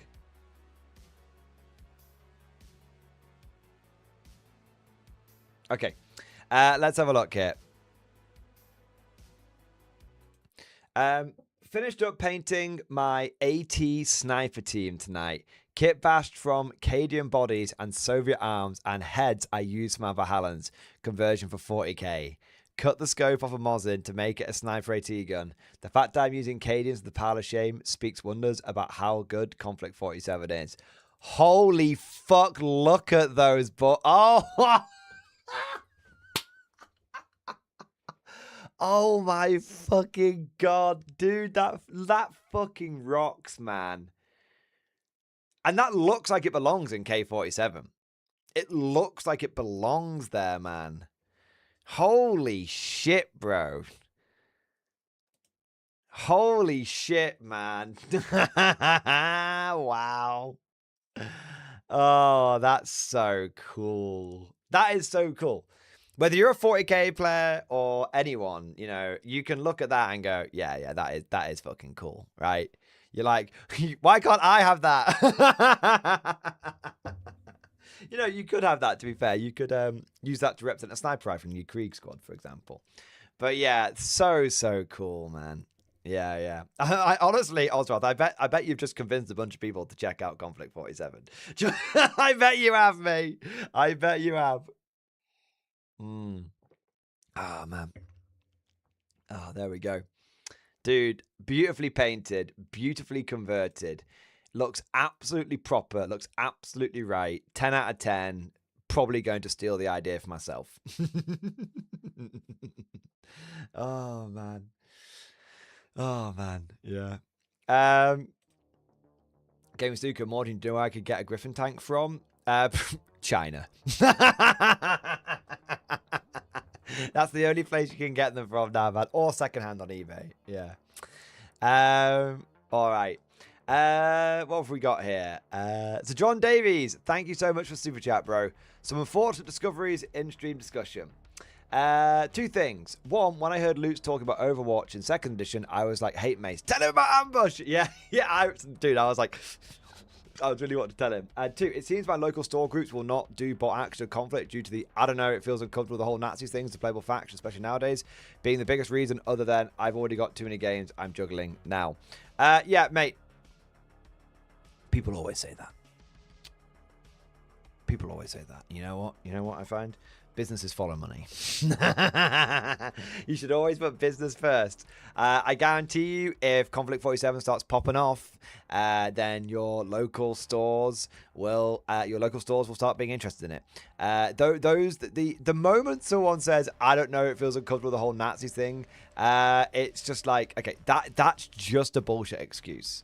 Not the stores, the groups. Yeah, no, it's just a bullshit excuse. 40k players, and I am a 40k player, we have a lot of excuses for fobbing off other games. We do. It's not nothing to do with Nazis. It's nothing to do with I've got too many games I'm juggling right now. It's nothing to do with that. They just can't be bothered. It's because they don't know. It's just that simple. They don't know. It's like You're asking them to be interested in something, and they don't know why they should be interested in it. It's that simple. All you need to do, mate, is try and get one person to... I mean, my advice... I mean, obviously, financial situation, you've got to be careful of that. My advice would be to build up 2 good beginner starter armies, which is relatively easy to do. And, you know, just start... Ask, you know, try, you know, ask someone to play a game with you. Just like, come on, mate, do me a favor. I want to try this game out, you know, that kind of thing. And they'll get a taste for it, and then they'll love it, and then it'll spread. It's that simple. You only ever need one person in the game group to give it a chance. Then it's not just you raving about it. There's you and another guy raving about it, and then the other people in the game group go, oh, well, like, Johnny wasn't bothered about this game before. Why is he bothered about it now? And then the curiosity is piqued, and then they get a taste themselves. And once they get a taste, it's like heroin. They got to have some more. The first hit's free, baby. The first hit's free. That's it. So, John, you got to think about it. The first hit's free. The first hit's free. There you go. Your brother absolutely does count. Dude. Your brother absolutely does count. What you need to do is you and your brother, whenever the game night is on, because you guys will have like regular game nights, right? You book a table down at the game store on the regular game night, and there's all the people around you playing 40k, and you and your brother go down there and you play a game of Conflict 47, and I guarantee you, people will look over. Jaffa, Cree. People will look over. There you are. There you are. That's it. That's it. You don't try and sell it to people. You and your brother go to the game stores and you just play in front of people. You don't put on a show. Don't make a big thing out of it. You just play in front of people, and people will notice, and they will come over, and they will be curious about it, and they might, you know, and maybe you just do that a few times, and the game sells itself. It's that simple. Troy Jernigan, thank you so much for the super chat, man. The People's Army of Workers grows. Pictures in stream discussion. We love what? Let's have a look, mate. We love War on Wednesdays, comrade. Working on the new Soviet kits. New minis always brighten my spirits. Hoorah! Nice, dude. The new Soviets look sick, man. I actually don't have the new Soviets right now. I have a lot of the old Soviets. So I was like, oh, I probably don't need the new Soviets, but I want the new Soviets. I do have this model, to be fair. I do have this model. Nice. The man has stolen a chicken. No one's know where he found it. I found a chicken in Stalingrad. I love that, man. I love that you can from this. To be clear to everyone watching right now, this chicken arm is not something that you have to kit bash. This is a part that comes in the kit. That one of the official ways of building this model is with your Soviet troops running around with stolen chickens. It's brilliant. You don't have to build your arms like that, but you can do. Yeah. It's so good, man. Okay, I'm sold. I'm buying more Soviets. I mean, Ozroth, did you really need it? easiest arm twist ever. Mike P, thank you for the super chat, man. Oh no, 40k invasion to Conflict 47 in stream discussion. L-shaped ruins. Nah, man. I mean, you. I love how L-shaped ruins have become such a meme that even when they're like legitimately introduced, people still go.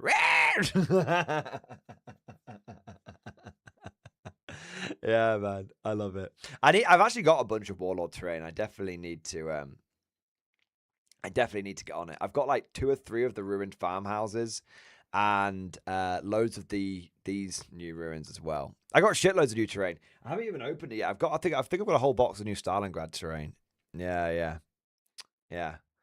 mate, that's cool. Yeah, it makes sense putting them on a base like that. But yeah, yeah, L-shaped ruins. Oh man. All right. As John Davies, our stores have set nights thing. If you're not playing that thing that night, you can't use the tables. Okay, right. So John, I'm just gonna say it. Those stores sound so shit. Why? We won't stock this thing. Like, do the people running the stores want to go out of business? Why wouldn't they just be like, oh yeah, we have a spare table. Of course, come down and rent, come down and play. Like, I think either you're worrying about it too much, or the stores have got terrible policies. If the store has a spare table, they don't give a fuck if you play it. Like, do you know what I mean? The stores have spare. It's like having a spare table in a restaurant. Reporting for The duty, restaurant's sir. not like, oh, well, sorry, you can't order that burger tonight. They're like, get in here. It's a spare table. Yeah. I don't know, man. So, John, it's kind of crazy if all 3 stores have the same fucking policy and all that kind of stuff. You ought to pay for tables? Yeah, I mean, of course. Of course. But so John, you understand that gives you, the customer, the power. Because you, the customer, have paid for the table. And therefore, you have rented that space. And it is your fucking right to play whatever the fuck you want on that table. Yeah. If I'm paying for a table, I play what I want. Yeah. So, like I said, so John, you're probably worrying about this too much. And if not, then those policies are fucking mental. Yeah. Yeah, so like I said, just, hey, I've got an idea, right? So, John, here's a weird one. Why don't you book the table? Say you're going to play Warhammer 40k and then turn up with Conflict 47. What are they going to do? Kick you out? You've paid for the table.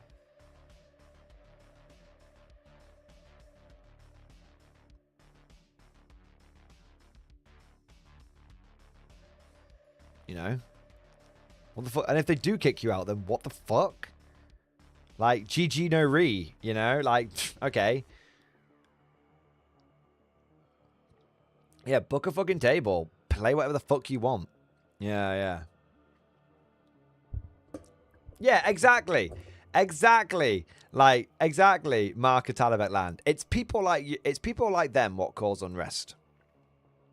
Yeah. Tell them it's Imperial Guard 11th edition. Yeah, absolutely. Yeah. Just say you're playing Guard. It's just a Guard on Guard game. Fun Jacob, right? Right. Oh my god. You know what? Sometimes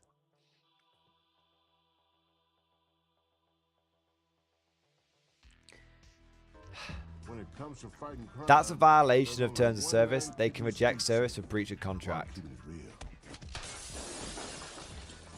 If a store decides to pull that shit on you, then that store can go fuck itself. Alright? Can go fuck itself. I mean, seriously. Just rent the table.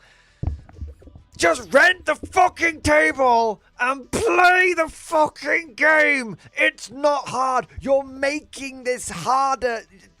You're making this harder than it needs to be. It's just a game. Just go and rent the table and just go and play the game. No one is going to give a shit. The business isn't going to give a shit. The other players aren't going to give a shit.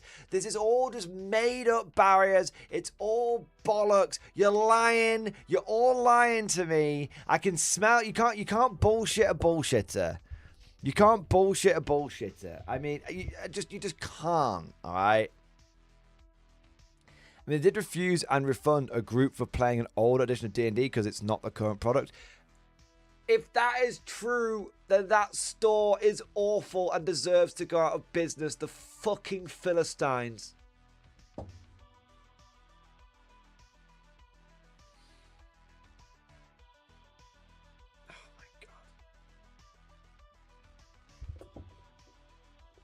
Yeah, yeah. Like, And there's 3 stores of John Davies, so they can't all have exactly the same policy. Yeah. Bro, who runs that store? GW?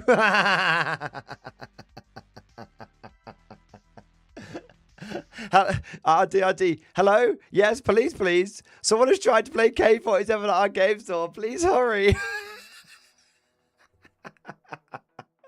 So, John Davies, I'm starting to think that you're... Bro. Okay, I'm coming in close so you know I'm being serious. So, John Davies, I'm starting to think that maybe you're coming up with excuses. It sounds like... How'd put it? It sounds somewhat implausible. I'm just saying. So, John, I'm just saying. You know, it appears that Sir John's pants have spontaneously combusted. Glorious day in the Corps. Day in the Marine Corps is like a day on the farm. Every meal's a banquet. Every paycheck a fortune. Every formation a parade. I love the Corps. I'm only busting your balls, Sir John. Genuinely, don't take me seriously even slightly. I'm just busting your balls. I'm sure. Look, I'm sure there are some issues, man. But what you gonna do? Do your best, mate. Do your best. You've got 3 stores. You'll be able to figure something out. Yeah, for sure. I want to say a big thank you to DeForge. DeForge, thank you for the super chat, man. The Conflict 47 Underground is here. It's such an inappropriate. Like a day on the farm. Yeah, it's such an inappropriate joke. It's the fucking. It's the fucking Conflict 47 Underground, man. Yeah. Like smuggling people. Or is it like the Underground Resistance? Yeah, the Underground Resistance. Yeah, it's the Underground Rift Road. Oh, man. Helping people escape from GW is the Underground Rift. Oh, man. Fuck's sake. You are harboring conflict players in the basement, are you not?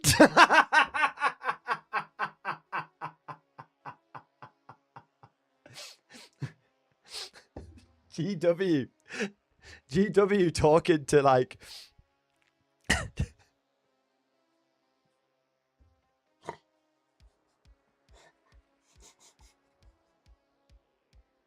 you're harboring conflict players in the basement, are you not? Oh my god. You know what? I gotta make that a meme. I've got to make that. I've got to tell Evan about that right away. I've got to tell Evan about that right away. That's gonna make him fucking piss himself. Hopefully he can make that for tomorrow's short. I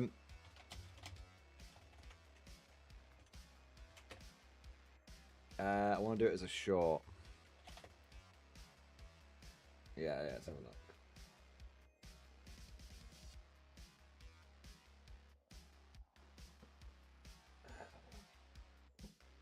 I'll just message it to him. He'll be able to find the clip, a better clip than I can send him.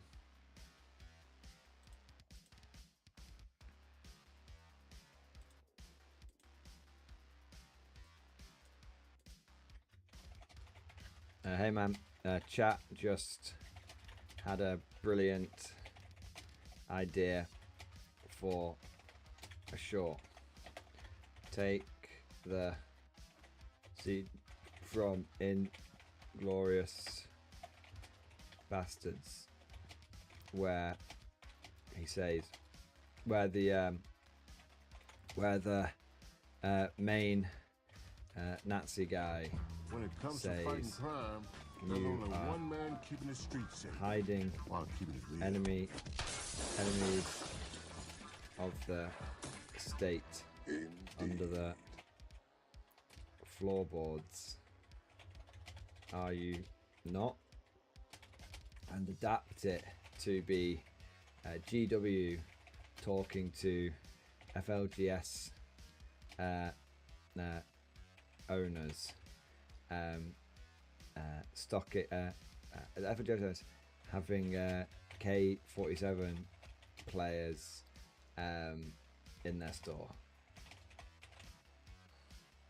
Yeah. There we go. There we are. Let's have a look. Let's have a look, man. All right. Where are we up to? Rex here, my boy! It's been too long, man. It's been too long. Thank you so much for the Giga Chat. Yes. Combined arms at 2K. Creed, Castellan, 2 command squads, Rust Commander, with Grand Strategist, 3 Engine Seers, 2 times 10 Cadians, 6 Armor Sentinels, 6 Scout Sentinels, 1 Fob, 2 Exterminators, and 1 Cyclops. Wow. Okay, so Creed, 2 command squads. And 2 Cadian squads. I mean, I don't necessarily know why you've got 2 command squads, but... Oh, because you got Creed and a Castellan. And then 2... So you got 2 command blobs. 1 Creed, 1 Castellan command blob. Right. Get it. Yeah. Then you've got 3 engine seers for vehicles. And then you've got 12 Max Sentinels and the Rust Commander, and then 2 Exterminators. So basically 3 Lehman Russes, 12 Sentinels, 2 command blobs, 3 engine seers. Okay, so I think you could definitely cut down on the engine seers. I don't know if they're doing a huge amount for you. And I'm also not totally convinced the Exterminators are doing anything for you. I mean, if all the Scout Sentinels and Armor Sentinels have got las cannons, the Exterminators are probably like, they're nice, but they're not like, you know, essential.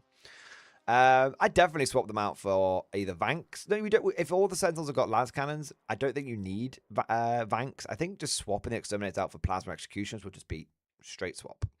I also don't think you necessarily need 3 Engine Seers because they can only put the Invulnerable Save on a model. They can't put it on the whole squadron of Sentinels. And you've got 3 tanks with 3 Engine Seers. I don't normally fucking bother.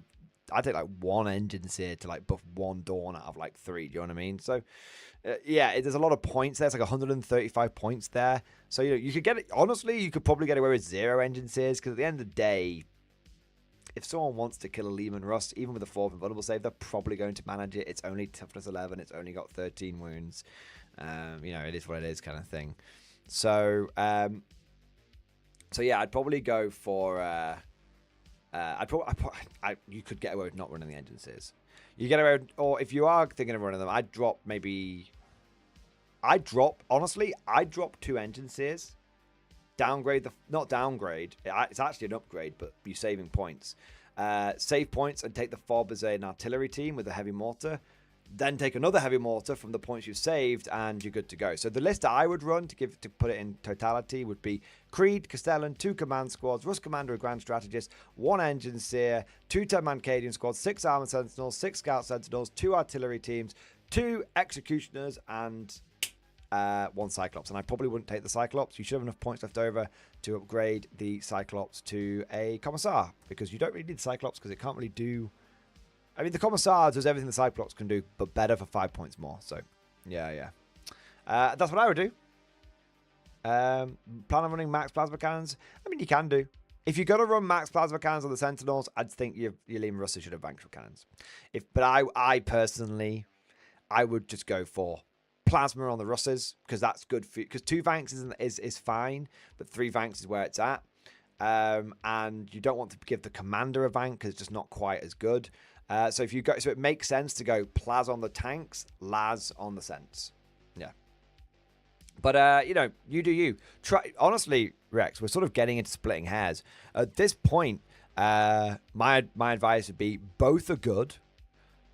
Try out Plas on Sents, Vanks on tanks, and then swap it round. Try Las on Sents, Plas on tanks, and see which way round you prefer it. I mean, when it comes to those weapons, you're buying exactly the same models, or you're using exactly the same models. You're just swapping out weapons, which is something you can do with the kits involved. So it's a zero risk. It's a zero risk playtest. Whichever way works out best, you're not fucking yourself and having to buy more stuff. So yeah. So what the tech freeze and the Cyclops of Marlborough and Gaunt's Ghost? I wouldn't do that personally.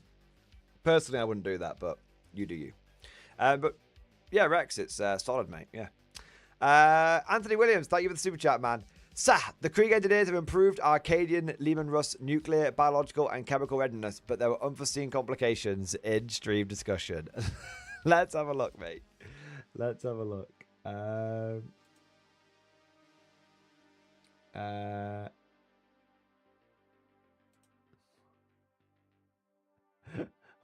Wait, what's happened? Wait, Anthony Williams. They're getting settled in a bit much. What do you... Oh, wait, is it because you put a Krieger in the top? Is it because you put a Krieger in the top of the tank? That's kind of funny, man. Yeah, that's kind of funny. I like all the accoutrement that you've added onto the vehicle, man. And I quite like the plasmatic bolt on the shoulder pad. I think that really works. Obviously, people normally go for like gold, but yeah. There's only one Yeah, man man. keeping it I think it's come out really good. while keeping it real.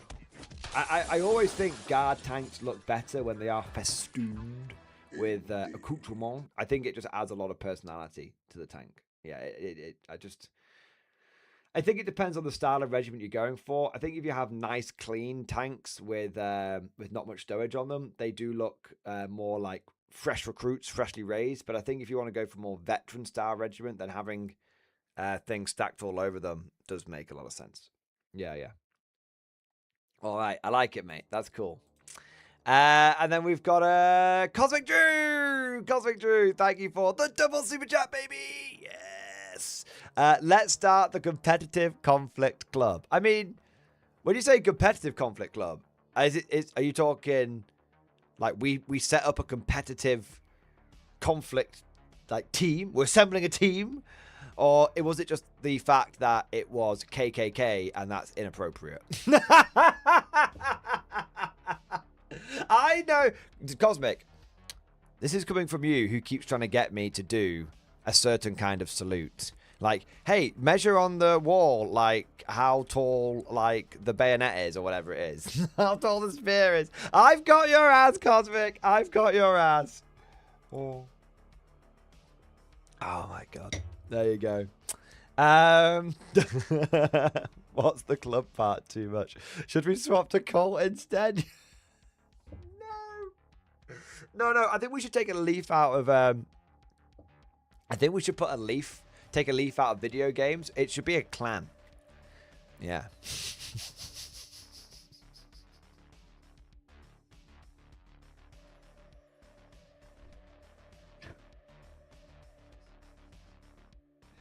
Oh, that's... Okay, yeah, that's the one that'll get me cancelled.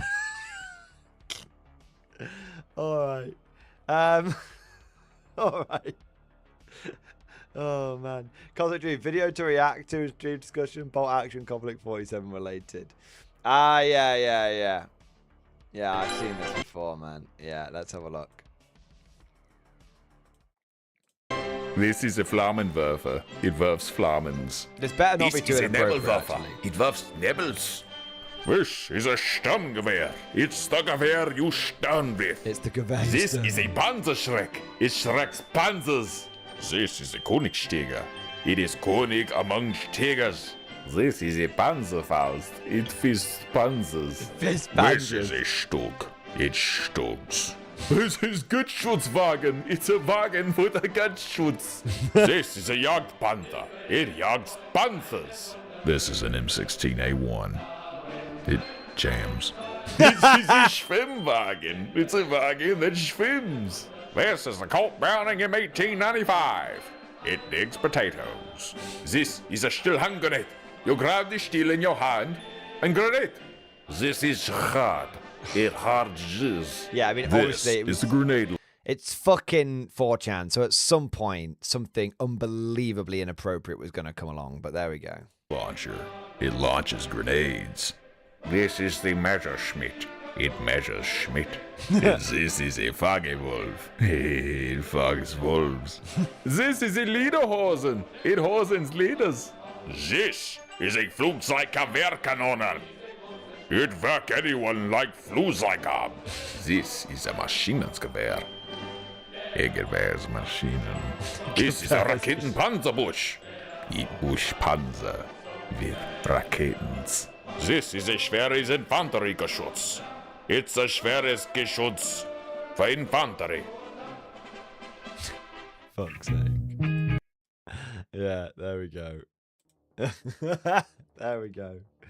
Yeah, this is the Flamen word for it. Worst Flamen is pretty good. Pretty good old meme. Yeah, yeah. Oh my god. There you go. Oh man.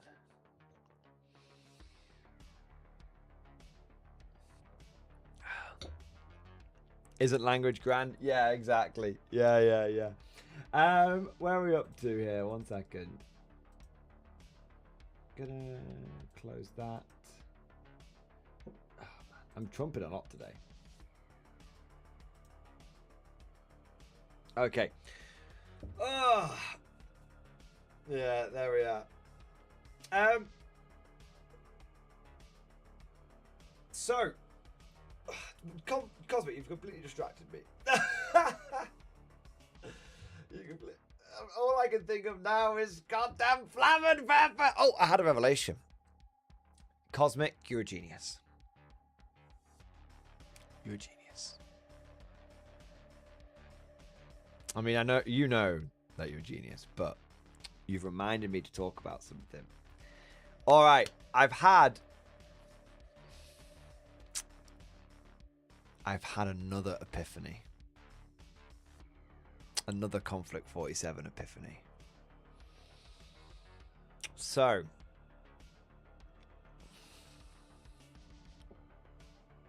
there's a lot of people at the moment which are a little worried about basic infantry in Conflict 47. Now, don't worry. I know I already covered this yesterday, but I've unlocked another layer. I've unlocked another layer. Flamethrowers. So, everyone's basic infantry squads can take flamethrowers. So you take a, like if we look at conflict, let's look at the, let's look at conflict. Let's just check that everyone can do it. So the reason why I mention flamethrowers is because I think they're actually, like, everyone's worried about, oh my god, what are my, like, basic dudes going to do against something like Shrekwolf, and they're just going to die. And I think the answer is flamethrowers. But let me just check. Yes.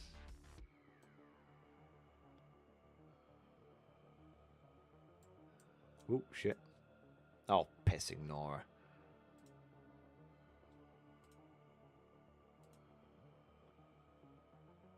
Yes.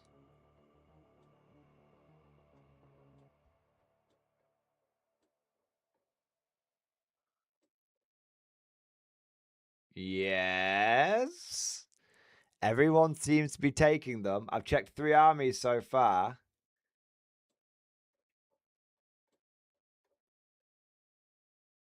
Yes. 4 armies.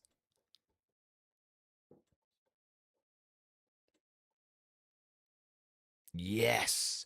And everyone, 6 man, 6 man, 7 man for the Japanese, 5 man for the Soviets, 6 man for the Americans.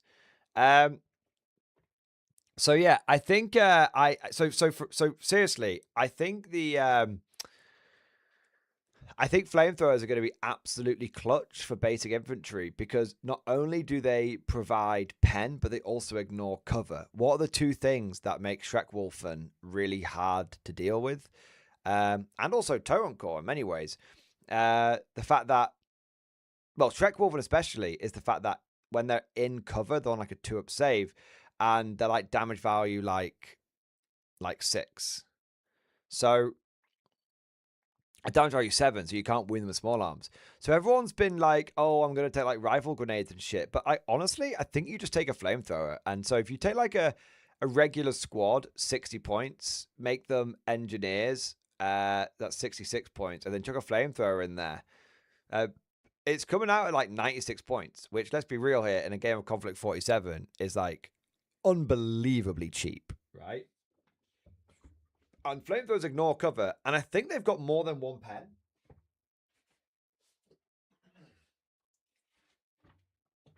Yes, Pen 15, Jimmy Squid, of course.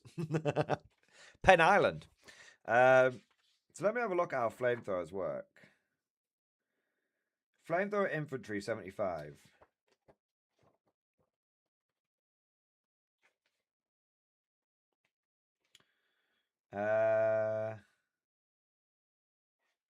Pen plus 2. It's pen plus 2. Now we need to find the flamethrower things here. Hits from flamethrowers allow no cover save. This makes flamethrowers especially effective against troops in bunkers or behind cover, as well as troops on a down order, which is not a good defense against flaming liquids being sprayed over the area. When shooting a flamethrower, roll a single die to hit as normal, but if you score a hit, it is multiplied into d6 hits, or d6 plus 1 hits in the case of vehicle-mounted flamethrower. Flamethrowers always at the top armor of vehicles. This represents the tendency of burning liquid to seep through hatches and other openings. Also, flamethrowers don't rely on kinetic energy to penetrate the target's armor, so their pen is not modified at range. Any unit hit by a flamethrower takes 1 pin marker because it's been hit, and a further d3 pin markers to account for the unbridled terror unleashed upon it, for a total of d3 plus 1 pin markers. Any unit firing a flamethrower, whether infantry or vehicle, also receives 1 pin marker whether they hit or miss. This represents the danger and confusion these weapons inflict on the operators themselves. You don't really care on a basic infantry squad. A unit hit by a flamethrower must make a morale check. You don't care about that. After an infantry model fires a flamethrower and a 1 or a 2, the flamethrowers run out of fuel. But again, you don't really care about this because it's a bit of a like one-shot pop kind of thing. After shooting a vehicle-mounted flamethrower, roll a d6. Yeah. When rolling on the damage effect chart, head against a vehicle equipped with flamethrowers, add +1 to the modifier to the roll. This represents the increased risk of the vehicle carrying around so much volatile fuel from the flamethrower. So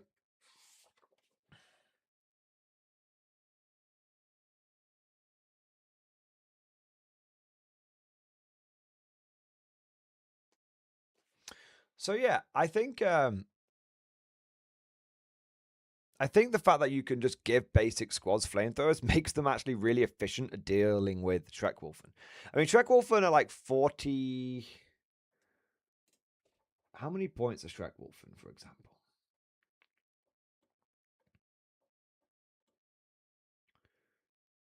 They're 43 points. So for exactly the cost of 2 Schreckwolfen, you can have a basic squad with a flamethrower. So and someone is taking a big squad of 6, you could take 3 squads of these of infantry with flamethrowers. Triple flamethrower.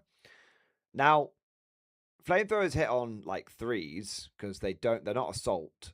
So move, but they're always in point blank. So they're going to hit on like 3. So you should get a couple of hits. On average, you're then going to get 7 hits with the flamethrower, and you're going to wound like 3 times with the flamethrowers and kill a couple of Schreckwolfen. And let me tell you, that's pretty fucking good returns in this game. That's pretty fucking good. Yeah, and I think it's really cool that you can basically like just fucking burn the Schreckwolfen to death. Yeah. And hey, that's averages. You could get fucking lucky. You know. You could get fucking lucky. So yeah, I had this thought in my head where like everyone is going around like, oh, I need to give my guys ATRDs, I need to give my guys this, that, and the other, blah blah blah blah. And I honestly just went, I was chatting with Mordy Bro earlier today, and I was like, why the fuck don't I just take a fucking flamethrower? Couple of squads of flamethrowers is actually just a really effective is a really, really cheap and effective way of just like dealing with these guys. It's entirely possible for you to basically have a night. If you get lucky, it's entirely possible for you to just wipe out a Schreckwolfen squad with a single flamethrower. So let's say there's 3 Schreckwolfen. Let's say you get lucky, get 6 hits. I mean, you could do it. even if you just killed 2 of them with 1 squad, it's like, yeah, it's a big deal. And the fact that you can not only do it, but the flamethrower is good against all targets. Like, it's not just Shrek Wolford. You know, it's going to be good against, like, guys in power armor, style trooping, all that kind of stuff. So, yeah, I'm starting to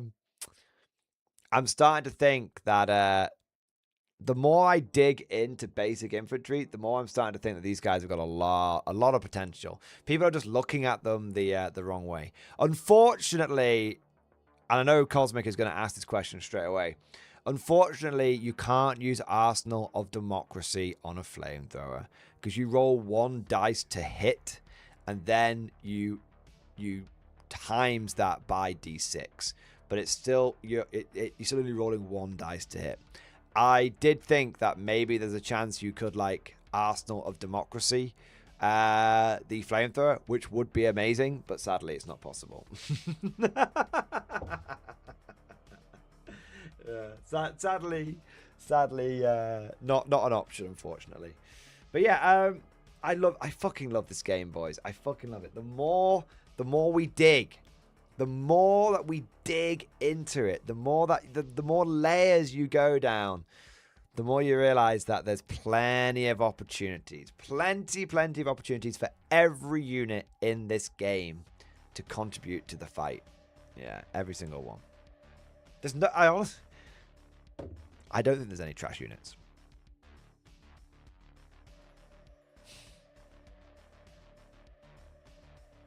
I really don't think there's any trash units. And I can't believe I'm saying, I'm pinching myself. I'm like, something's got to be shit here. There's got to be an unusably bad unit.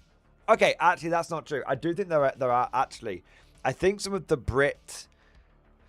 I'm saying this now, I may end up changing my mind on this, but I think some of the Brit, like, automated, like, weapons carriers are a bit weird. I'm not convinced on those, like the Hunter and stuff like that. But,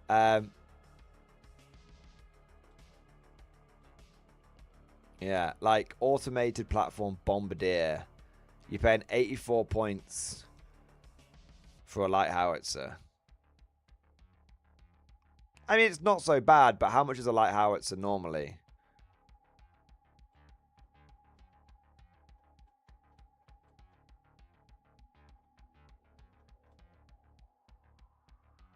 $45. So you're paying double. You're paying double the points. Now, to be fair, it is a lot tougher. And it can move and shoot. And it's fearless. So they're not. So maybe they're actually all right. Maybe they're actually all right, you know. Yeah. You know what? The more I look at them, maybe they're actually okay. What other artillery teams? We've got the Hunter. What other ones is there?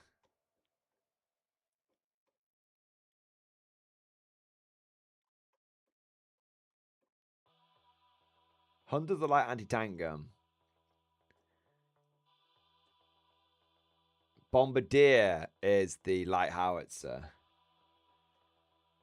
And Lancer is the triple heavy machine gun. I mean,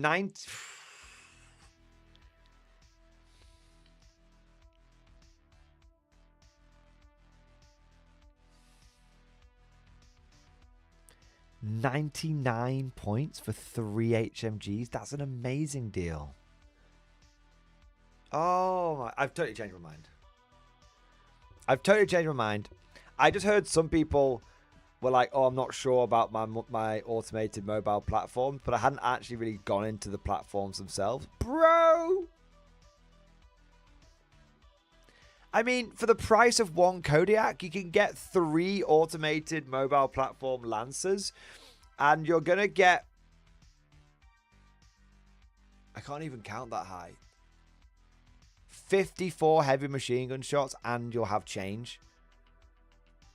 Bro! Why are people saying these are bad? Are you fucking tapped, mate? Fucking hell. Fucking hell. That's great.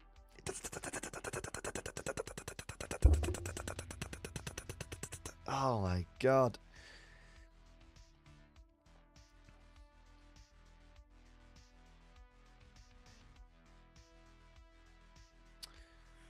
And then you've got the automated mobile platform Hunter, which now it's just a light anti-tank gun, but I wouldn't underestimate light AT. I wouldn't underestimate light AT. You know what? No one complains about the Style Trooper with the light anti-tank gun. He's great. He's considered an auto-include in his squad. I fucking love that Style Trooper model. Like having it like move forward. Like I just love the vibe. Like I was filming with my brother on Saturday, and they had this unit Style Trooper 4 strong with the AT gun guy at the front leading the squad forward. It looks so cool. It's like it looks so cool.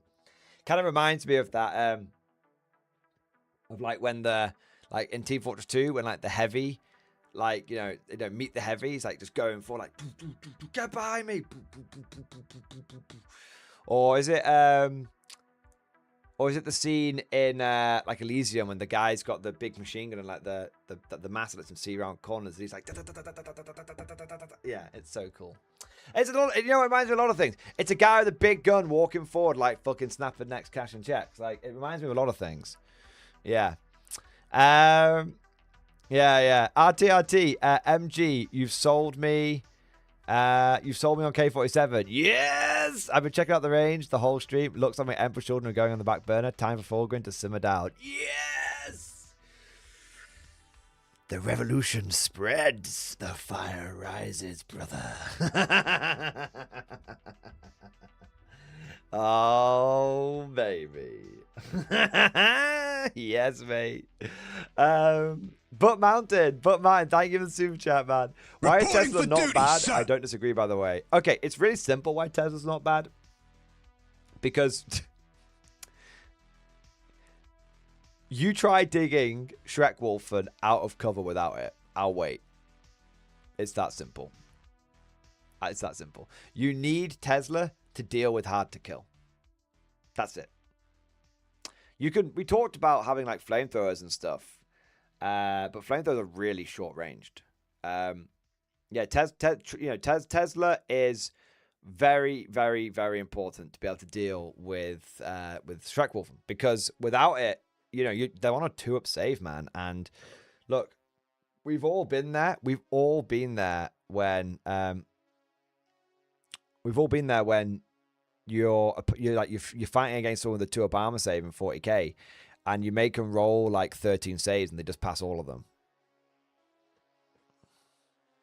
Specifically, they should have failed too, right? But they just pass all of them. Do you know how you deal with that situation? You fucking stop them having a 2-up save. And that's where Tesla comes in. So if you've got like if you're like an American, for example, and you've got like a Tesla Sherman, and you fire your surge, you know, because you're probably going to have like a surging dice. Because, you know, you're Americans, you got Tesla's gift.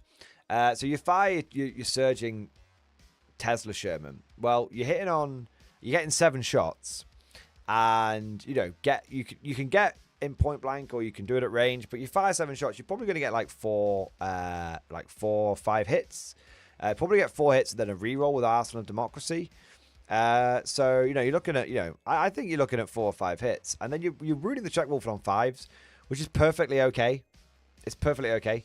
So you're gonna do like 2 or 3 wounds to the Schreckwolfen, and you're gonna kill a couple. And you know, a 6-man squad of Schreckwolfen is scary. The moment you rip 2 models out of that squad, you're like, oh, they've only got 1 wound each. That's manageable, and that's 1 unit of yours as well. That's one. That's one amongst many. You know, a couple of if you have a light Tesla cannon and it kills 1 Schreckwolfen, then great. That's good. That's good. That's great, because let me tell you, every Schreckwolfen you kill is a big deal, and I think that's why Tesla's so important, because what else are you going to use to dig out? I mean, you do have other options, don't get me wrong, but it's the longest ranged weapon that can ignore cover. And so that's why you're going to want Tesla. Yeah. So yeah, that's why that's why Tesla is not bad. A lot of people are talking about it as like an anti-tank weapon. I mean, it's kind of an anti-tank weapon. You know, it's kind of an anti-tank weapon. But for me personally, it's an anti-tough to kill weapon. And know when facing Ursus Bears and when facing Shrek Wolfen, you're going to be really glad you brought your Tesla. And you know, it's a tool to have in your toolbox. Let me tell you, there's going to be a lot of people who are going to take Tesla out of their lists, thinking it's not worth it, and they're going to play one game where they're going to be like, I fucking wish I had Tesla. And that's it. I've had that experience very recently. Yeah. Yeah. So, yeah, that's why Tesla is important. It's why Tesla's important. It's why you want the T34 like ZP as well. Yeah. Do you know what I think the best Tesla platform is? Everyone poo-pooed the shit out of this. But I think the best Tesla platform is the Tesla Artillery. Just set it up and it's just cheap, man. I mean, how much is a Tesla Artillery fucking gun? It's not going to be that high. 125 points, man. For the price of one Tesla Sherman, you can get 2 Tesla artillery pieces, and I'd take that deal. I'd take that deal, especially on the Americans.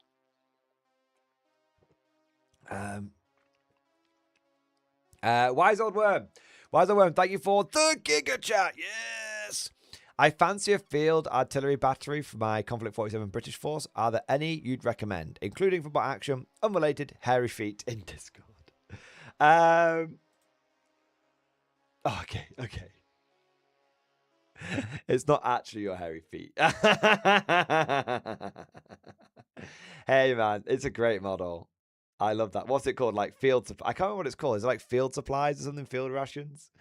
Yeah, I love that. Really, really cool model, and I love the urban camo you've done on them. Ratlings are just fun little guys. They're just fun little guys. Yeah, man, so cool. Oh man, yeah, I think you've done a good job with those, mate. I think you've done a really good job with that model, man. That's cool. Right, let me give you some recommendations for British artillery. It's pretty straightforward, actually. So, yeah, honestly, truth be told, that's something I keep finding with Conflict 47 and with bolt action is you can make anything work. Really, you can. There's really not. There's not really trash units in the game. There just isn't. It's just not the way it's designed. But there are obviously ones that people prefer. One thing that's worth remembering is artillery in bolt action and Conflict 47 can be fired in 2 different ways. You can fire a direct shot, or you can fire an indirect shot. And indirect shots have a minimum range, and especially the bigger the gun, the bigger the minimum range. So you might want to. So I tend to prefer things like light artillery because their indirect fire minimum. Their direct fire has no minimum range, by the way, but their indirect fire minimum range tends to be a bit more forgiving. And the reason why you want to fire indirect is because it ignores cover. If you fire direct, you're more likely to hit, but you don't ignore the enemy cover.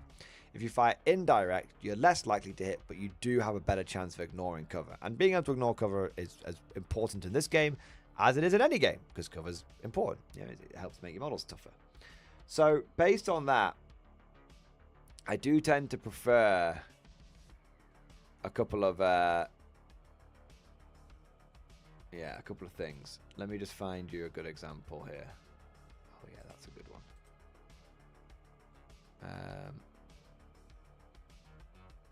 I think I'm just gonna. Oh, 1 minute.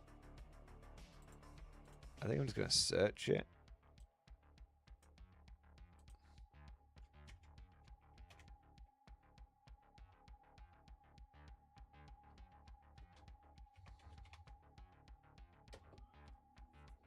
Here you go. So,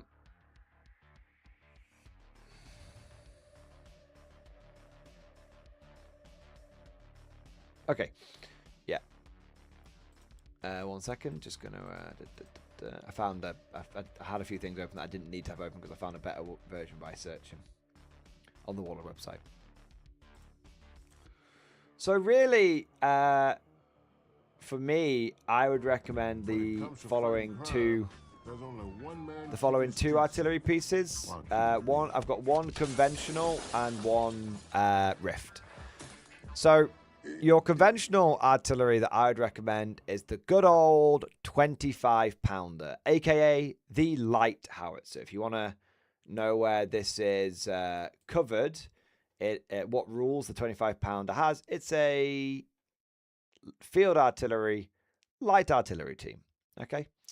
Now, the 25 pounder. Oh, let me just check something here. Okay. Yeah. So the 25 pounder is just your quintessential light artillery piece, and you get a couple of different options for it. So you can buy it in different uniforms. Essentially, these uniforms don't actually make a difference. They're just aesthetic choices. You have a couple of different options. So you can buy the 25 pounder on its own, or you can buy the 25 pounder with a jeep, with a buggy, artillery tractor. The reason why the artillery tractor exists is because it allows you to move the artillery piece around. Field artillery like this can't move unless it gets limbered up and towed. But typically, you don't. You deploy it where it's going to be the game because it's an artillery piece, right? I think it can move, but just not very far. Let me just double check. Oh yeah, no, it can move, just not very far. So it can move 6 inches, but not shoot. So yeah, if you want it to like move really quickly, like potentially up to 24 inches in one turn, you use the little buggy thing. Now you've got a couple of different options here, and like I said, they're just aesthetic choices. So really, it's up to you what you go for. So you've got a 25 pounder here. This is in the normal standard British uniform. You've then got the 25 pounder in the winter uniform. It's not a huge difference. It's just the crew are a bit different. And then you've got the 8th Army 25 pounder, but this one only comes with the quad unless you buy it as part of the 8th Army Starter Army. But it's important to note that the Australian 25 pounder here is like a £5 cheaper, more than £8.50 cheaper, £8.50 cheaper, and has exactly the same rules. The reason it's cheaper is because it doesn't come with this little box thing. This this wheeled box thing. Yeah, that box thing is a purely aesthetic choice and has no in-game function. So if you're like, I'll just buy the one that's cheaper, that's fine. You're not fucking yourself. It's just an aesthetic difference. Now, what's important to note is it's not just the 25 pounder that you can go for. There's also, I believe it's the pack howitzer. It might have a different name. Let me find it for you. Great Britain. Let's go British Airborne. I'll have a good example of it.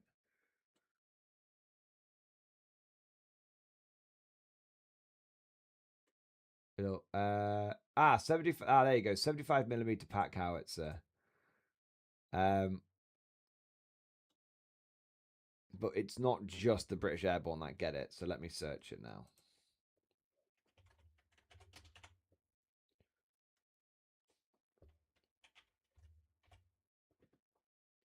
There we go.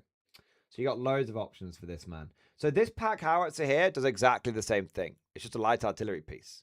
So you can go for like whatever aesthetic you want. You know, you've got British Airborne pack howitzer, Australia, if you go for British, you've got American versions as well. It's the same gun. Australian 75mm pack howitzer, Polish airborne 75mm pack howitzer. Fuck it. I mean, do you want the fucking Korean War Chinese 75mm pack howitzer? Just a light artillery piece, man. So yeah, basically, whichever one of those you prefer. It's just aesthetic differences. It's a light howitzer. It's the way Warlord does things is they make generic unit entries and then provide a variety of model options. So that way it helps balance the game, but allow you to get the flavor of model that you want. So long story short, either the 25-pounder or the pack howitzer, both of those will come under light artillery, and those are the and light artillery I find to be the most useful artillery. Now, the other option that I would recommend is the Tesla artillery, Tesla AT gun, British Army crew. So this isn't really artillery. I mean, let me just close a few tabs here. I can show you.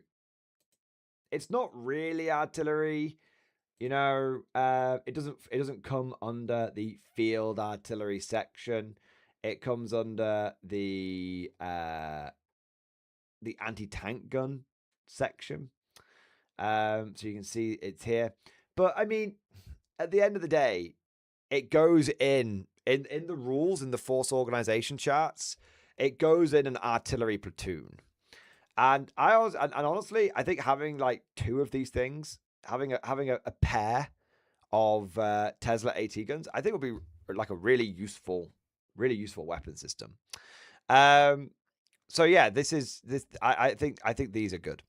Again, they're good because they've got the ability to ignore cover on a direct fire shot using the Tesla rules. So if I was to recommend a couple of different artillery options for you, it would either be the Tesla AT gun or the light howitzer, whichever version of the light howitzer you prefer. Yeah. So there you go. All right. I hope that covers a few different bases. Wise Old Woman gives you a few things to think about. Santa Thematic, thank you for the super chat, man. My first 1,500 points list in stream discussion. All right, let's have a look. It's happening. Let's have a look. 8 order dice and 8 rift dice. Okay. We've got an assault platoon with a Stahltruppen officer, 3-man squad. And you've got the 3 STG-44Zs. And you've taken a point of guts. Okay. Yeah, okay, I like that. I can get behind that. Only thing I would consider is the light AT gun. It's expensive. And I'm pretty certain you can take it on an officer. I'll just check before I talk out my ass, right? I don't want to give you bad advice or incorrect advice. Yeah, so it is 35 points. I'd either take the light AT gun or the Panzerfaust, but I do think it's important to have a bit of AT in there. Yeah. I mean, I would almost go down to a 2-man squad, 1 officer and 1 guy with an AT gun, because I think the light AT gun is just really useful. The Folsham Jaeger Falcon squad, yes, 8 blokes with assault rifles. Replace Stubborn with Fanatics. Yes, love that. No changes. No changes. Great unit. Yeah, great unit. Startrooper squad, 5-man strong. Light AT, 5 Panzerfausts, 2 light machine guns, 2 STG 44s. Yeah, good. Strong. Nothing wrong with that whatsoever. Little expensive. You could probably get away with dropping 1 guy out of it if you need to find the points. But not necessary in any way, shape, or form. Totem Core, 8-man squad. No questions about that. Very good. All good. Totem Core are great. 8-man squad. I like 8-man squads for Totem Core. Nactal Ben squad, and you have gone for the MP40s with the Pen +1. Yep. Definitely like that. I think that's a smart choice. I think getting pen on their guns is very valuable. Very, very valuable. And they are assault, and they are fanatics, and they're fast. Yeah, I really like that. 130 points for 10 pen one-shots on fast. Yeah. Yeah, I can see that for sure. Panzer IV is the Walker version. Yep, okay. Turret mounted Vervel projector makes a lot of sense. You can make that guy, and he's veteran, so you can make him the surging dice at the beginning of the game. Double Vogel spinner, with is it double Vogel spinner? Yeah. And then you've gone for the twin light automatic cannons on one, and the machine infantry on the other. So considering that you get all the different turret options, trying out a couple. You by the way, so just to make this clear, what I'm talking about, when you build your Vogel spinner, you get 2 spare turrets with it that allow you to build the light AT coax auto cannon and the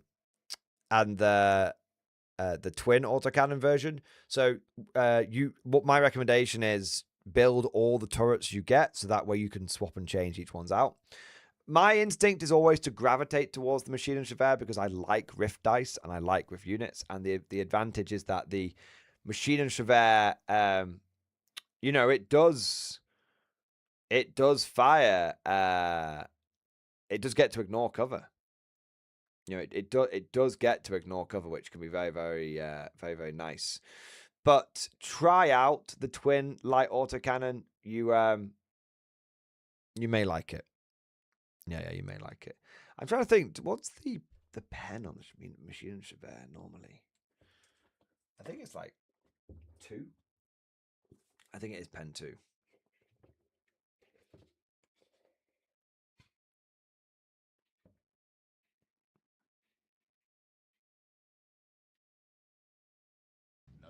Yeah.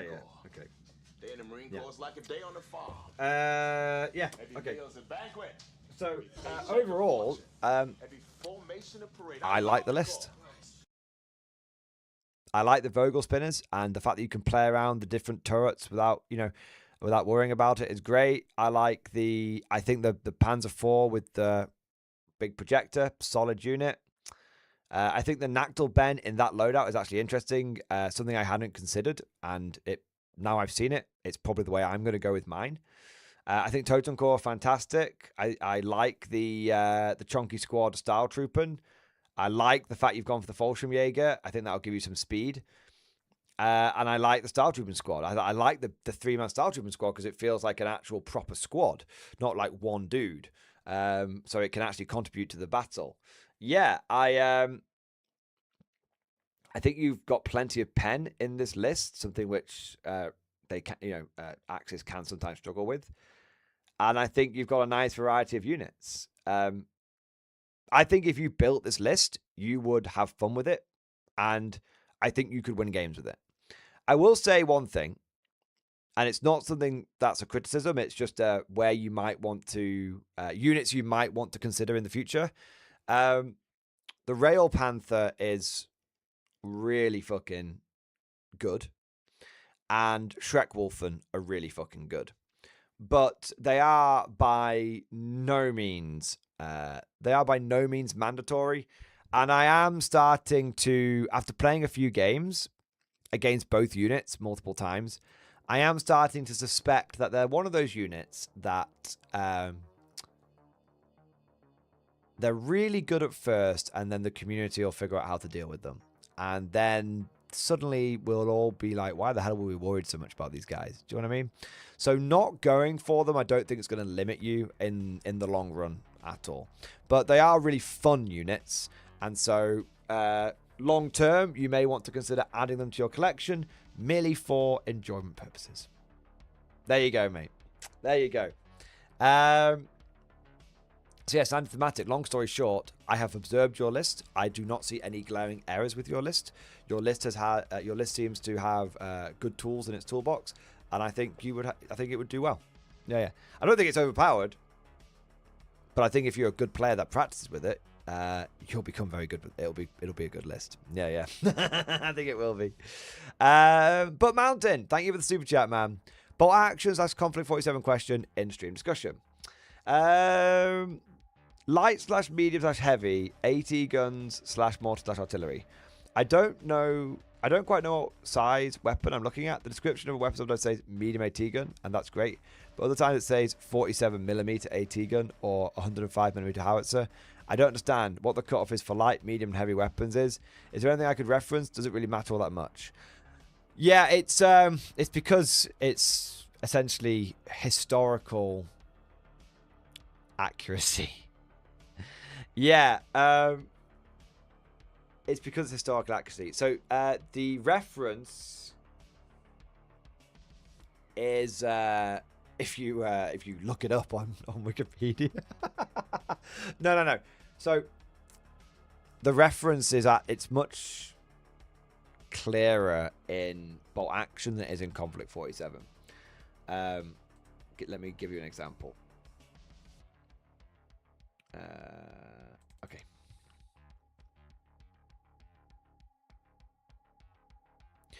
I guess the really what you probably want to do is just ask, and then people will ask and you shall receive kind of thing. But a great way of I think finding out is actually bolt action.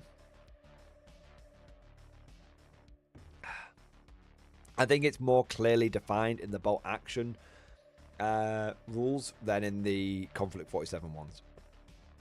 And so if you reference the bolt action rules, it'll allow you to find out. But give me a second and I can show you what I mean. All right. It's just loading up. Nice, anti-thematic. Nice. Yeah, I did the same thing. I haven't built 2 yet, but I built all my turrets. Yeah. That's up. My computer is is being a bit slow today. Okay, here we go.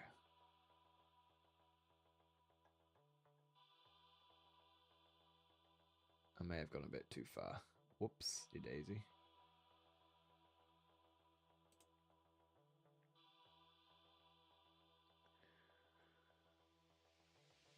Oh, now I've gone too far back. It's shit in the bed. Just elevator music whilst I try to load up the rules. Okay, yeah, here we go.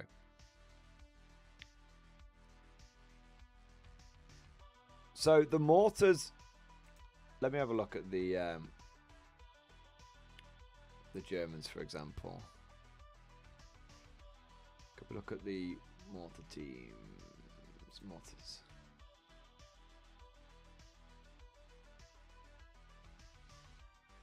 Oh yeah.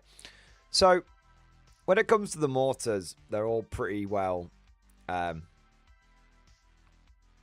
says what it says. It does what's in the tin. So it says heavy mortar team, medium mortar team, medium mortar team, medium mortar team, medium mortar team, medium mortar team, that kind of stuff. So the mortars, it will say whether it's a light, medium, or heavy mortar team. Okay, I guess it's more with the like artillery, for example. So the way so I've got the bolt action Armies of Germany book here, and it's clearer in. I think it's clear in here. I might be wrong actually though.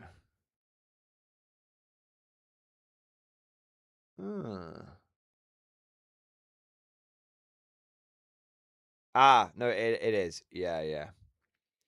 So it's clearer in here.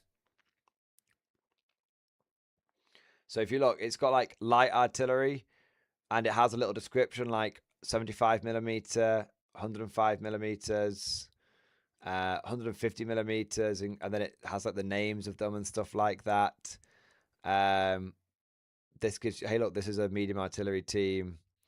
And then it's also got like 75mm LG40. That's a light howitzer. 105mm LG40/1. That's a medium howitzer.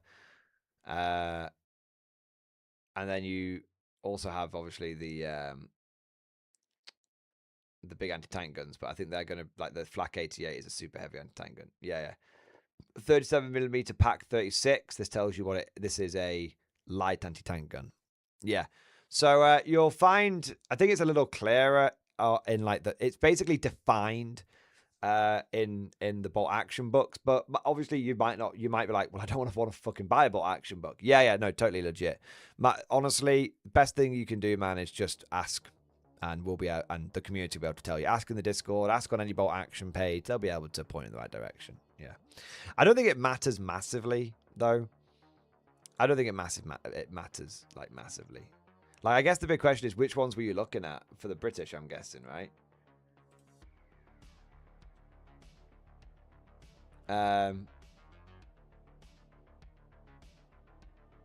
Let's have a look.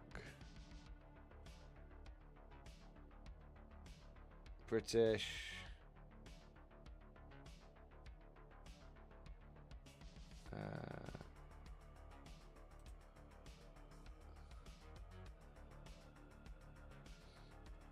I think it's pretty clear for most of the... okay, I see. Yeah. So you're wondering about, like, what is the 5.5-inch howitzer? What is the 2-pounder anti-tank gun? What's the 17-pounder anti-tank gun? So my understanding is that it says like, oh yeah, so that's the medium artillery. So 5.5 inches medium artillery. 17-pounder is a super heavy anti-tank gun. 2-pounder is a light anti-tank gun. 6-pounder is a medium anti-tank gun. 25-pounder is your light artillery. Yeah, 6-pounder AT, 75. Yeah, I think that's it, basically. Yeah.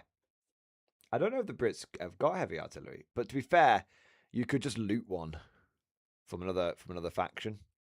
Yeah. So yeah, butt mounted. I know it's a bit of a dumb question, but I'm more ancient and medieval historian, so not much World War II lol. Dude, it's fine, man. It's not a silly question even slightly. We all had to start somewhere, and everyone had to start somewhere. And the way I learned about this stuff is by asking questions and people telling me. Like, I was like, what should I get for my Brits and artillery? And people were like, you should get the 25-pounder. And I went, okay. Yeah.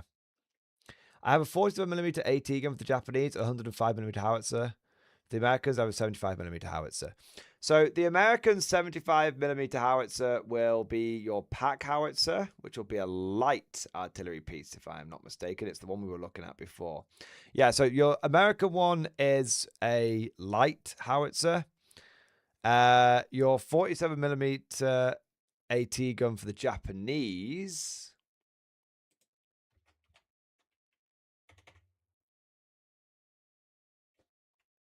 is a medium anti-tank gun. Yeah, I think Case 9, I think it's a medium. Because look, it's the one that I'm 90% certain it's this one, and that's the medium AT gun for the Japanese. So that's the medium AT gun. And the 105mm howitzer, I'm pretty certain that's also strangely medium. Yeah, it's medium. Yeah. Is it the Japanese one? Yeah, it's medium. So yeah, the Japanese are kind of weird. This is a medium howitzer, and then they have another gun which is actually smaller, which is the heavy howitzer. Something stupid. Yeah. So 47mm AT gun for the Japanese is a medium anti-tank gun. 75mm howitzer is a medium howitzer for the Japanese. For the Americans, 75mm howitzer is your light howitzer. And then you've got a 57mm anti-tank gun. I'm pretty certain that is the medium. Yeah, it is. Okay, so you have got one light howitzer and one medium anti-tank gun for your Americans, and you've got two medium, one AT, one howitzer for your Japanese. There you go. Yeah. There you go. So I hope that helps, mate. I hope that points in the right direction. It's one of those things. I think it's yeah, it's what it's so for me, I love this kind of stuff. Like, I think there's a lot of hand holding in and this is not me being elitist or snobbish and turning my nose up for anything, but I think there is a lot of hand holding that goes on with some war games. And I kind of like that you don't have that with conflict and bolt action. I kind of like that it's not like it's opaque. It's not like you can't find the answers, but there is a slight element of, you know, do your fucking homework, nerd. You know what I mean? You know, do your homework. Ask someone. Talk to people in the community. It almost like it encourages a little bit of I don't know. It's I like it. It's a bit intangible. And some people might think I'm crazy, and some people might see it as a negative and a downside, and blah blah blah blah blah blah. But hey, you know, I'm just gonna put it this way. I'd rather there's a little bit more onus on the player than me having the company dictate everything to me. You know, we've seen where that goes. Chicken Detonator. The Japanese 75mm is a light howitzer. The 105 is the medium. Back in second edition, the Japanese had two different light howitzers. The 70mm and the 75mm. The 70mm had the special rule giving it the 1-inch template. Ah, yes. What you mean is the Chode gun. Man to die! Yes, the Chode gun, I believe. My favorite artillery piece. Yeah, this is my favorite artillery piece in all of bolt action, and I just love it. It is called, officially its designation is the Japanese Type 92 70mm infantry gun. Amongst myself and my other immature gaming friends, it is the Chode gun. For it is wider than it is long.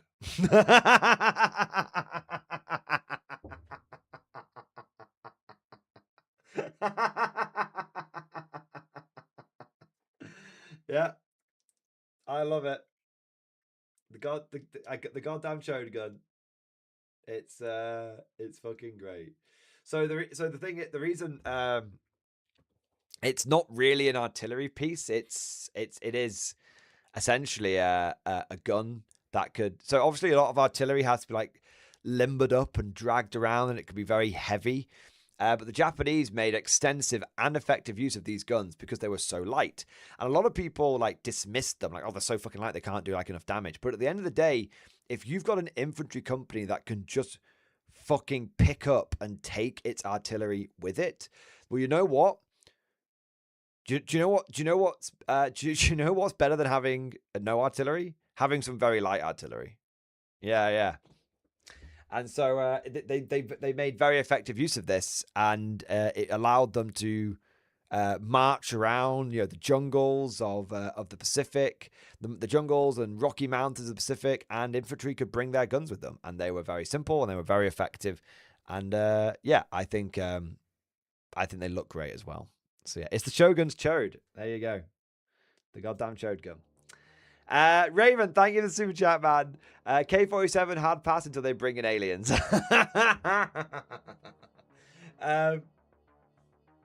I think if you wanted, look, mate, like seriously, if you wanted an army of aliens, it would be entirely possible for you to kit bash an army of aliens and to have it well represented in the game. All right, like there's fucking power armor, you know, spacesuits, and there's fucking like crazy monsters and shit. You know, those monsters really represent some mental like alien things, you know. So yeah, I think, I think there is an element of, you know, the rules are there, and counts as is counts as, and kit bashing is not only accepted in Conflict 47, as it is in many games, but it's very, very, very encouraged. Look, this is our game. Not to get all like, you know, works of the world unite, you know, the only thing you have fear to lose is your chains and all that kind of shit. But like, truly, this is our game. It's going to be very, very community-led. It's going to be community-led, and that's what's going to make it successful. Because the hype is going to be organic, and the people that play the game are going to feel personally invested in the game. And so if you want to make an arm, Raven, I'm dead serious. If you turned up to a game against me with an entirely custom or 3D printed fucking, 1950s aliens with fucking ray guns army, I would love it. I would be like, yes. And where do they come from? From the fucking Rift, obviously. Yes. So, the rules are there, man. You've got the... Dude, the rules are there. You've got the army idea. What's stopping you? What's stopping you? Yeah. There you are. I want to say a big thank you next. Can we get a big fucking bunker busting thank you to the man, the myth, the legend. It's Ishmael Thompson! Ishmael Thompson, thank you so much for the double Beyblade, baby! Yeah, buddy. Yeah, buddy. Yeah, buddy. Thank you for the very generous super chat. Thank you for absolutely smashing it, mate, for going above and beyond the Call of Duty. Fucking 07 boys, spam 07s in the chat. Come on, let's show our appreciation. Ishmael, thank you, bro, from the bottom of my heart, man. Thank you. You know the drill, Ishmael, with the tip of my toes at the end of my big rubbery nose.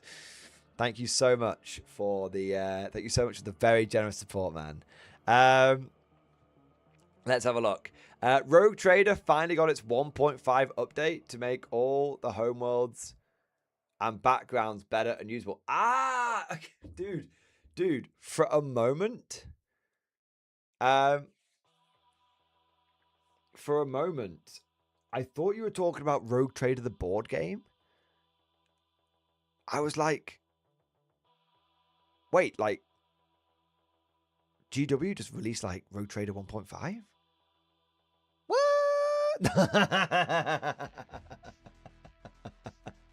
What? You're crazy, Jesus, you're crazy. But you mean the game? Yeah. The Ishmael, that would be even better if it was. Yeah. Here's a copy on me. It feels like a complete overhaul. Also, conflict. Let's go, baby. Dude, I love the Road Trader game. I actually own it, but I don't own any of the DLC for it. So I will probably use these funds that you have sent me. Head of the dynasty, to get a bunch of the DLC and stuff for it. Yeah, I really like Rogue Trader. I really enjoyed it. It's actually it was the best. Not only do I like it because I enjoy the game, but when I used to do gaming streams, it was the best, most consistently watched and supported gaming stream we ever did. People tuned in every single week like they're watching a TV show to see us do the do the next episode, and we had chat plays, and that's where the whole Nigel von Shithouse thing came from and all that stuff. So yeah, dude, it's phenomenal. It's like a whole new game now with the rework. Oh, amazing. I'm gonna have a little look.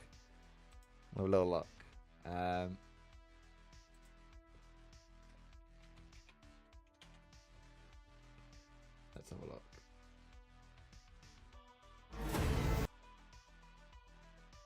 What have we got? Yeah, I've got a few. So we got the deluxe pack. Or is it Voidfarer? Oh yeah. You got like you've got Lex Imperialis, deluxe pack, appearance pack, Void Shadows, Voidfarer, the Shovel DLC. Ah, nice. That's cool. That's cool, man. Dude, thank you so much for the support. I'll definitely look into adding and to get I've already got the base game, so I'll definitely look into adding a whole bunch of the DLC, man, for sure. Ishmael, thank you, mate. You're a good lad. Appreciate the support, man. And thank you for letting me know. Yeah, I really enjoyed Rogue Trader. Maybe it's time for another community let's play. Maybe. We'll see. All right, Ishmael 07. Thank you for your support. Appreciate it. Amazing.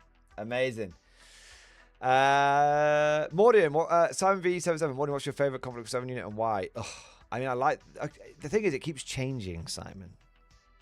It keeps changing. It was the Style Trooper. Now it might be the Fireflies. Then it was the Paragons. Right now, at this moment in time, I think it's probably the Paragons. Probably. But I guarantee you it will change. It will. I guarantee you it gonna change. It gonna change. You know, what was the last unit I used? What was the last unit I used? That one. Yeah.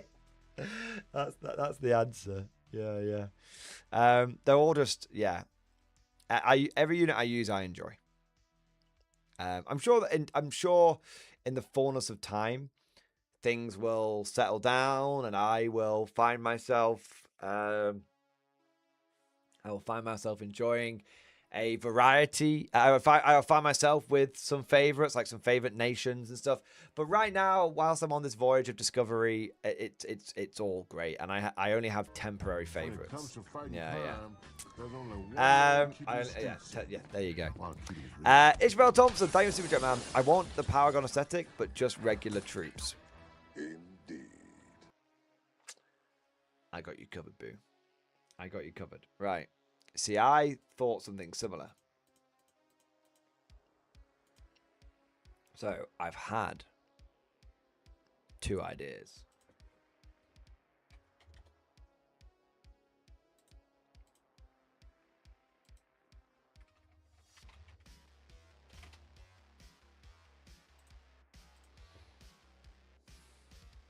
So,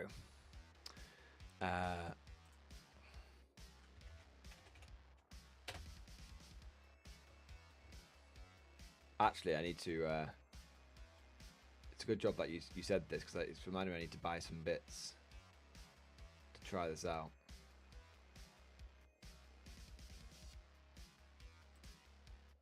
I might do it right now, actually.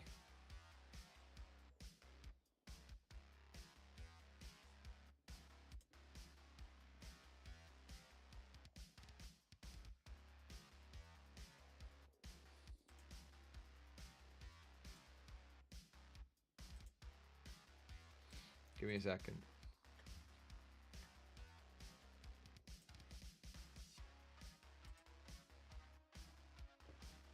Oh shit, wasn't it? Lol.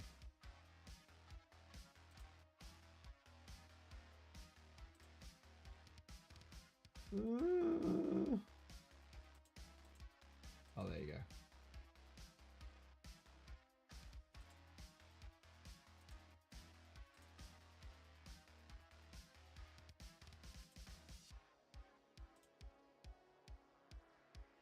Oh, 1 minute.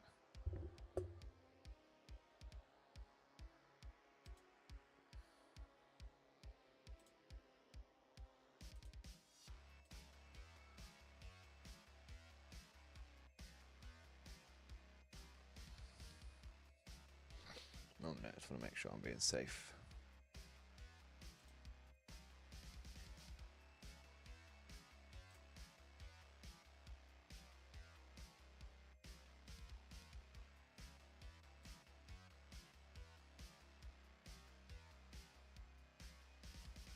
Cool.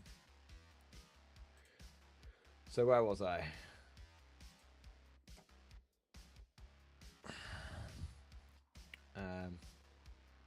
Oh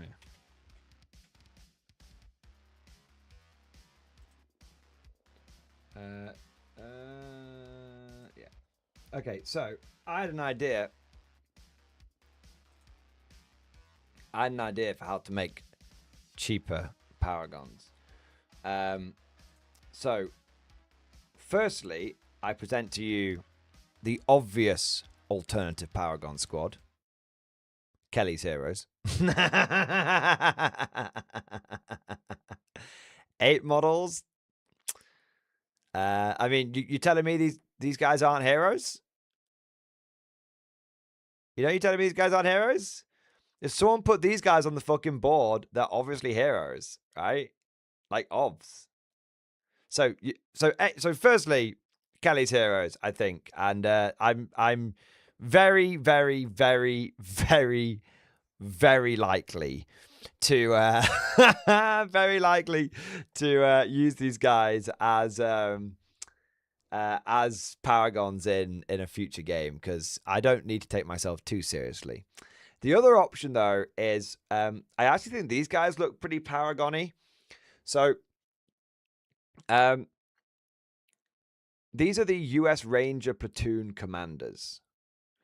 I'm not sure what it is, but I think they strike me as somewhat paragony.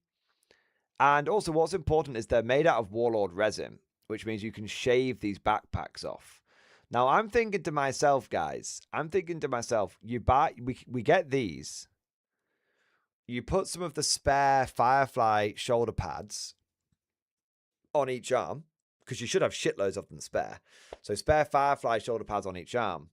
And then you shave the backpack off this guy and the backpack off this guy, which will be easy to do because it's Warlord resin. And then you drop these on the back of them. These are the Drop Trooper high-tech jetpack. Now, they're actually pretty small, if you look. They're actually pretty small, so they should fit well on the Conflict 47 scale minis. But I'm thinking, you could turn those upside down, so the pipes are facing upwards, and they would look like, power packs with little Rift Energy exhausts. And you could, put these on the back of here and get yourself like 4 paragons. That's my thinking anyway. I have actually bought the models, and I've bought the backpacks, and I'm gonna try it out and see what they look like. So yeah, and obviously there's all sorts. There's all sorts of conversions you could do here. So we've got like a couple of guys here with like knife hands and stuff, or like waving their hands and stuff. But you could easily convert this guy to have like some kind of like blade in his hand. You could convert this guy pointing. This guy waving, that's fine. This guy shooting, that's fine. And I'd probably convert this guy to just, probably convert this guy to have like a sword in his hand. Like he's like waving a sword over his head. But yeah, that's what I'd probably do. I wonder if when they redo the Paragons or add Paragon officers, you can use the platoon commanders. I reckon you're going to get Paragon officers. I've no idea. That's not a hint, by the way. I've not been told anything, but I reckon it'll happen. Yeah, so, I mean, that's my thinking of how to make Paragons, how to make extra Paragons. Yeah. I'm sure you could probably do it. I mean, we should probably look at some other options as well. I think the Marines could do quite well for Paragons too. I'm just wondering if there's anything else that sort of sticks out. Might be better to search. There's a lot of options here. Might be better to search by. Let's search by infantry.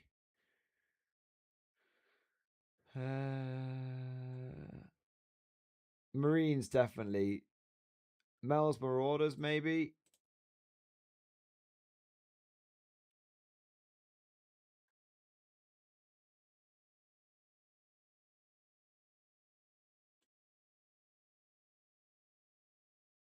Having these guys, like the captured weapons, could work. But I reckon they're made out of metal. The War Dog teams would be kind of cool.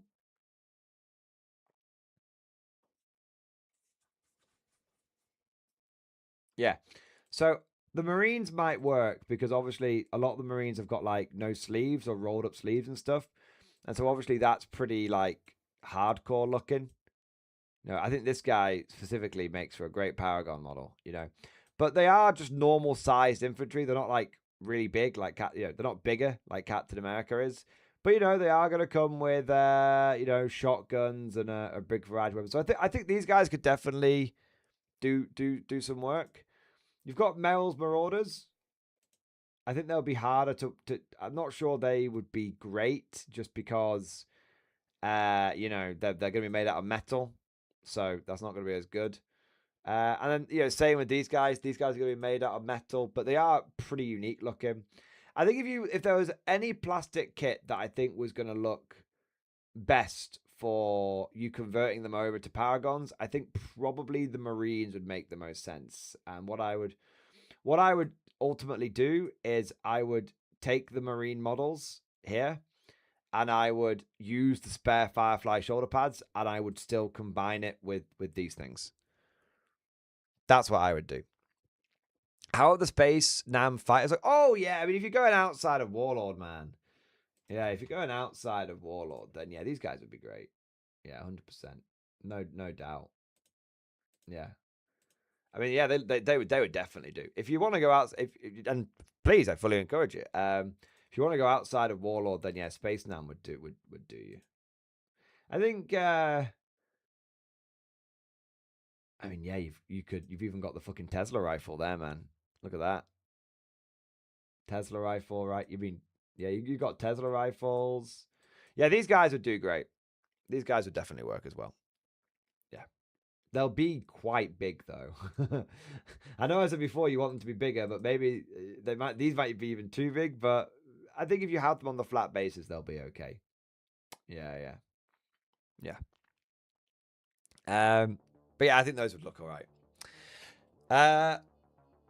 Oh, big chunky boys.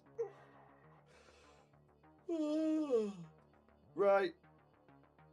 I think we're going to wrap it up there, boys. I have to be up early tomorrow for the battle report with dearest Simon.